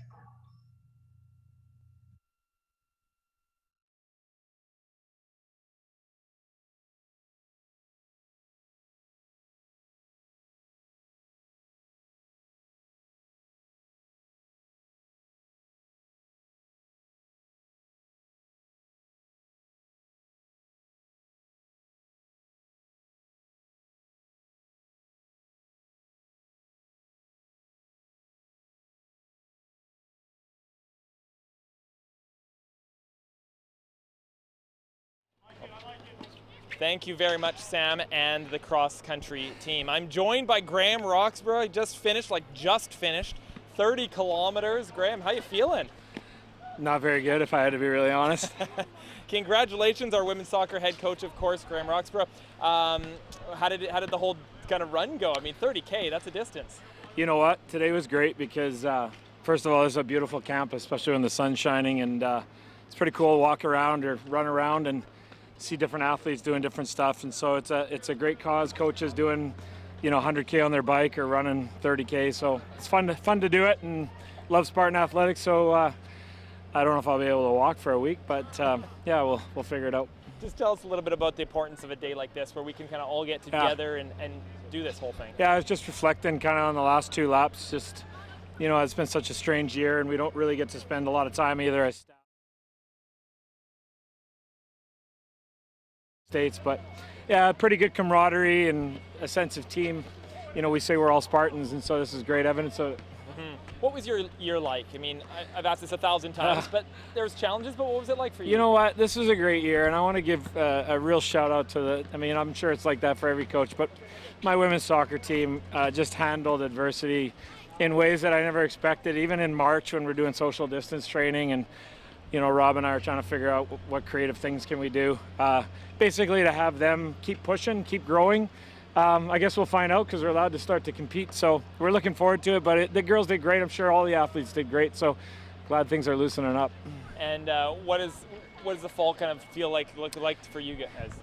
Yeah, I mean, the best part for us is, we're not actually that far away from preseason starts in under 7 weeks now. So we're ramping up, and we'll have a little bit of a modified Canada West regular season, stay in BC, but there's great teams in BC. Canada West is a great division, so should be a great time to get back. All right, well, thanks for joining us, yeah. And congratulations on your run. Yeah, thanks. And thanks for all those who donated and pledged, and whether it's for all the teams, just keep giving. It's really helpful, so thanks so much. Appreciate it, Graham. All right, head coach of the Spartans women's soccer program, Graham Roxburgh. Now we're going to go to back-to-back videos. First, we're going to hear from Nick Ian, track and field alum, awesome alum, great person, good to hear from him again. And then also, we did a video back in February where some of our athletes reflected on Black History Month in a very unique way. And we're going to replay that video because it was really worth it. And shout out to Ansa Udum, who you saw earlier, on who is really the mind and the creator behind that video. So back-to-back videos, take it away. My name is Nicholas Zion, and I graduated from Trinity in 2017. I was on the track and field team, and I am living in Coquitlam, British Columbia. Currently, I'm in my last semester of massage therapy school, where I provide therapeutic treatment for members of the public to help them rehabilitate from injuries and just deal with everyday aches and pains. Yeah, so learning all about that. And Trinity helped me prepare for that because Trinity taught me how to manage my time and stay on top of all the things I had to get done in the day. Being an athlete and being a student, it was hard to balance everything. You have a lot going on, and so it really taught me how to stay on top of everything and dedicate my time and focus to the things that needed to be done. And for today, my Complete Champion Challenge goes to other track and field alumni, and that they can donate $25 to the cause. All right, thank you very much, and good luck to everyone out there. One day, when the glory comes, it will be ours, it will be ours. Oh, one day, when the war is won, we will be sure, we will be sure. Oh, glory, glory, glory. Oh, glory, glory. Hands to the heavens, no man, no weapon formed against, yes, glory is destined. Everyday women and men become legends. Sins that go against our skin become blessings. The movement is a rhythm to us. Freedom is like religion to us. Justice is juxtaposition in us. Justice for all just ain't specific enough. One son died, his spirit is revisiting us. True and living in us. Resistance is us. That's why Rosa sat on the bus. That's why we walk through Ferguson with our hands up. When it go down, we woman and man up. They say stay down, and we stand up. Shots, we on the ground, the camera panned up. King pointed to the mountaintop, and we ran up. One day, when the glory comes, it will be ours, it will be ours. Oh, glory, glory, oh, glory, glory. Now the war is not over, victory isn't won, but we'll fight on to the finish, and then when it's all done, we'll cry glory, oh glory, oh.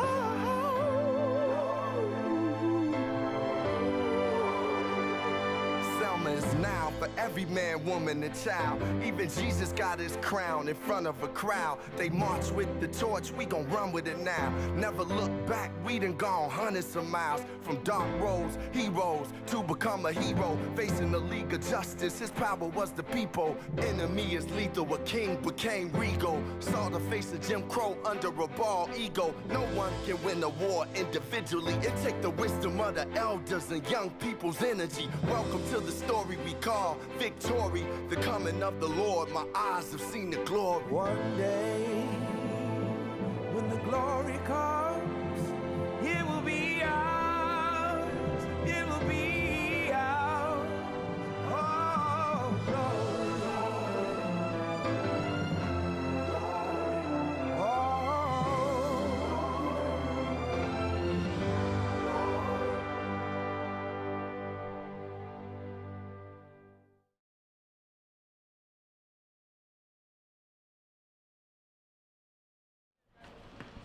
Thank you very much again to everyone who participated in that video, and again to Ansa Odum, women's volleyball star, who really was the person behind it and the whole idea of it. So awesome to be part of.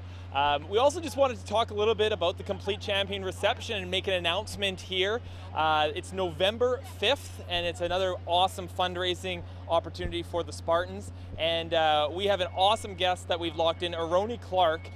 If you're a rugby fan, you might know that name, or you probably know that name. He's an All Black from 1992 to 1998, and his son is Caleb Clark. Again, if you're a rugby fan, you know the name Caleb Clark. He's burst onto the scene with the All Blacks, and also he played sevens and will be at the Olympics. So Aroni will be a special guest that we're excited to hear from, and this is all through the Spartan Foundation, of course, the complete champion reception, which we hold every year, and it raises over $500,000 for the Spartans through the Spartan Foundation. So we're excited to have Aroni Clark join us, and there'll be more details on that, how you can get tickets to that event and be part of that. But I just wanted to say that is a must, you can't miss opportunity for sure to hear from Aroni Clark and what the All Blacks culture is all about.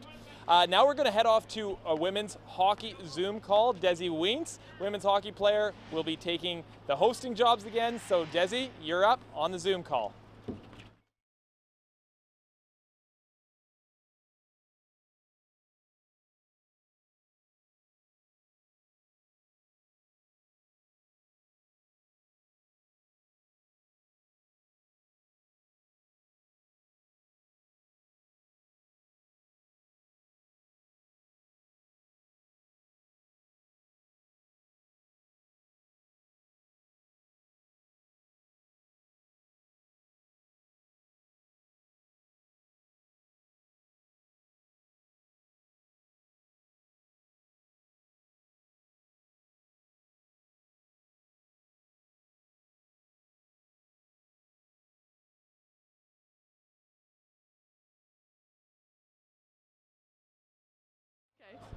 Okay.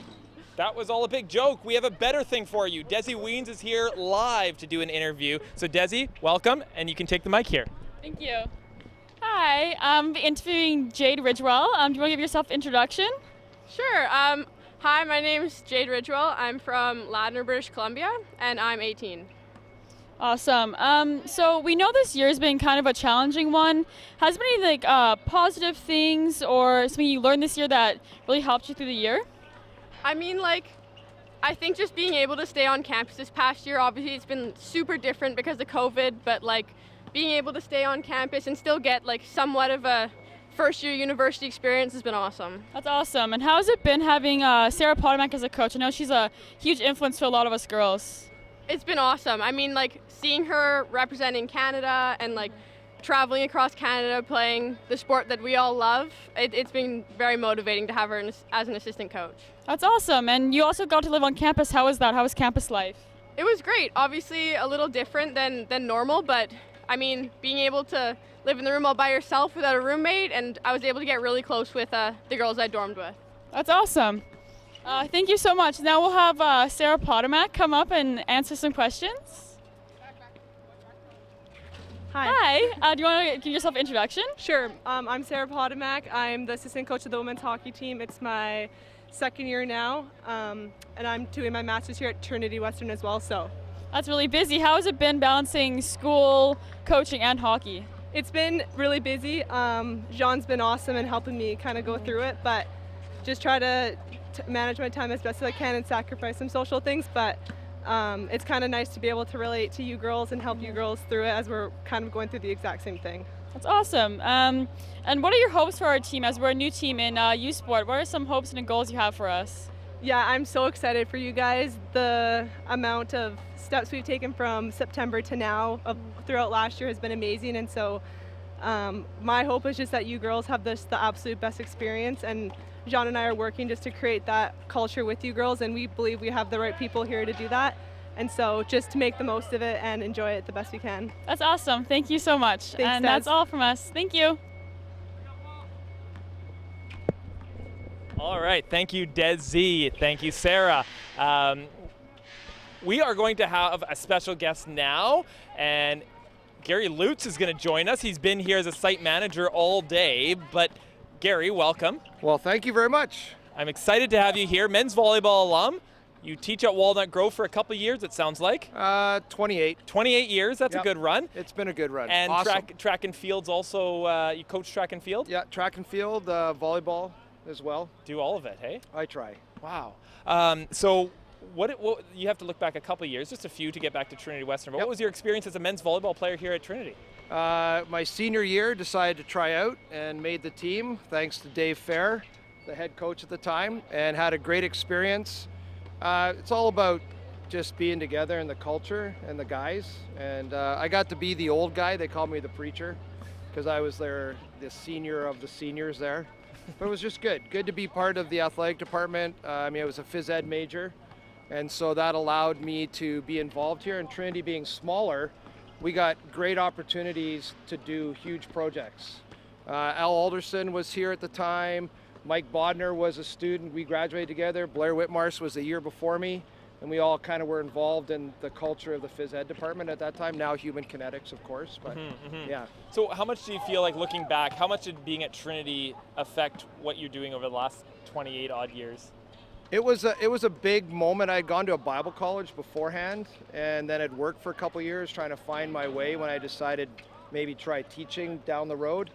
And so Trinity was able to give me a great opportunity in a smaller setting to get really involved in student government as well, and then also in doing projects for leadership.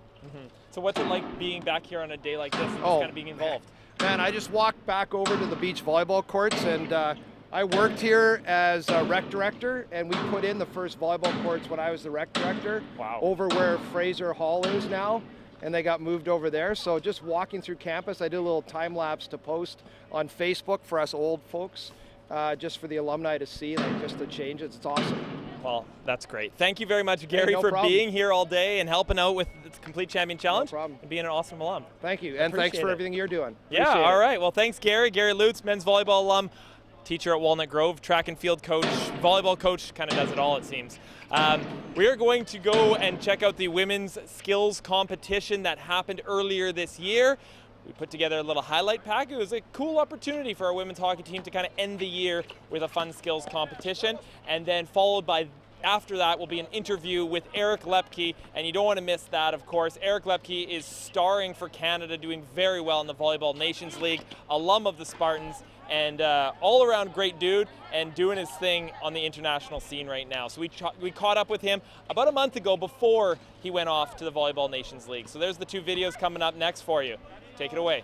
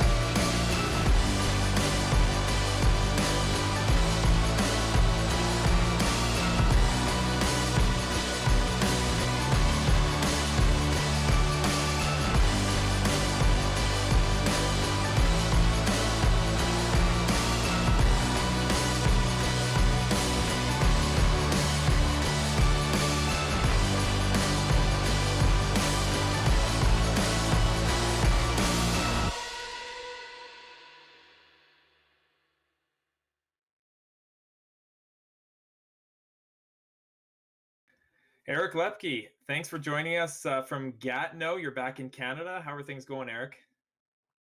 Good. Thanks for having me. Things are great.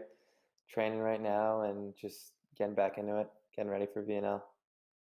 Yeah, maybe we can even start right there. I mean, you obviously had a full season of pro, but now you're getting back into the national team stuff and getting ready for VNL, and it's an Olympic year. Like, what are your thoughts as you head over to that Italian bubble and get to play in the VNL? I'm really excited. I've played a bit of VNL, but not a lot, so I think this will be a really good shot for me to just play a lot with the team. And it's kind of funny, the bubble is like 25 minutes from where I was all year this year in Ravenna, so it'll feel like kind of familiar for me. So I'm really excited to go back to Italy. Yeah, and just compete with some Canadian bros and some Trinity alumni too. So that'll be fun. So you mentioned Ravenna, where you played your first year of professional volleyball. What was that like, getting to go over there and get that crack at playing professional volleyball? Yeah, it was kind of a dream come true year. Being in an amazing country and a really good league was pretty special, I think, for my first experience. There was a lot of change though. It's a lot different than playing in youth sports. There's a lot of similarities and of like physicalities of players. Like the Trinity guys that I played with my 4 years were all super freaky athletic, like a lot of these Italian guys, but it just kind of like every weekend was that. So it was a lot of it was a lot really mentally hard on me, like kind of figuring that out. And trying to navigate that, but it was also a blast, and I love just being pushed, and I think I improved a lot just because of how big of a curve it was in talent, if that makes sense. Going back a bit now to your time at Trinity Western with the Spartans, you finished your career as a Canada Western U Sports Player of the Year in 2020, and you finished your time with the Spartans, a two-time national champion and a three-time Canada West champion. You played in every possible conference final and national final that you could have, and the only reason we didn't play in 2020 was because, of course, the national championship tournament was canceled just days before it was set to begin. So there's the great career from Eric. How would you summarize, if you can, your time as a Spartan and what it meant to be part of the Trinity Western program? Oh man, I don't think there's enough words, but I'll do my best. I think it just shaped me so much on the court, off the court, in the classroom, socially. I think I just kind of, I learned a lot of lessons over the 4 years. I met some of the best friends that I know I'll have for a lifetime. I played some sweet volleyball with some sweet teammates and amazing coaches, who've impacted me. I think, it was just an amazing experience, and I wouldn't trade it for anything. I think a lot of the times I'm like, oh, what if I would have gone pro earlier? Or if I would have stayed home, where would I be? What would be different? And I'm really glad I made the decision to go to Trinity, and I wouldn't trade for anything. What excites you about the VNL season this year as you prepare for the Olympics? You've played in it before. That was back in 2019. You were on the roster in 2018. So you have some experience playing in the Volleyball Nations League. But this year, I imagine there's even more kind of pressure or intensity, maybe. I'm not sure, but maybe, because this is like the precursor to the Olympics, right? And you're all trying to make a roster. So what kind of goes through your mind as you prepare? You're part of that experience. Yeah, definitely. The last time I played in VNL, I was kind of just like maybe brought along to like experience it and try to get in a little bit. But I think now I'm going to be pretty involved in playing. As my knowledge, there's only 5 left sides going. So, and there's going to be like 15 games in a month basically. So I think there's going to be lots of chances to play.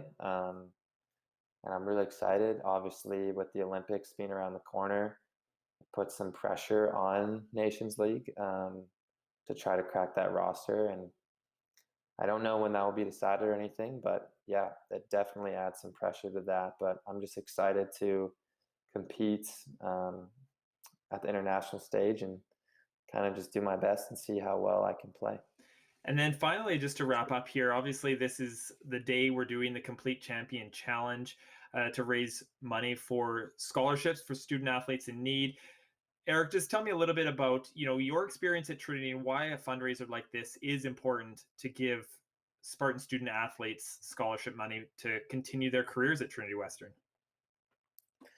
Yeah, my experience at Trinity was amazing, and personally, like I probably wouldn't have come to Trinity if I didn't get the scholarship that I kind of needed. So for any of those athletes who are going to be in maybe my kind of shoes, it's a pretty big deal. Like I could have stayed at home and probably gone to university and lived at home and then had a lot cheaper rent and like cheaper tuition and probably saved a lot more money. But for me, getting that scholarship was super important.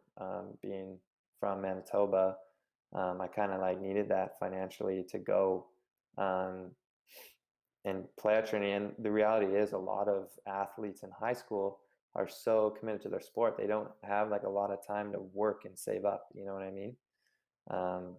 If they're lucky, they're with the national team and they get some help, but it's usually not enough. They usually got to get it from somewhere else. So the more scholarship there is available to give out, I think the better.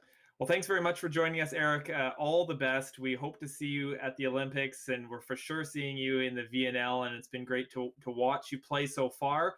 And And yeah, all the best this summer as you try to reach that Olympic goal. And thanks for joining us today. Thanks, Mark. Appreciate it. Thanks for having me.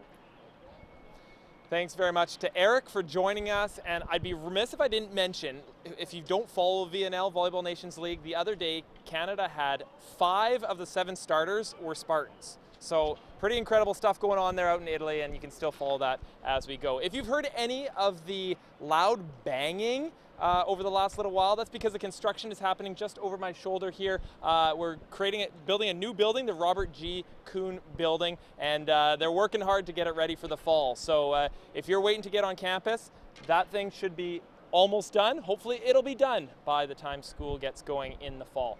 Now we're going to head off to a men's soccer live interview here. We're not going to go very far. I'm just going to interview Sebastian Colin, our Spartans goaltender, and he's going to take it away from there. Sebastian. Awesome. Thanks, Mark. Yeah, so as Mark mentioned, my name's Sebastian. I'm a goalkeeper here on the men's soccer team. And for the next couple of minutes, we're going to interview 2 of my teammates. So starting first with Sam. Sam, why don't you go ahead and give us your name, where you're from, your major, and your position on the team. All right. My name's Sam Northcott. I'm a first year. I study environmental science and... Position.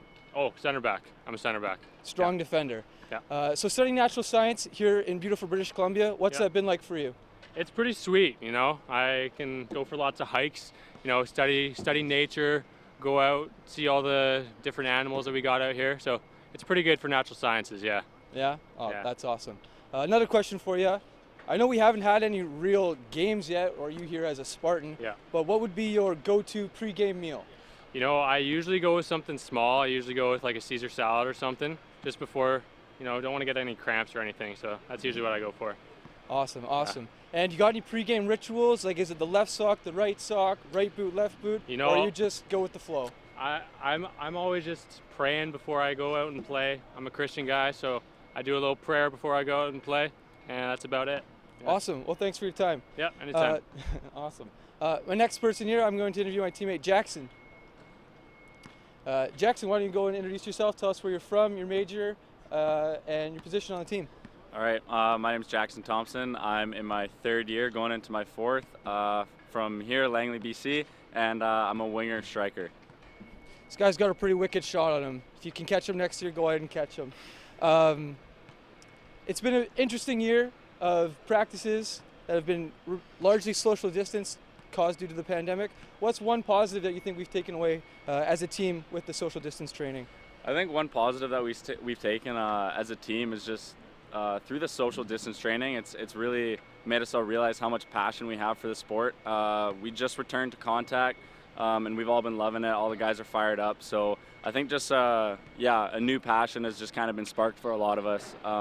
And there's a lot of good energy. So it's just good to be back together and have healthy competition again. So. No, I totally agree. What's one more question for you? What's one thing that you've really missed about a home game here as a Spartan? I think probably just having just the environment that we do as a school, like coming out on a Friday night and just having being under the lights, having the crowd out, having fans, a lot of support, and just being together as a team. I mean, nothing brings us closer than, you know, a game on a Friday night under the lights. So yeah, looking forward to that again. No, awesome. Thanks. And I'll pass it back over now to Mark.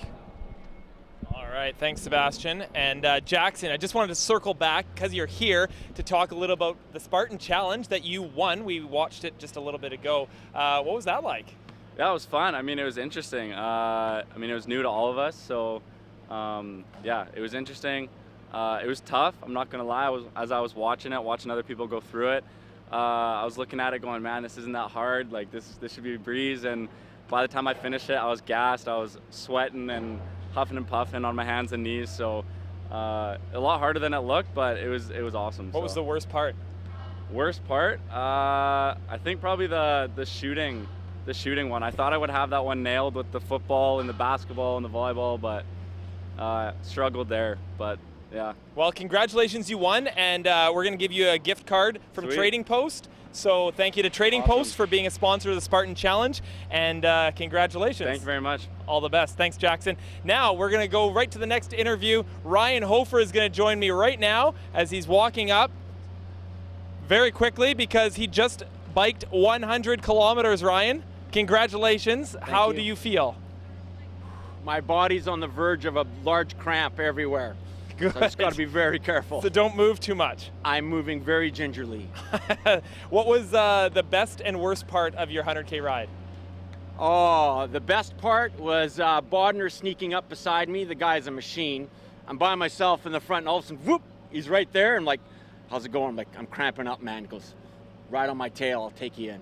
So boom, he just went in front of me, and I just drafted him pretty much all the way in. Nice, nice. So was this more fun being out on the road than last year? I mean, we were on stationary bikes, or what was the difference? There's a bit of a mix. It was nice to be kind of on stationary, where you're all good camaraderie, where you're connecting with each other.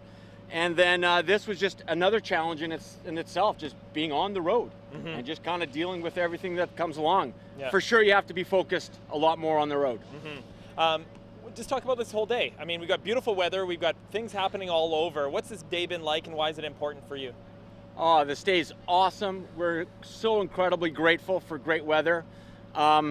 Need-based scholarships are a big deal for our athletes. And so to be able to do something, to have sponsors come on boards, to have everybody who's a part of or connected to an athlete to give big or small is hugely helpful. It just allows us to just do more, to get different athletes. And so I'm very grateful. And just quickly, what was this season like for your women's volleyball team? It was hard.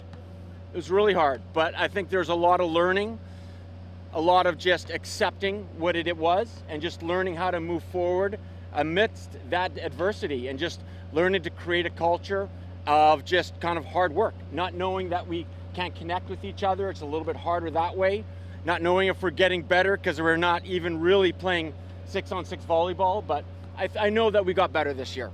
All right, I have to ask you this one question, because you've got two alums, Bree King and Hillary Howe, who are crushing it and starting and connecting all over the place. What's it been like to get to watch alums playing on a international scale? It's a ton of fun to be able to see them play. They're 3 days on, 3 days off, and just to be able to just get more volleyball than I know what to do with, and then seeing them playing against the best teams and the best players in the world, that's kind of cool. That's awesome. All right, well, thank you very much. Congratulations on your 100K. And yeah, we look forward to seeing how you walk around the rest of the day. Thanks, Mark. Thanks, Ryan. Ice bath, here we go. All right, there you go.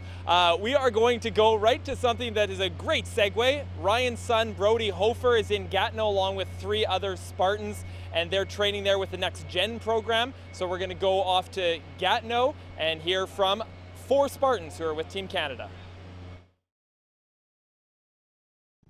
Hey Spartan Faithful, I'm Jackson. I'm Matthias. I'm Brody. And I'm Jesse.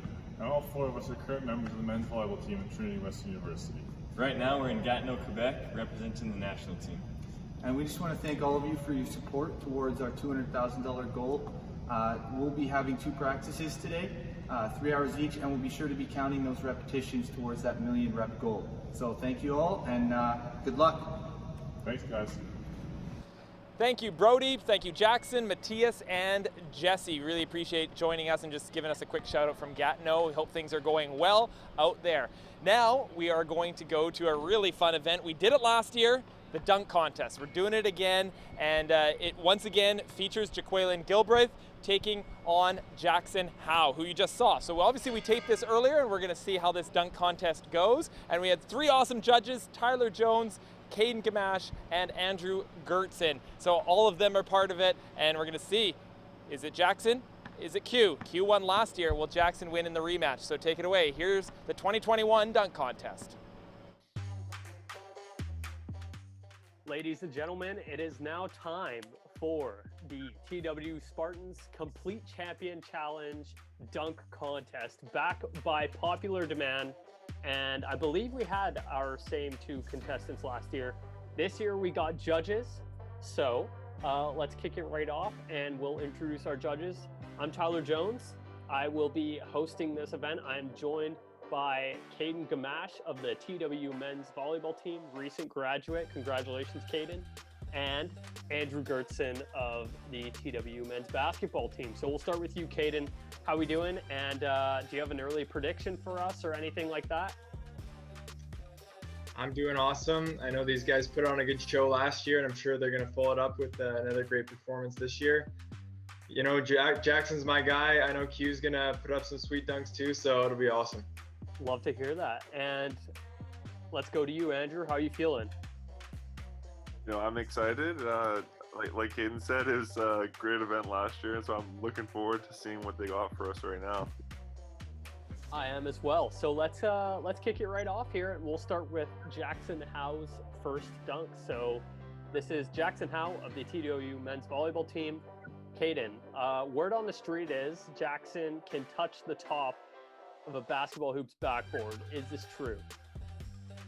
I have seen it. Everyone knows Jackson's got crazy hops, and he's always throwing down crazy dunks in practice. So I'm sure he's ready to go for this. I'm sure he's somewhere in Calgary right now getting ready, so should be good. All right, well, let's get right on over to the first dunk by Jackson Howe.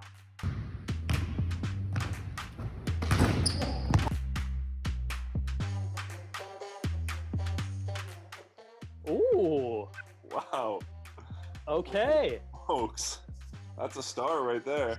I've seen that before. I haven't seen that too. That's really creative. The double hoop thing.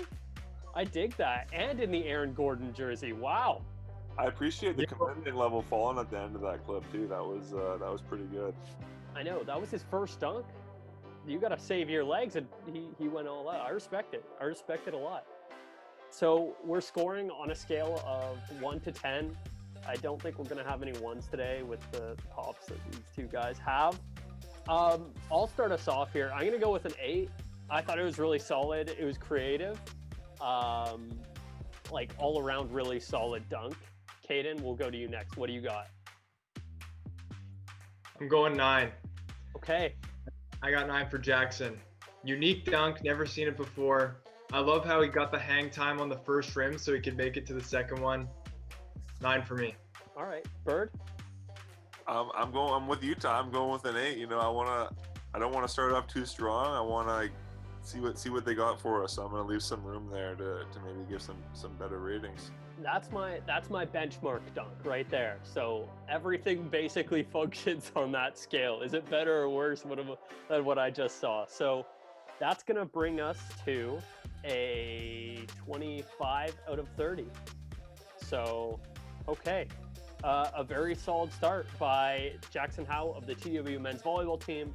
Now we're going to throw it on over to Jaqueline Q Gilbreth of the TWU men's basketball team. This is Bird's teammate. You've seen a lot of his dunks. What do you think? I'm looking forward to it. I know he's a creative guy, so I'm looking forward to see what he has for us. All right, I'm excited too. Let's hop right on over to Q's first dunk.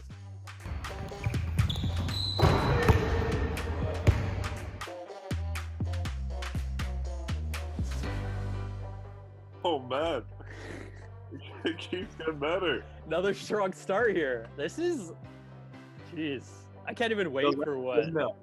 Yeah, I know. So question, was that off the wall or was that like a lob to himself off the ground? I couldn't even tell. The video was a bit cut off, I think. I'm going to go with the benefit of the doubt. I would say it's off the wall. I've seen you do it before, so. He loves going off the wall. Okay. I'm trying to think. Like, I'm having a hard time. I would say that's pretty close to my benchmark dunk. So Jackson's first dunk. So I'm going to give it an 8 again. Caden, what are you going to go? I'm going 8 as well. I like the lefty windmill. Q's just smooth. He's just got yeah. It's just butter. He's a well-oiled machine. Yeah. I'm going 8. I agree. It is very smooth. It's just like so silky. Everything just looks so coordinated. It's like him on the basketball court. So, Bird, what do you got? I'm going with a 9. I liked it. I thought it was smooth. I thought he threw it down really hard. I'm going with a 9. I'm sensing a little bit of nepotism between you guys here. Caden goes 9, Bird goes 8. 8 on Jackson's dunk, and then 9 on Q's. So, I'm just putting that out there. Hey, what do you guys got to say for yourself? I'm going with my gut. That's all I got. All right. No bias. You guys are just such good teammates. That's what it is. Complete champions, in fact. All right, cool. Well, yeah, another great dunk. But without any further ado, that's also going to tie Jackson's dunk at a 25 out of 30. Let's get on over to Jackson Howe's second dunk.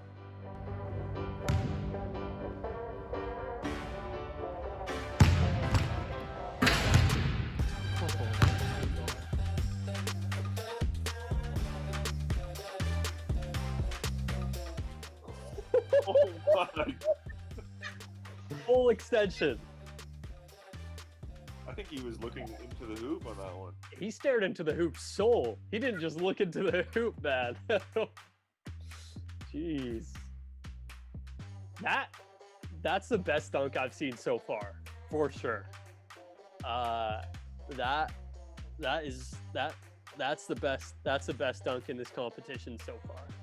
I'm gonna go with a 9. It beats the benchmark dunk a whole point. I don't really give out 10s unless I'm actually like full on mind blown, but I mean, staring into the hoop soul on a full extension windmill, that just doesn't happen super often. So that's a 9 for me. We'll go to you, Bird. I'm right with you, Ty. I'm going with a 9 as well. I think that was that's above the benchmark dunk, and it was ridiculous. So it's a 9 for me. Caden? Yeah, I'm with you, boys. 9 for me as well. It looks like Jackson could just roll out of bed and pull that dunk off. How effortless that is. Yeah. Unreal. He literally left planet Earth on that dunk. So that's a total of 27 out of 30. That's our best dunk so far. So we'll see what Q has in his bag for dunk number 2.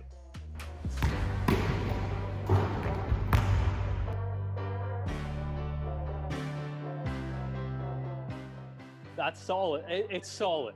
I feel like I also just forget to take into account like how much taller is Jackson than Q. What has he got? At least 5 inches on him. For sure. I feel like it's like two completely different human beings doing these dunks. But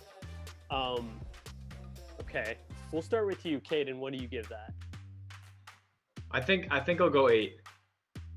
It's another benchmark solid dunk. It's very impressive, especially at his size. Being able to go 360 with that dunk, that's impressive. I'll go 8.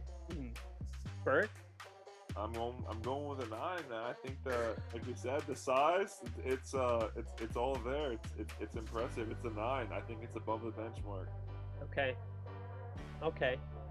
Yeah, I'm still riding with 8. Like for me, 8. It's like that's a great dunk.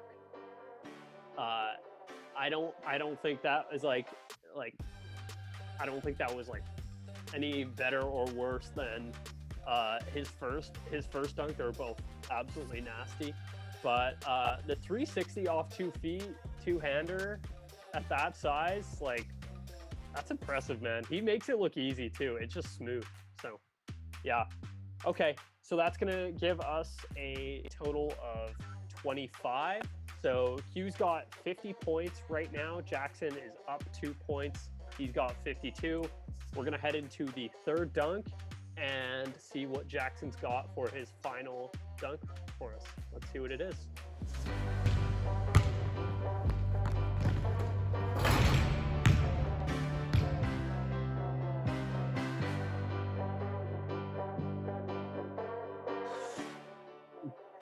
It's over. My gosh.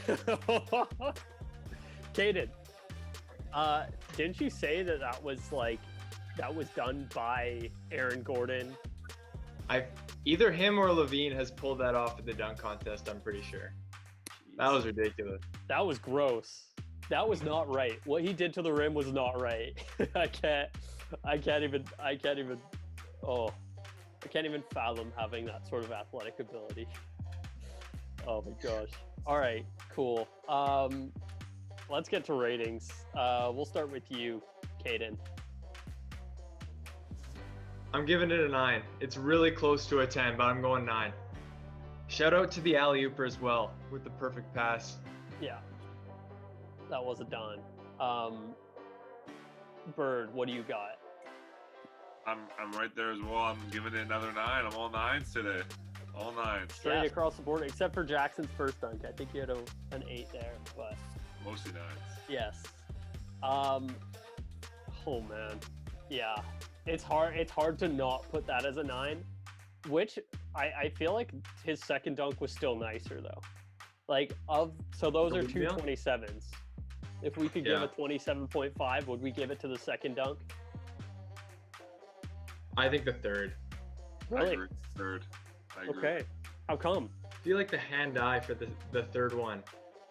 Just with the spin, finding the rim. That was just nasty.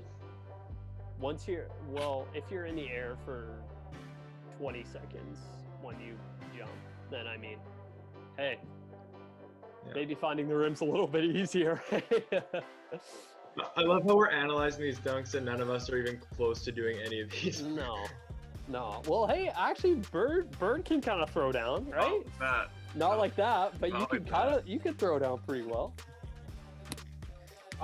Okay, so that's another 27. That's going to bring Jackson to a total of 79. So it's going to be tough to top that. We'll see what Q's got for dunk number 3.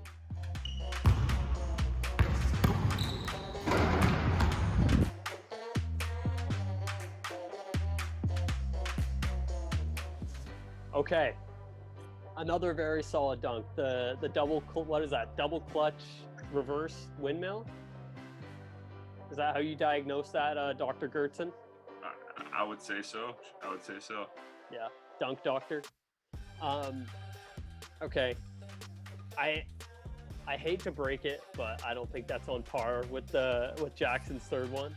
But still, very impressive dunk. Maybe if we add 5 inches on 5 inches to Q, then we're talking about staring into the soul of the rim. But I don't think we have that today. What do you think, Bird? Yeah, I mean, I thought that was a great dunk, but I think Jackson's got the advantage. He's got the advantage with the height and with the long arm. So I mean, Q's dunk is gonna be a hard 8 from me. All right. And you, Caden? Yep, 8 for me as well. Again, all these dunks are extremely impressive. I think I'm going 8 as well.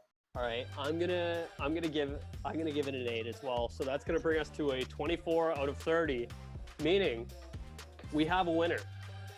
So winning 79-74 is TW men's volleyball player Jackson Howe, who I believe actually lost out to Q last year, correct? I believe so. All right. Well, congratulations, Jackson. We have a winner. Before we wrap up here, let's show off these bonus dunks super quick. So we have 3 bonus dunks, and let's just get right on over to those.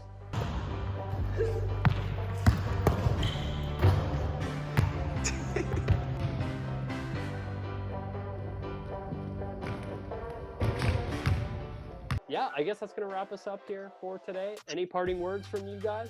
Hopefully we can settle the best of 3 next year. I look forward to it. Yeah, that'll be absolute barn burner to finish us off here. Anyways, thank you all for joining us. Congratulations, Jackson, and hopefully we have the series settler coming up next year. Anyways, bye-bye for now. Hopefully we see you all again.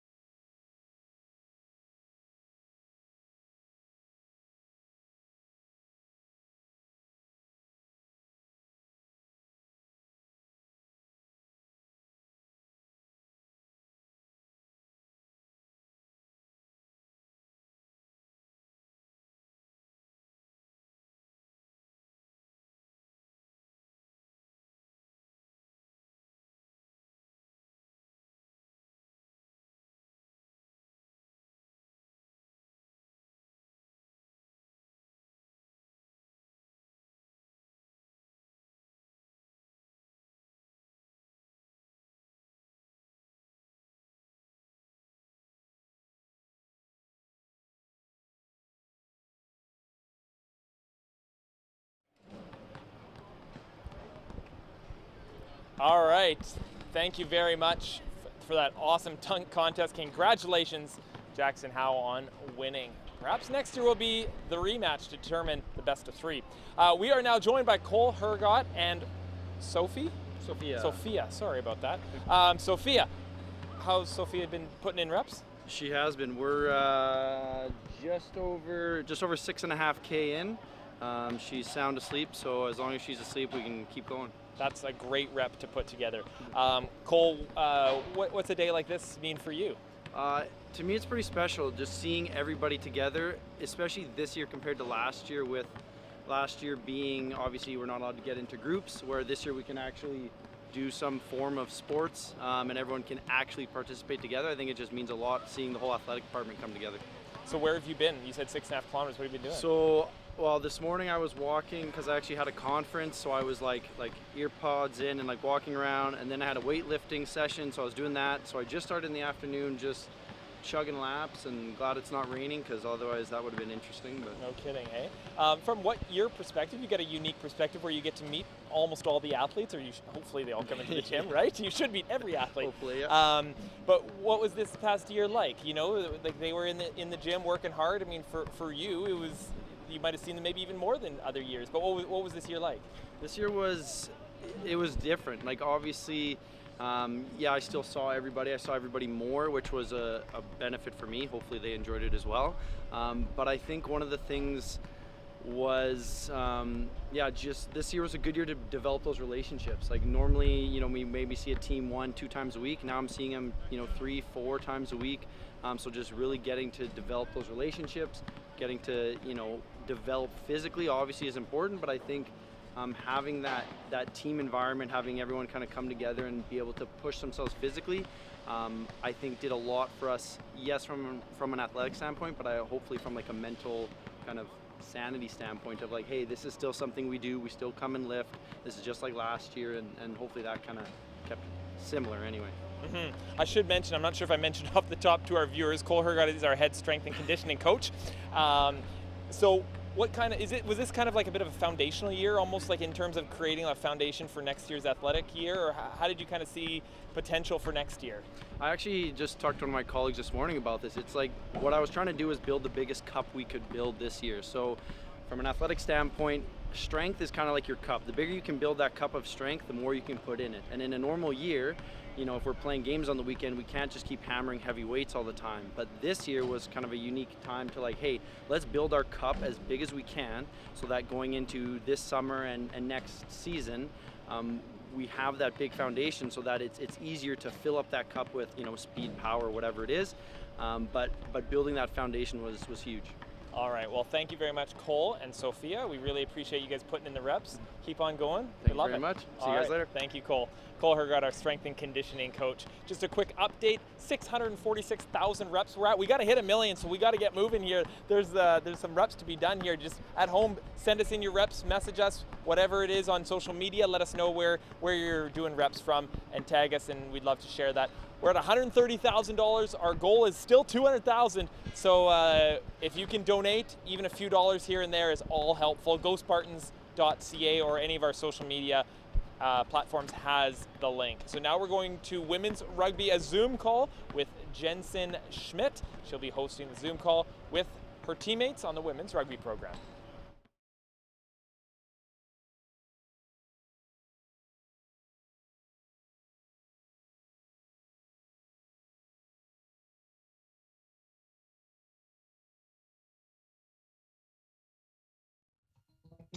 Hello to everyone viewing. We are with the women's rugby team. We just hiked a mountain. Our coach said we were going for a nice little stroll, and we just hiked 2 mountain tops. There you can see the view in the back.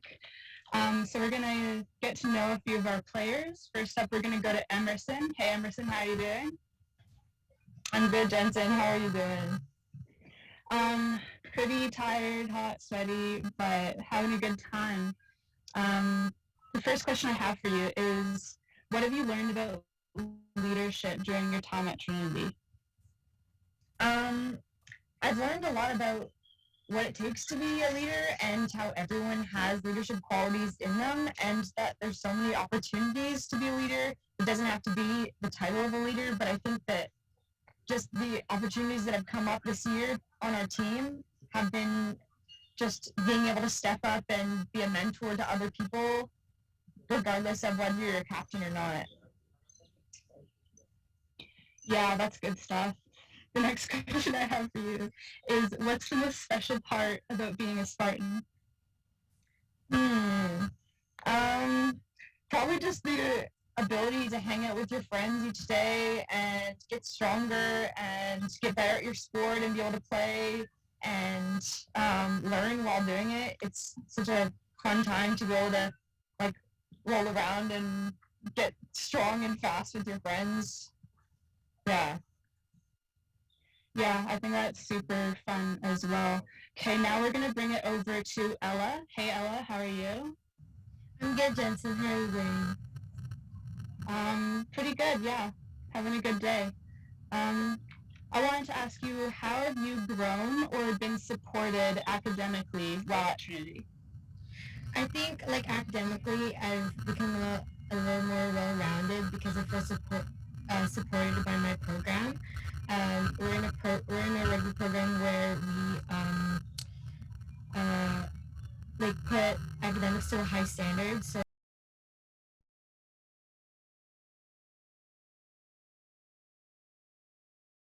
study and do their academics, it just kind of makes you a better person as well. Thank you. And what to you is the most special part about being a Spartan? The most special part about being a Spartan is the community and just like Emerson said, just being like hanging out with your friends every day and being friends with your team is just like such an awesome experience, and it just makes the sport a lot better when you're around people that you love. Thank you. And I also see Emma in this chat, and Emma is tuning in from Quebec, so I wanted to say bonjour, Emma.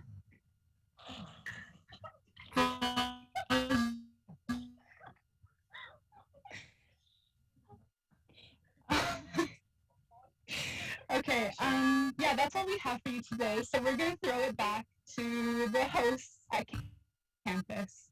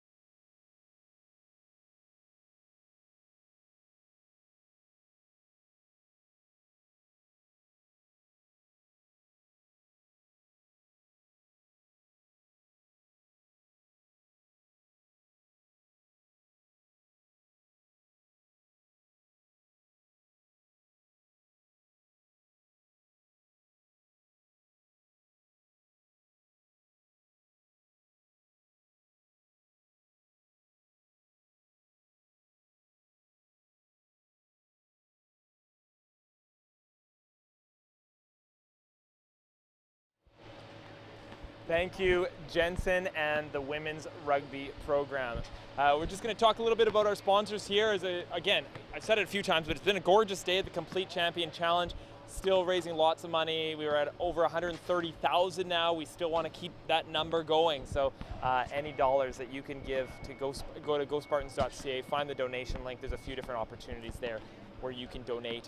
Gold sponsors, really want to just give a shout out to them specifically. GLC Solutions, Trading Post Eatery, Janssen Insurance, and Sticks Building Products. Thank you very much for being part of today's Complete Champion Challenge. Also our silver sponsor, Benchmark, really excited that they came on board, and we got to chat with men's volleyball player Lyndon Bonkus, who's a project manager with Benchmark, and a lot of connections. He mentioned there's four Spartans other than him that work for Benchmark, so we love that they're involved, and we love the work that Benchmark is doing.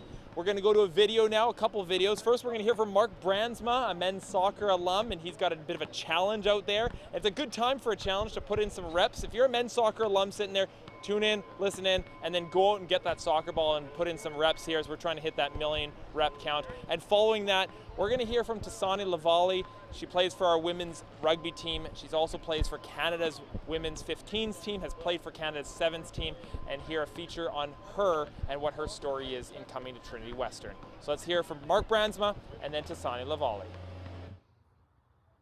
Hey Spartan Nation, Mark Brandsma reaching out from Abbotsford.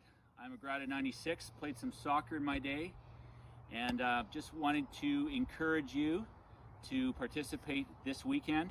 I'm going to be doing some juggling for my challenge. I encourage you to do the same. I want you to maybe consider doing a dime, a nickel, a quarter per juggle. I'm going to do 1,000. I'm going to do 10 cents a juggle. Shouldn't take me too long. Used to be able to do this pretty well, so let's just kind of give it a go. Well, might take me a little bit longer than I thought, but hey, I'm sure you'll be able to do it. Go for it. 1,000 juggles, a challenge out to all soccer alumni. Peace out. Definitely came here simply because God called me to come here. God really just told me, no, you actually have to go to this school. I'm going to do something great here. Once I came here and once I saw the team and met Andy and heard the reason why other people were here and the timing of it all, it just became super clear that yes, like God does want us to be here and that this is going to be a special rugby program. However, a little over a year ago, Tasani Lavali's story was different. She was a member of Canada's Rugby Sevens program and had earned time on the World Series. She had Olympic dreams. But things changed. She sidestepped in a way few others ever have. After winning a gold medal at the Pan American Games in 2019, she left the national sevens team and set her Olympic ambitions aside to help build a brand new women's rugby program at Trinity Western University. It was a hard decision. It's a hard decision because I cared so much about what other people thought. I cared about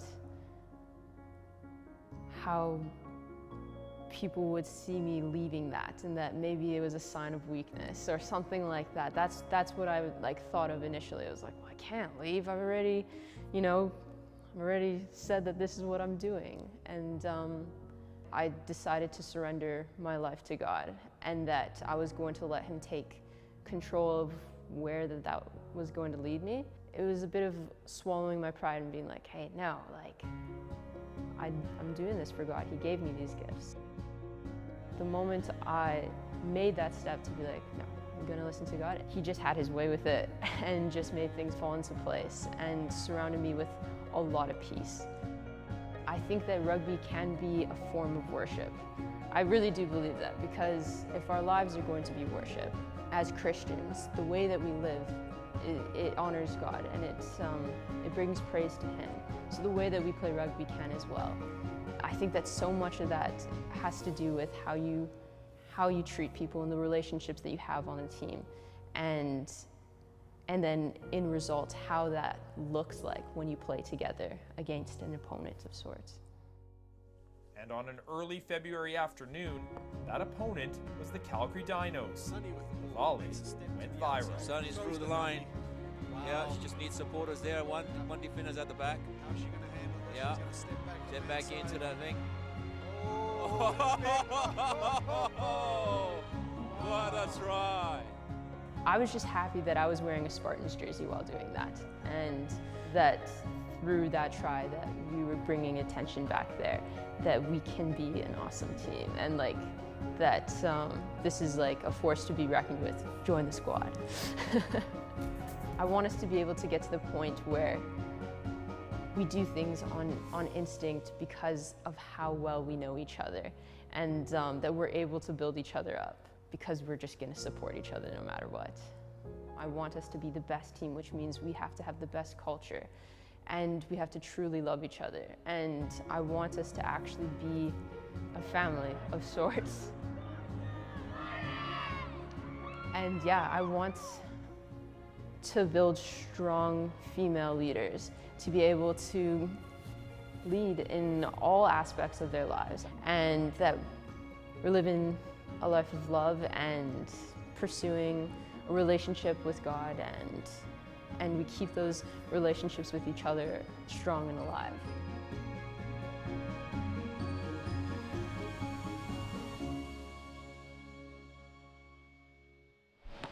Thank you to Sani, and thanks to Mark Brandsma for joining us and giving us that challenge. Of course, we are here at the Complete Champion Challenge, Trinity Western University Spartans fundraiser, and we just wanted to talk a little bit right now about some of the stuff that you can follow, some of our international and professionals that are happening. Throughout the summer, we've got lots of volleyball action with a variety of players playing on next gen teams. There's 4 men's players playing on next gen teams for Canada and 2 on the women's side. And in the Volleyball Nations League, I talked about it earlier, but we have 5 Spartans playing on Canada's roster, and on the men's side, and 2 on the women's side. And we have a couple players on Canada's U21 team and Canada's U19 team. So a litany of volleyball players playing internationally this year. I mean, when we talk about international, we talk about the Olympics, of course, so a number of the men's volleyball players will be trying to make the Olympic roster for Canada. And then there's track and field, and if you've been tuning in all day, maybe you heard me talk about Regan Yee and the likes of Nathan George and people like that who are vying for Olympic spots on Canada's team for Tokyo. So that's something definitely to be watching, and Regan Yee and Nathan and some others will be racing later tonight and looking to see if they can get some Olympic qualifying times. Regan Yee being kind of the star of that in the 3,000 meter steeplechase. When it comes to professionals, I mean, we could go on and on about some of the athletes that are competing throughout the summer, but men's soccer, obviously Jake Ruby's playing in Halifax for the Wanderers in the CPL, and Joel Waterman, we've seen him playing for CF Montreal, and he'll be continuing to play and has been playing very well. So he's a great Spartan alum, proud of him. And a bit of a different one, our coach Giuseppe Dutoit is playing for Canada. He's on the 40-man roster for Canada's men's 15s team in rugby, and he might be playing for Canada this summer as well, as they have some big matches coming up on the other side of the Atlantic Ocean. When we're talking about Spartans, it's gospartans.ca, but one of the other best ways that we're trying to push out there is get on the Spartans app. You'll receive notifications for your favorite teams, only if you sign up for them. If you're a men's basketball fan and you want to hear more about men's basketball, you'll receive just the men's basketball notifications. That's the best spot to go for all your Spartan needs. The app, check out our Instagram page, TW Spartans, our Facebook page, our Twitter page, all of it, and get all your Spartan stuff. I mean, if you found your way to this link, you've probably found your way to one of those sites to get here. We are over $130,000 raised today, and we're looking to hit a $200,000 goal by the end of today and the end of this weekend. So still opportunities to donate. Again, gospartans.ca or any of our social media platforms has the direct link to donate. So there's an opportunity for you to be able to donate. So now what we're going to do is we're going to have an interview with men's basketball. Leaf is going to join us. Leaf, welcome. And take the mic, take it away, and interview a couple of your teammates. Perfect, thank you. Hey, I'm Leaf Skelning with the Trinity men's basketball team, and I'm going to be interviewing one of my teammates, Mitchell Morgan and Daniel Stead today. We're going to start it off with Mitchell Morgan. Mitch, real quick questions for you. Give us a little bit of an introduction. So you're known as Money Mitch on the team. Tell us what year you're in, what you're studying, and how you came to Trinity. Yeah, so I'm a third-year student in education. I came to Trinity, followed the footsteps of my parents. They both came here. My older brother came here, so I just want to kind of join the family tradition and come play basketball for the Spartans. Family tradition, I love it. Mitch is called Money Mitch because he just bombs threes. He's a straight shooter and just a quality guy. Mitch, how'd you get the nickname Money Mitch? It was my first couple weeks in my first year, and I don't know, 3-pointers, that's just something I work on. That's something I put the time in the gym, and so it obviously pays dividends on the court, and so you know, that's why they call me Money Mitch. Just Love hitting to those see it. threes. So Mitch, you've been here for 2 years, but because of COVID in your freshman season, you actually haven't played a full season yet. How excited are you coming up into your 3rd year that you might actually get to play a real season? I'm super excited. We got the schedule coming out. We're supposed to be having a full slate of games, so I'm pumped just to get out there with my guys again and play in front of all our amazing fans here at Trinity. I love that. Okay, Mitch, a little bit of a strange question. If there was an animal that embodied your game, what would it be? I would say a hyena.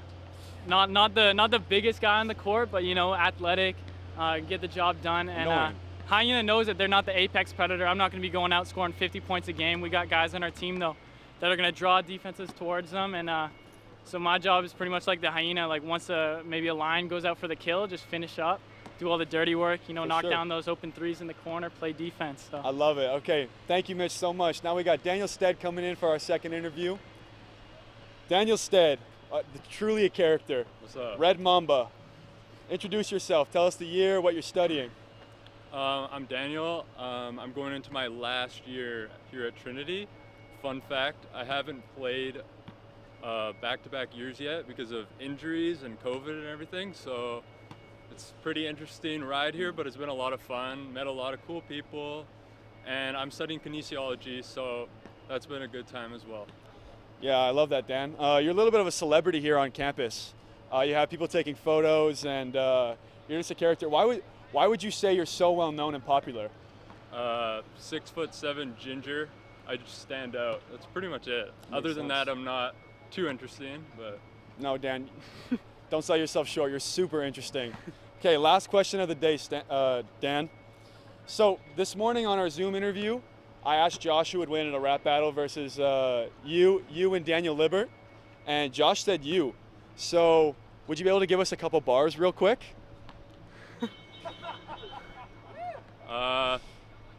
I'm gonna leave that to Josh because he's the actual rapper. So right, Red Mamba. I like it. We should bring him up. That's your rap name, right? Red Mamba? Yeah. Not quite. Not quite. Okay. We'll get you next time. Okay. That's it for today. Thank you to Mitchell Morgan and Daniel Stead for everything. Men's basketball team. We're just gonna keep getting some reps up. And thank you for joining us today. All right. Thank you, Leaf. Thank you, Mitch and Daniel. Really appreciate our men's basketball team. And now we're going to be joined Jean Laferret, women's hockey coach, and 100 kilometers ridden today. How are you feeling there, Jean? Spaghetti legs. Yeah, I bet. Yeah, how was it out there? It was good. I mean, the first 75 were tough. And then I thought, is this it or not? I thought I had a break, and then no, I got to go the distance of the last 25. Probably a little bit slower than the first 75, but you know, it's obviously great to accomplish. That's the most miles or most kilometers I've done ever on a bike. Right. So there we go. Congratulations. Off the list. That's amazing. 100K on a bike is an accomplishment that not a lot of people do. So good. Well done. It might be the last. So just tell us a little bit about this day and everything kind of going on, and what's this day been like for you in terms of kind of the whole Complete Champion Challenge? Well, you know what? I think today has been an absolute breath of fresh air, given what we went through this year, just to see obviously people being active and on campus, and you know, we haven't had a chance really to do a lot of things together as a department. So I think this is great. It's a phenomenal day. The weather was beautiful, and obviously a lot of optimism for next year, and I think this builds into that and it sets the stage for the season. Mm-hmm. What was this like for you in particular? I mean, you have a very new team, and we're heading towards U Sports and didn't get to play, but you got to, I'm sure, develop a lot of things in this odd year. What was the year like? Well, I felt a little bit guilty because we had some championship caliber teams on our campus, obviously, you know, volleyball to name two specifically, and for us, we were still in our growth process. I think it benefited us, to be quite honest, because you wonder, are we ready, are we not ready, and it gave us a year to develop and to get out of that gate. I think we'll be much better as an introduction to youth sports and the women's side next year than we would have this year. And so, you know, you take, I think Jeff said it best, Jeff Gamache, our ED, you know, in times of challenge, what do you do? And try to make it into an opportunity. And for us, I think that's what we did. We spent a lot of time, Sarah and Potomac and I, our assistant coach, going in and developing our players and making sure that we were that much better heading into next year. And speaking of Sarah, you'd be remiss to miss out on what she's done. And how important is she to your programming, to have someone at that level who's playing still at that high level to be part of your team as assistant coach? Sarah's the best assistant coach I've ever had, and I've had some really good ones, so I don't want to take anything away from anybody. But no, truly, she's a true complete champion. When you look at what she represents, and I think she's a phenomenal role model for our program, for our girls. And so, Sarah's played at the highest level, still very young at 23, has an opportunity yet to continue on and develop. And I know that she's part of the PWHPA momentum, and we're going to see pro hockey in the women's side shortly, and I think that you'll see Sarah's face there too. And finally, just looking forward, what's the biggest excitement that you have for the fall? What's getting you going for the fall? I mean, there's a lot there, but what's the thing? To be honest, just to get back to something normal, right? I think that being able to truly get our program off and running and playing some exhibition games, and off we go. So again, it's getting back to what we know is what is our standard, what our normal is. Well, thank you very much, John. Congratulations. Get better, get recovered, I should say. Thanks, yeah. You're standing here, which is good.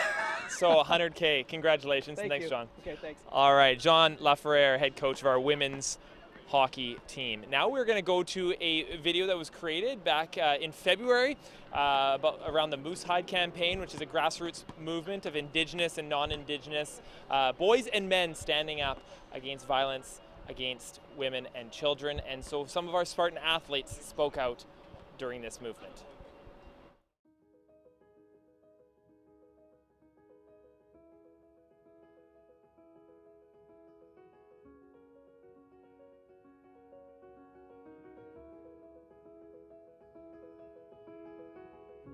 We've been silent for too long, and men need to start talking about it, letting their voice be heard to change the way things are and spread awareness to what's going on.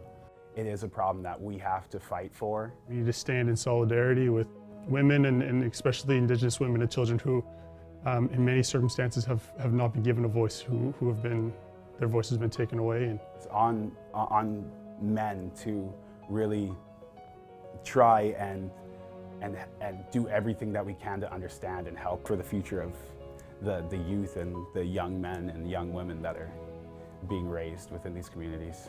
Now is more important time than ever, especially for people who might not have that opportunity and ability to speak up in fear. As a society, especially in a time where we've been so far apart, it's important to stand up for each other, especially women and children who are obviously suffering this abuse more than anything else. We need to make sure that we're actually stepping up and helping and making a difference. I think a lot of it is honesty, and a lot of it is supposed to come into not being afraid to learn maybe the hard truths and the hard facts of what's going on and why these things have happened. It's looking into the history of residential schools and colonialism, and seeing that some areas in Canada, some women are going to be more likely to be victimized because they're not being educated and they're in secluded areas where they can't get the help and they don't have the resources that there are in different areas. I think the longer we stay silent about these things, the longer and more dangerous these kind of situations can be, because things become normalized, people become desensitized, because people stay silent, and silence speaks volumes, especially when there are situations that can become vicious cycles and spin out of control. There can't begin to be amend and to be healing or growth without prior knowledge, and I think ignoring it or not talking about it is no longer acceptable. I think as a community we need to understand and to educate ourselves and educate each other about the atrocities that many of the Indigenous community and Indigenous women and children have experienced.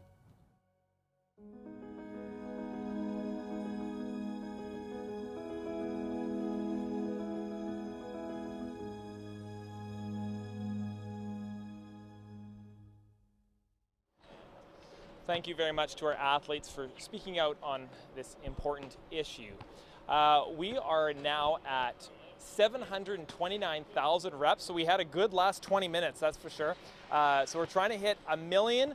So if I do my math right, that's 271,000 reps we have to get going. So I think our cameraman's going to start doing jumping jacks while we're watching this as well. So make sure to go to gospartans.ca, and you can also donate there as we're trying to hit $200,000. Now we're going to go to our women's cross country and track and field Zoom call. Cassidy Hutchison is the host there. So Cassidy, you are up.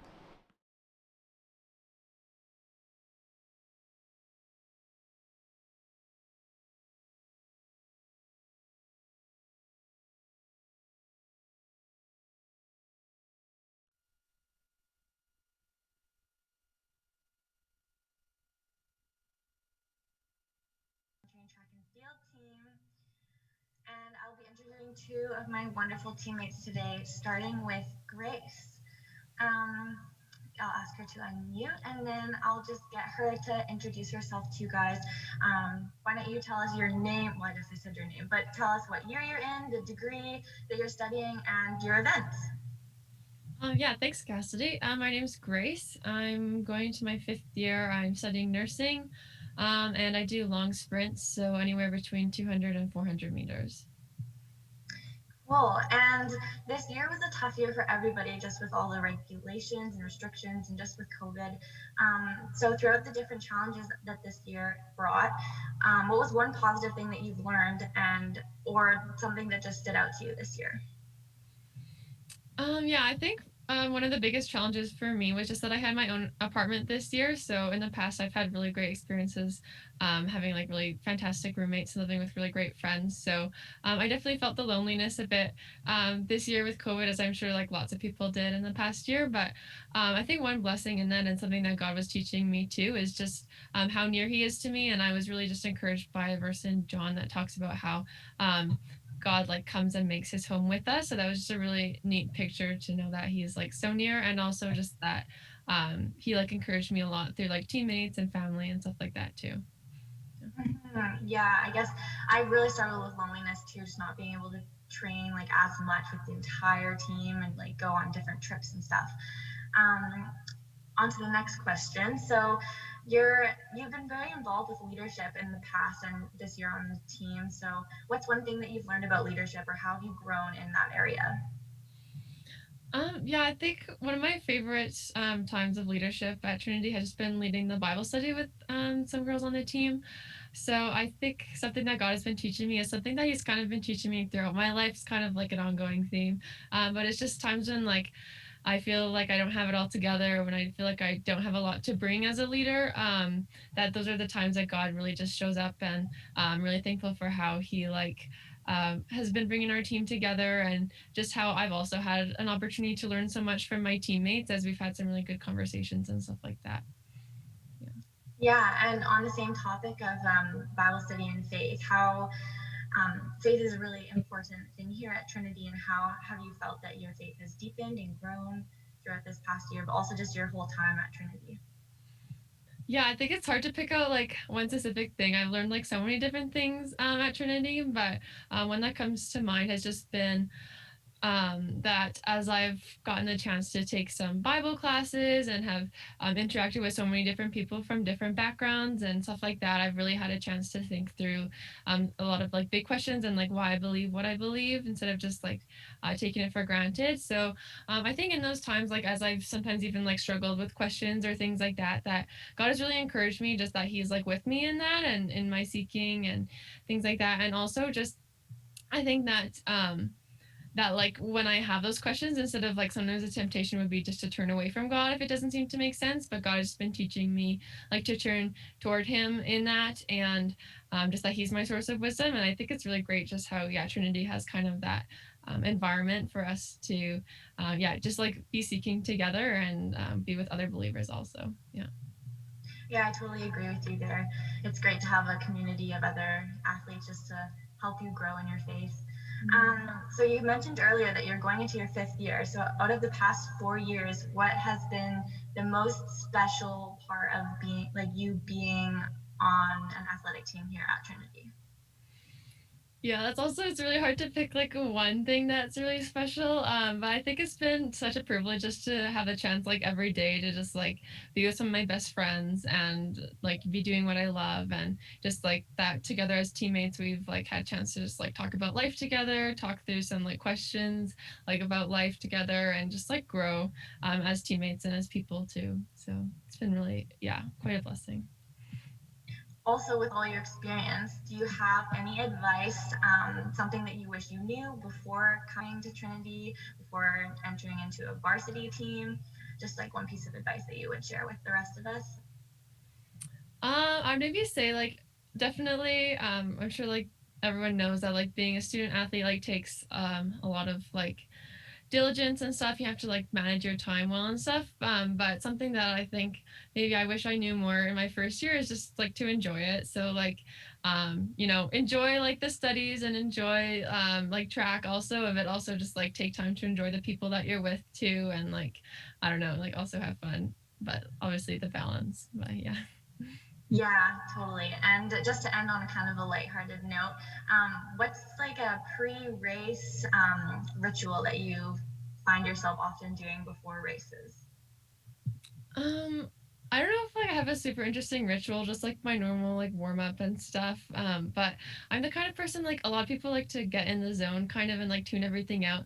But that's like not me at all. Like I really love warming up with teammates and like talking to other people because I get really nervous before I run. So that's why I love like relays are like my favorite because we get to like warm up as a team and then like run together. Yeah, it's kind of sad that we weren't able to do any of that this year. Yeah, excited for that for next year. Well, thanks so much for joining us, Grace. I think we're going to move on to our next interview. We're interviewing Naomi, and I'll let her kind of introduce herself as well. She can tell us what year you're in, the degree that you're studying, and what events you do. Yeah, thanks, Cassidy. I'm Naomi. I'm going into my second year, and I'm studying media and communications, and I do cross country, and in track, I do 3,000 and 1,500.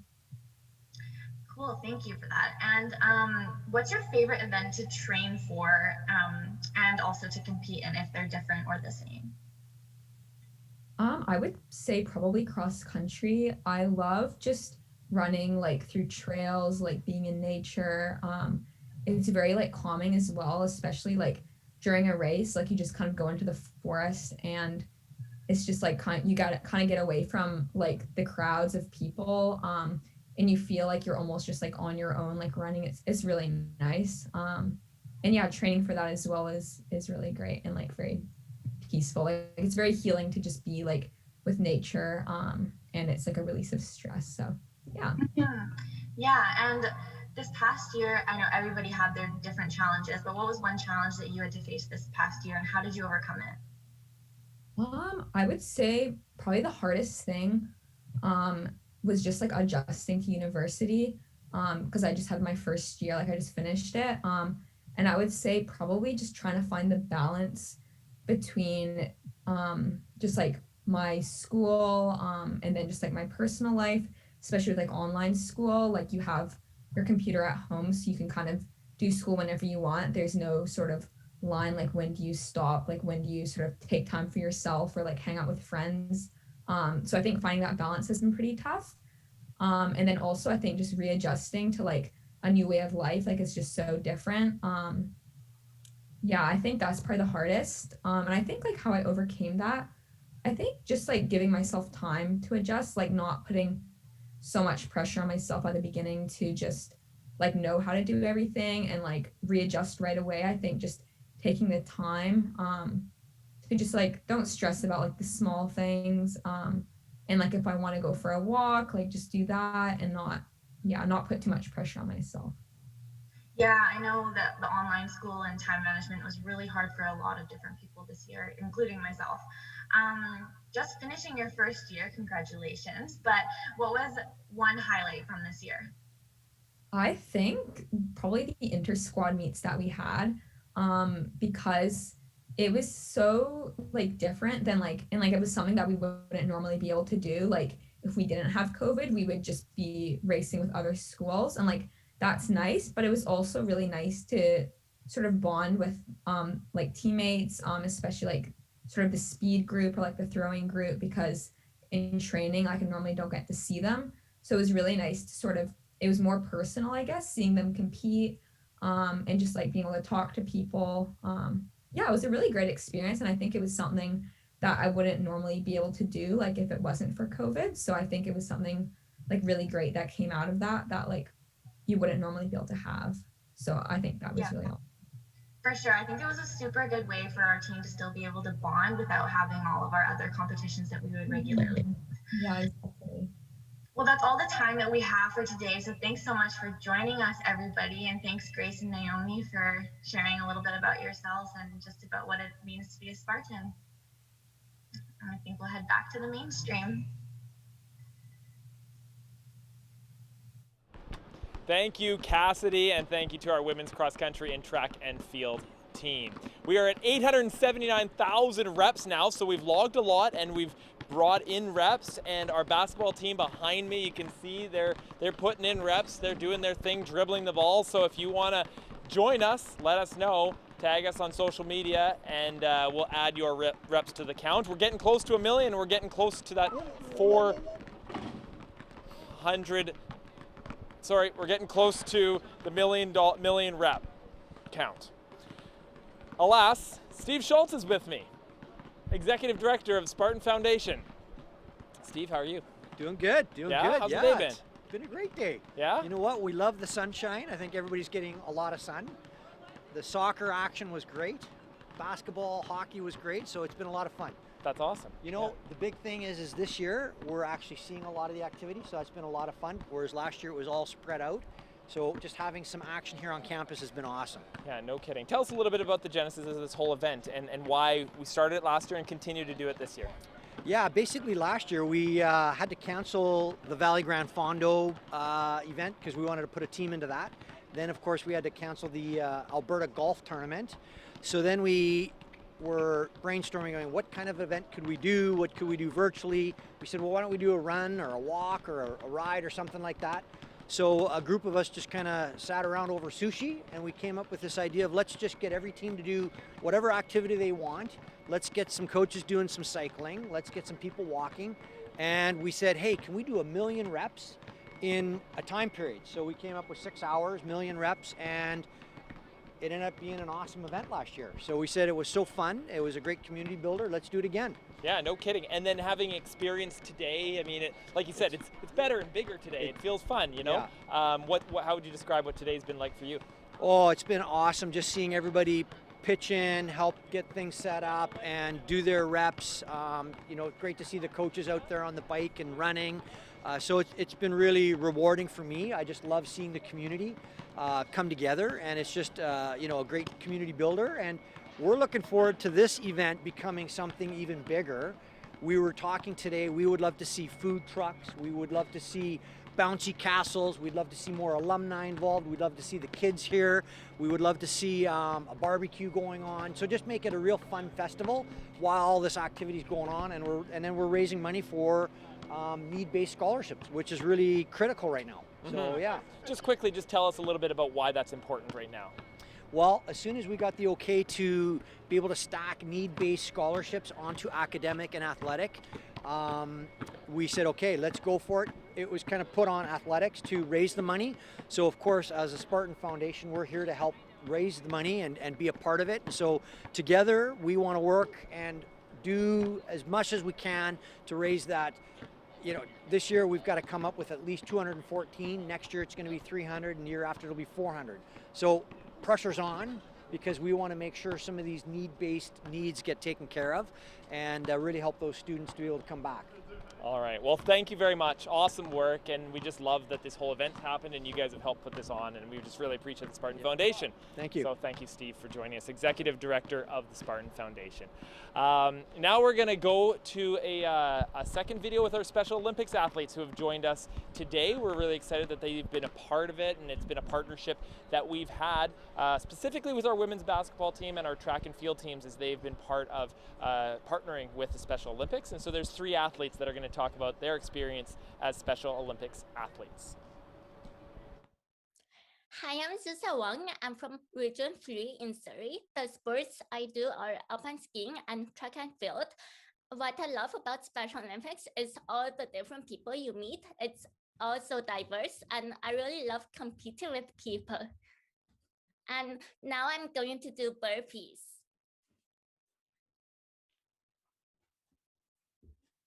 Hi, my name is Alana Jones. I'm from Region 3 in Langley. The sports I do are basketball and club fit and bocce in the spring.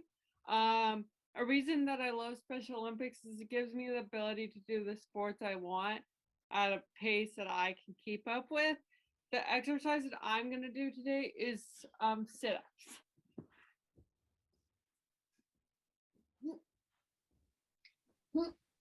Hi, I'm Julia. I'm from Region 3 in Langley, and why I love Special Olympics is that it gives me the ability to do sports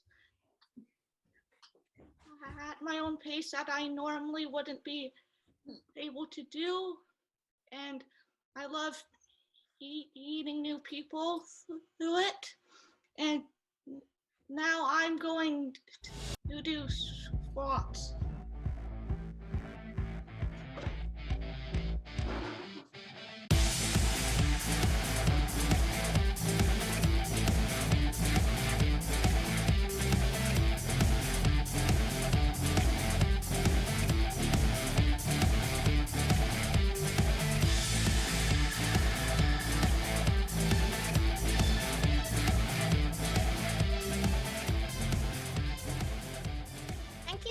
To the staff and students at Trinity Western University. Your support really means so much to us at Special Olympics BC. Thank you to the staff and students at Trinity Western. The coaching that Langley has had from your students over the years has been wonderful. Thank you for letting us be a part of this event. Thank you, everyone. Thank you. Thank you. Bye. Bye. Thank you very much to our Special Olympics athletes. We really appreciate that you've been part of today's Complete Champion Challenge and the partnerships we've had with Special Olympics over the years. Now I'm going to hand it off to Caden Gamache, men's volleyball, and he's going to do some interviews. Caden, welcome. Thanks, Mark. Hey everyone, my name's Caden. I'm here with Colton. Colton, why don't you introduce yourself, tell us what year you're in, what team you're on, and what position you play. Yeah, so I'm Colton Lowen. I'm a 5th year athlete here. I'm studying business, hoping to get a finance degree by the end of the year sometime. And I play libero for the men's volleyball team. Fantastic. So why don't you tell everyone a little bit about what the volleyball teams have been doing today over at the beach courts? Yeah, so bunch of us men's volleyball athletes and women's volleyball athletes have been over at the beach courts, just getting in reps, playing some beach volleyball, just enjoying the beautiful weather and really just getting our reps in, helping out, yeah. Sweet. So Colton, you're a 4th year, you're heading into your last year. You've obviously played in a lot of big matches over your career. When you look back at what you've accomplished so far, is there a memory or a match that stands out in your head as one of your favorite or most memorable? Yeah, for sure. I think I've got a really specific memory from the national final. I only played a couple points in it as just a service receive sub, but the alumni Eric Lepke, Canadian superstar, I just remember this play where he went up over a triple block, just sharp cross, and when I saw that happen, I just knew the game was over. It's a crazy moment. Definitely one of my favorite memories. For sure, yeah. That was a great tournament. So looking forward to next year. Obviously this past year we've just been grinding in the gym, training a ton. Is there something, one skill or something that you feel like you've added to your game that you're looking forward to showing on display next season? Or is there something that you're really just looking forward to as we go into a more normal year next year? Yeah, for sure. Obviously looking forward to a more normal year, but also really been working on my defense, working on balance, and kind of working in more of like a blocking split step into defense. So I'm really excited to try that out against some real teams. Awesome. Yeah. Awesome. Thanks so much, Caden. Well, if you're a younger libero, come out to the LEC next year. Check out Colton. He'll pick up a bunch of tips. Yeah. Anyways, thanks, Colton. Sign some autographs. Yeah, exactly. You guys, thank you. Yeah, thanks, Colt. Next, we're going to have Tyson Hofer join us for a couple minutes here. Thanks for joining us, Tyson. Tyson is a first year. He's about to join the team this fall. Tyson, thanks for joining us and giving us a couple minutes. So you're a first year. Obviously, you've got some family connections here at the school, but were there other elements that went into your decision to kind of decide to join the team and come to Trinity? Yeah, some of the other elements that were part of my decision to be here is the community that Trinity has, and being able to have a faith-based education, being with people that have the same faith as me, super important. Yep. And men's volleyball program is really good here, and so I'll pick up a bunch of things from playing on the team there. Awesome. Well, we're really excited to have you. And as you look forward to the fall, obviously you've watched a lot of men's volleyball games with your brother being on the team. Is there one part of being on the team that you're really excited about moving forward, or are you just excited to get out there on the court with the boys? Oh, just playing with the boys is going to be a lot of fun. Yeah, exactly. Yeah. No, the LEC is going to be rocking next year. It's going to be a lot of fun. Thanks, everyone, for tuning in to the live stream. And I'm going to pass it back over to Mark here. Thanks, everyone. Thank you. Thank you very much, Caden. Thanks, Tyson. Thanks, Colton, from our men's volleyball team. Now we're going to go to our men's hockey team. Assistant coach Chris Trendle is going to join me here. Chris, what did you do today? Oh, we're at the ball hockey, and for a good 5-6 hours here, we're just women's team and us just playing hockey and having fun. Well, that sounds fun. I see you were in the goal for a bit. I was, yeah. How did that work out? Yeah, hour and a half. I was playing goal for the winning team. So. Yeah, did you stop anything? Big saves. Yeah, big saves. Nothing but big saves, no. eh? Yeah, gotta rob the guys. Good. Show them who's boss. That's eh? right. Just because they're younger doesn't matter, right? No, that's right. Good. So what was this last year like for you as an assistant coach of the hockey team? Yeah, obviously a little different. Not as much team stuff away from the rink and stuff, and a lot of working from home. But we made do of what we'd had, and I thought this was a successful year, even though didn't get to play any games. But we're looking forward to this season coming up. Yeah, no kidding. Away from Trinity, you got lots of stuff going on. Just tell us a little bit about what Chris Trendle's up to these days. Yeah, I'm head-on instructor for MEI Hockey Academy in Abbotsford. So that keeps a lot of my time in the mornings, and also the liaison at LEC for Trinity Western on all the sports teams. And yeah, it keeps me busy all day long, and obviously Trinity, the men's team, helping put together a team for next year and get ready. So you guys just getting antsy for next fall? Like, what's the feeling around the team now that there's like some light at the end of the tunnel? Yeah, I think a lot of guys are just ready for some gameplay. I think last year we were so close so many times and didn't get the opportunity to play, and so just get on the ice with another team and play our first game. All the guys are antsy, ready to go. So who's the best street hockey player? Oh, there's a couple good guys. Yeah? I'd say Bornick, he was really good. Borny and Colby was really well, and surprised me, Connor. Good ball hockey player. Did Sarah Potomac teach a few lessons out there too? She did. Yeah. She's all around great athlete. Yeah, no kidding. All right. Well, thank you very much, Chris. We enjoy. We're happy that you joined us here, and thanks for being part of this whole Complete Awesome. Champion Thanks Challenge. a lot. All right, Chris Trendle, men's hockey assistant coach, and now we are going to go to a men's volleyball alumni video. James Ariak joins us from Nunavut, and he sent in a video talking about his experience as a Spartan. Hey Spartans, hey Jeff. I want to introduce myself. My name is James Ariak. I played and helped as an assistant coach for the Spartans volleyball team. I graduated in '96 with an undergraduate degree in business. I'm now located in Iqaluit, Nunavut. Voila. I work as an executive director overseeing education authorities in Nunavut, where we work as partners with aiming to make education better. There's a couple things I want to share about Trinity.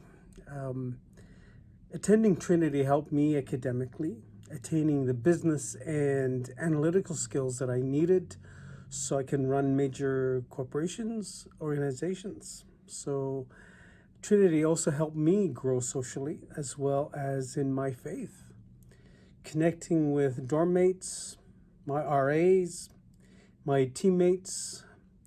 This was deeply instrumental for me in so many ways. One of them was being able to process some of the deep challenges, issues, and the journeys of life. And I want to say to you that this pandemic has been hard, and it's affected all of us, impacting us in different ways.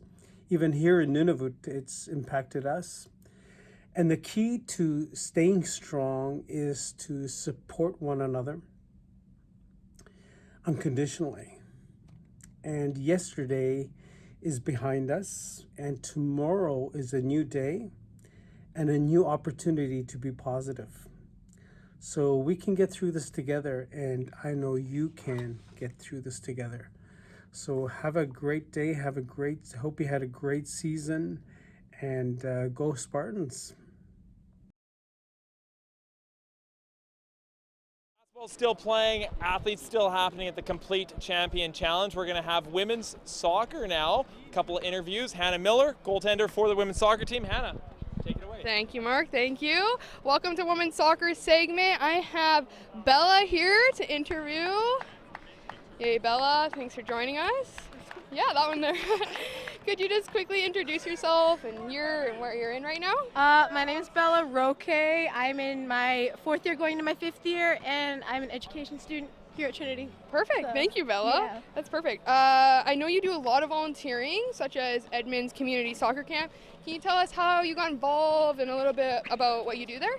Yeah, so Edmonds is a community school in Burnaby, and 2/3 of their population are from refugee backgrounds. So a lot of them are from, like the Middle East or Africa and different places around the world, which is really awesome. So lots of ELL students, and we really just try and make an environment where they can have a safe space just to be a kid and to forget any issues that they're having and to help them grow. Yeah, So, wow. yeah. Such an amazing thing to be involved.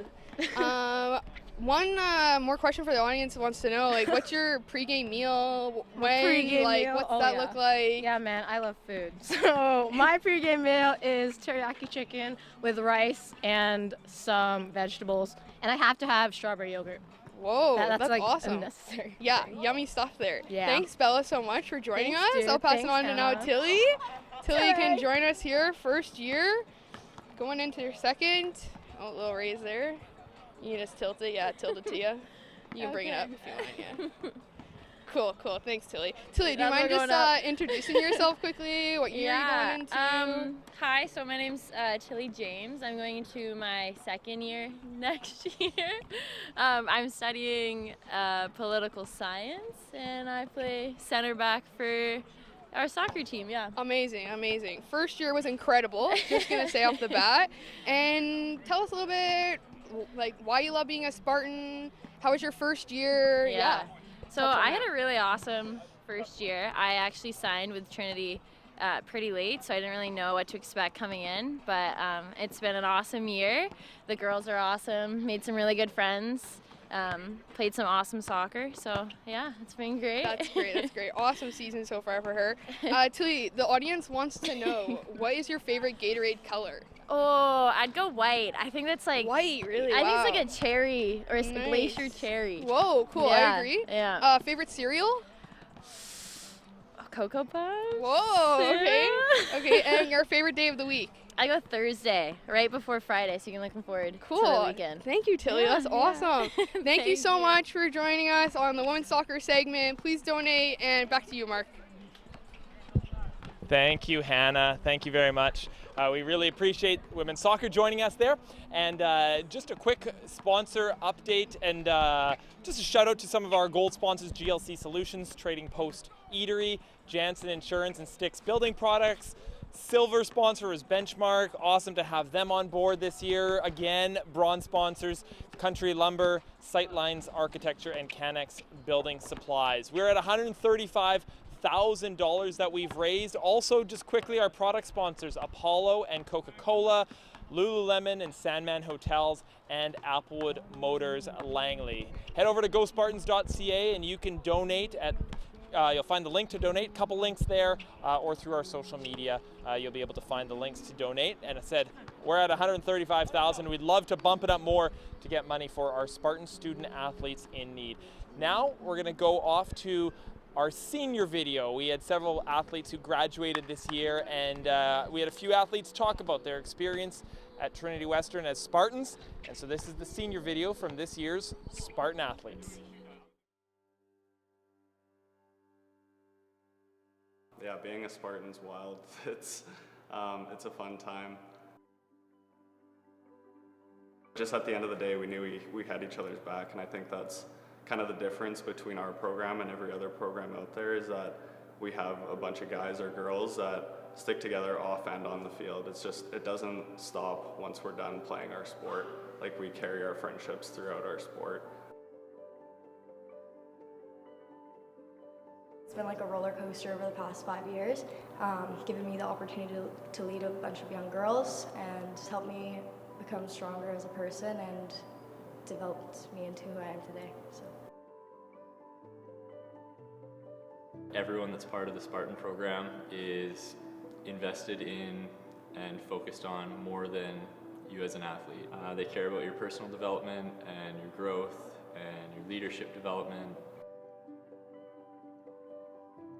Being a Spartan, I was able to meet so many people and so many more athletes being on the team, and also go to so many more events. Fosters this culture that builds like amazing young men and women.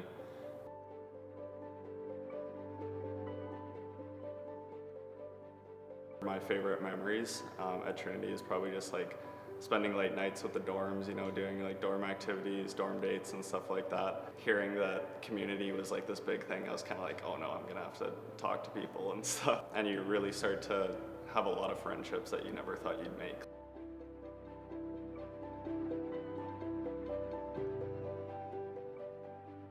I've been able to create a lot of intentional friendships that I didn't really get in high school, and just meet super important people in my life that have kind of shaped who I am now.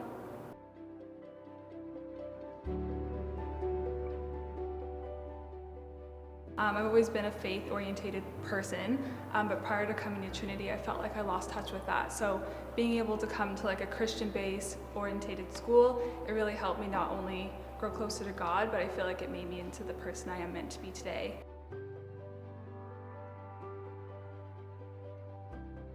Like how invested the professors are and everyone that you interact with is in your life. The second that you come on campus, is like you feel human and you feel like you matter.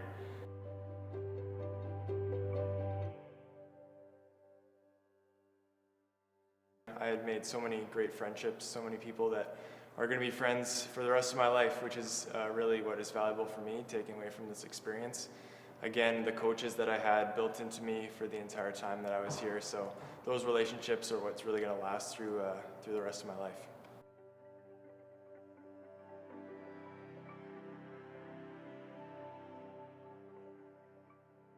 We're not just doing this for ourselves, we're actually working for a greater purpose, is something that I don't think we could have got at any other university.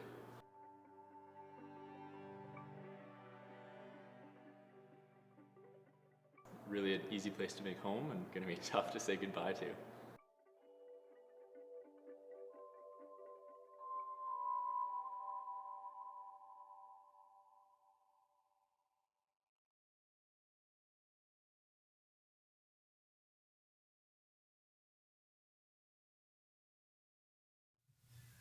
I'm here now with Ben Josephson, men's volleyball head coach, and he's coming to us from Malibu, California. Ben, how are you doing?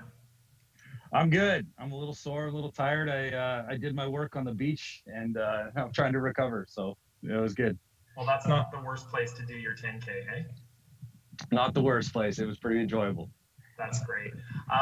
So let's just talk about this past season quickly. I mean, it was a challenge for everyone. And we've talked about it all day throughout this broadcast. But for your team, what was it like to train and to go through this? It is an amazing challenge. We learned a lot about fortitude and resiliency and these kind of foundational principles that you need to be a great volleyball team or any team. Every time we thought things were getting better, then we took a step back and then we got locked up. And I thought it was just amazing to see what kind of toughness and what kind of togetherness the group has. And honestly, you rarely know what you have in your group and when you're players until they're really tested in the fire. And I really felt like that was one of the strengths of going through what we did. There's lots of negatives to it, but that's not worth dwelling on. What we do love is we learned how tough some of these kids are, how much they love to play and love each other and love to be in the gym every day. And some of them talked about being at practice was their highlight of the day. It was the thing they got up for. And just kind of a great reminder of, man, even if we don't get to play games and do all the fun stuff, there's still great joy in the grind and great joy in the growth. And I think we learned that. And, we keep telling the guys, we'll probably unpack the lessons of the year for the next decade, both on and off the court. And I know as for coaches and players alike. But yeah, no, it was a challenge, but our guys were more than up to the challenges they usually are. Mm-hmm. Now, this summer, you have so many Spartans and Spartan alums that are playing internationally. I've mentioned it twice, but I think mentioning it 3 times is okay. There was 5 Spartans that played and started for Canada the other day against France. What is it like for you just to be able to watch even from a distance and see what's going on internationally? It's just yesterday was awesome. You flip on the game and you see those 5 guys line up together and then play really well together, and just knowing the struggle and the journey that they've all had. And this is their dream. Their dream is to play for Canada, to push for the Olympic Games. And ever since we started the recruiting process with those guys, they talked about trying to push this game as far as they could, and then to get to do it together, in the biggest tournament of the year in the World League and heading for Olympics. It was awesome. I couldn't be happier in watching the joy they had. And it's a coach's dream is to watch your athletes live out their dreams. And sometimes they're volleyball dreams and sometimes they're other dreams. But that's kind of what, these 5 years we get to walk with the athletes is about, is try to find what they really care about and what they're really passionate about and try to launch them into life with, equipped with the tools to be successful. And these 5 guys were playing pro volleyball and playing national team volleyball and clearly have the tools and the passion that it takes. And it was really a special moment to watch those 5 guys get to play together with the leaf on their shirt. No kidding. So you talked about a few things there when it comes to your team professionally and internationally, and then what the season's like. How would you maybe just describe your team and what your team is about and how you've kind of been able to have that cultural success along with on-court success? Well, we've stolen this line from somebody else, but good people make good Spartans. And first and foremost, we found guys who are just our bros. Honestly, they're OKGs. We call them our kind of guys. They're guys that we love to be with, and they love to be with each other. And like they said, if your favorite part of the day is to come to practice, that's a pretty special way to get better. And I think that's the foundation to everything. If you really enjoy being with the people you're with, then you're willing to pretty much go through anything together. And that's, in all things in life, but especially in teams, you're going to go through lots of really rough goes. And when you're with people you really enjoy and you truly care about, man, it makes it a lot easier to get through and makes it a lot more fun to grind together. And I think that's kind of the root of the success of the culture. Sometimes it shows itself in performance and sometimes it doesn't, but I think the consistency of the brotherhood is really the foundation that you can build upon season after season. And finally, just today, the Complete Champion Challenge and raising money for Spartan student athletes in need and scholarships. How important is a day like this? What do you think about when you think about the Complete Champion Challenge? Well, I think, we have so many friends of the department, friends of the university who support us in so many different ways, financially, spiritually, emotionally, and a lot of these guys that we're talking about, these guys who are playing national team, these guys who are pursuing their dreams, they wouldn't have had that opportunity if it wasn't for the support of the people making these donations and filling in the gaps for the department and the teams. They talk about the village raise a child, and honestly, that is what Spartan Athletics is all about. It's a whole army of people, and these types of events, these Complete Champion Challenge and all the different other events we run. It's just a great way to get the community together and really, we have this great common purpose of celebrating athletics and honoring God the way we play. And honestly, we couldn't do that without the support of the Army. And we need Sparta to back us. And this is just an awesome event. It's killer for the coaches and the players, but it's a small price to pay to kind of earn some money.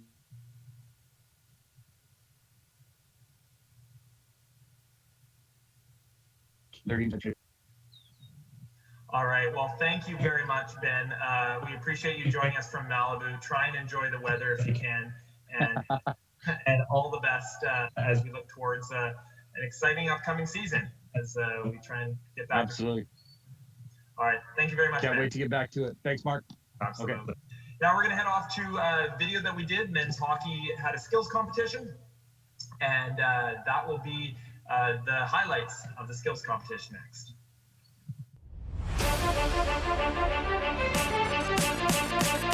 Filio takes the shot. Filio hits 93 miles an hour. That's good enough to win the hardest shot competition.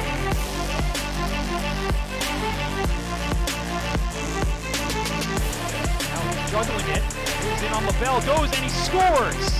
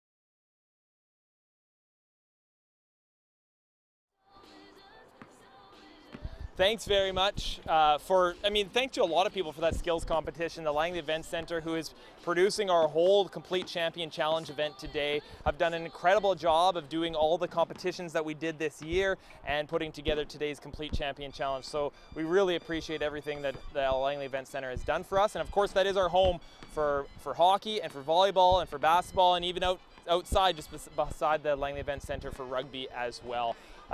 It's been a great day. We're coming nearly to the end. We're over $136,000, which is great. We could raise more. We could still see if we can hit that target of 200,000. We are coming up, or we have passed the 1 million rep mark, which is amazing. We're at 1.1 million. It seemed like everyone just kicked it into gear. People's reps rolled in. We learned about them. We heard that you were putting in extra reps to make sure we got to that million. So that is awesome. We have achieved that with time to spare. So fantastic. We couldn't do this without some of our sponsors: GLC Solutions, Trading Post Eatery, Janssen Insurance, and Sticks Building Products. Benchmark, Country Lumber, Sightlines Architecture, and Canex Building Supplies, all of those sponsors donating to help support Spartan student athletes in need. So we have one more Zoom call from men's hockey. Spencer Girth is going to join us. So Spencer, you're up with another interview for men's hockey.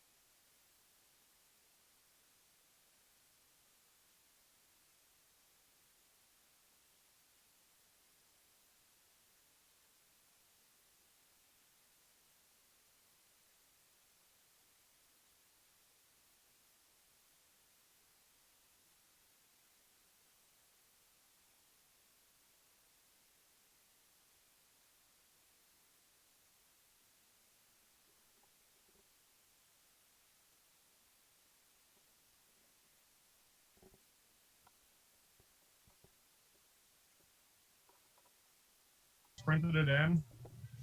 So I'm kind of.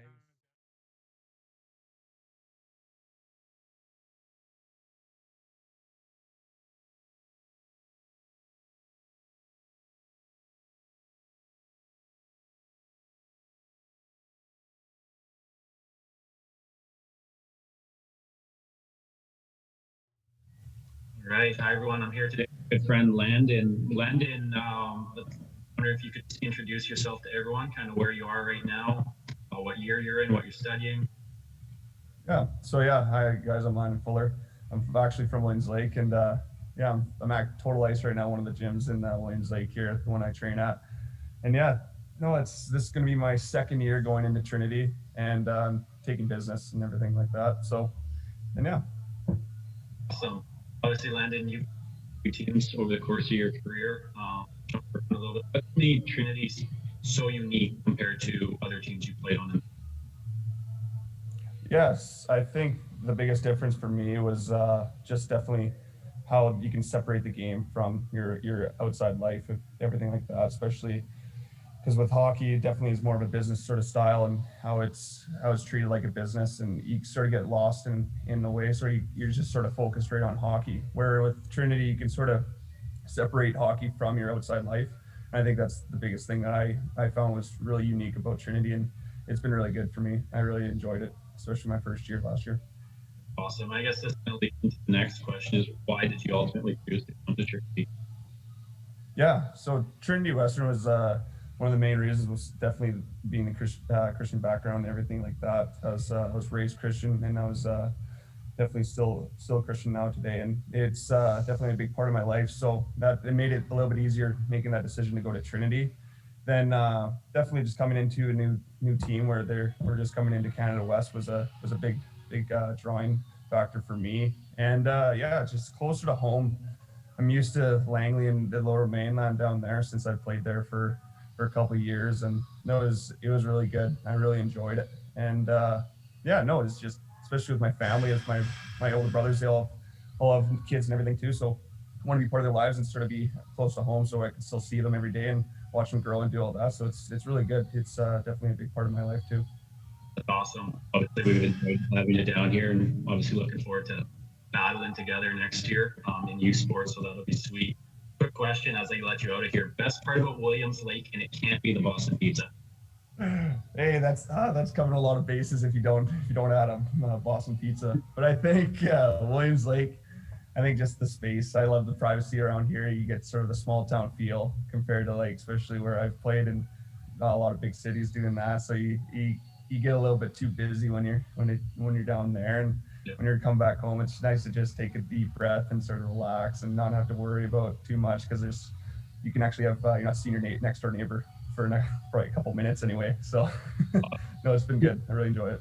Thank you, Landon. All right, now we're going to Isaac. And Isaac, you're joining us from Saskatchewan. How are you doing, Isaac? Well, I'm doing great, Spencer. You know, I just came out to the lake for this event here.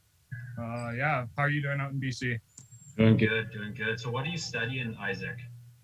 I'm a bio major. I haven't really chosen what route I'm gonna go yet, but I'm going in my third year, kind of looking forward to taking some new classes and just kind of seeing what I really enjoy. So For sure. And then just a quick question for you. You're obviously super involved in Hockey Gives Blood. You've kind of been a big ambassador for that. Just talk about a little bit about what you're doing and maybe how Trinity has kind of helped give you a pedestal or a voice to that, and yeah, just lead that charge. Yeah, I decided to take over. I remember last year we had done some group donations, and it was organized by the team, and like I really thought it was a great thing for us to do. And yeah, so the team obviously helped me get into that, and I decided to take initiative this year, set up them on my own, and considering we weren't playing games, we were able to go out quite a bit more. So we got a few group donations in this year, also with the women's hockey team, which was great. Obviously looking more to getting some of the rest of the school and the athletic programs involved in it, and kind of hoping that they'll take the initiative and we can have kind of like a big scale thing at the school where everyone is involved with it. So that's awesome. And you're doing some awesome work there. Quick last question for you. Yes or no? Obviously, you're from northern Saskatchewan, so I'm assuming a big Oilers fan. Can they find a way to win a round next year? Yes or no? Honestly, after the last couple of years, and myself, I'm an Oilers fan. Been an Oilers fan since their cup run in 05, I think it was. And there's been a lot of disappointment, definitely. So I'm gonna have to go with no. So I think the same way. Thank you, Isaac. Thank you, Landon, and back to campus.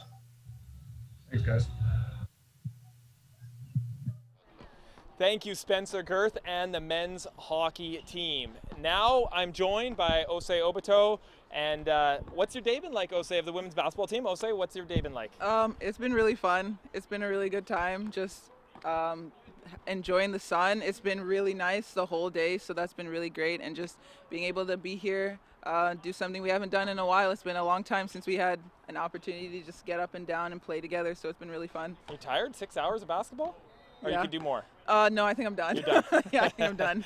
Well, thanks for joining us, and I just wanted to give you an opportunity to kind of give one last thanks from the athletes to the people who are watching today. Yeah, on behalf of the student athletes, we want to thank all the people who donated, all the people who are part of this. This was, really fun, and we're just really thankful that you could be a part of it. And your donations mean a lot. They have a great impact. So, thank you. Awesome. Thank you very much, Osei. You're all welcome. the best. Really appreciate it. What an amazing day we've had here. We have gone over 1.1 million reps, which is amazing. There's some good cheers. Yeah, that's fantastic. 1.1 million reps. They've all been logged in. If you still want to do reps, feel free to keep doing them. And we're over $150,000 have come in donating for today. And you know what? There's still an opportunity. We'll leave that donation link open for a few more days. We're still planning on hitting that $200,000 goal. So you can still hit that donation link and join us and be part of the Complete Champion Challenge for the next few days as we try to hit that ultimate goal of $200,000 for Spartan student athletes in need. So I just want to say a big final thank you from our athletes, our coaches, and our staff. Thanks for joining us. Thanks for being part of the Complete Champion Challenge. It's been a wonderful day here at Trinity Western University, and we're just so thankful that you have come alongside us throughout the day and helped support student athletes. So we're going to do one last victory lap around campus as you get to see what campus looks like from today, and at the end of the day, go Spartans.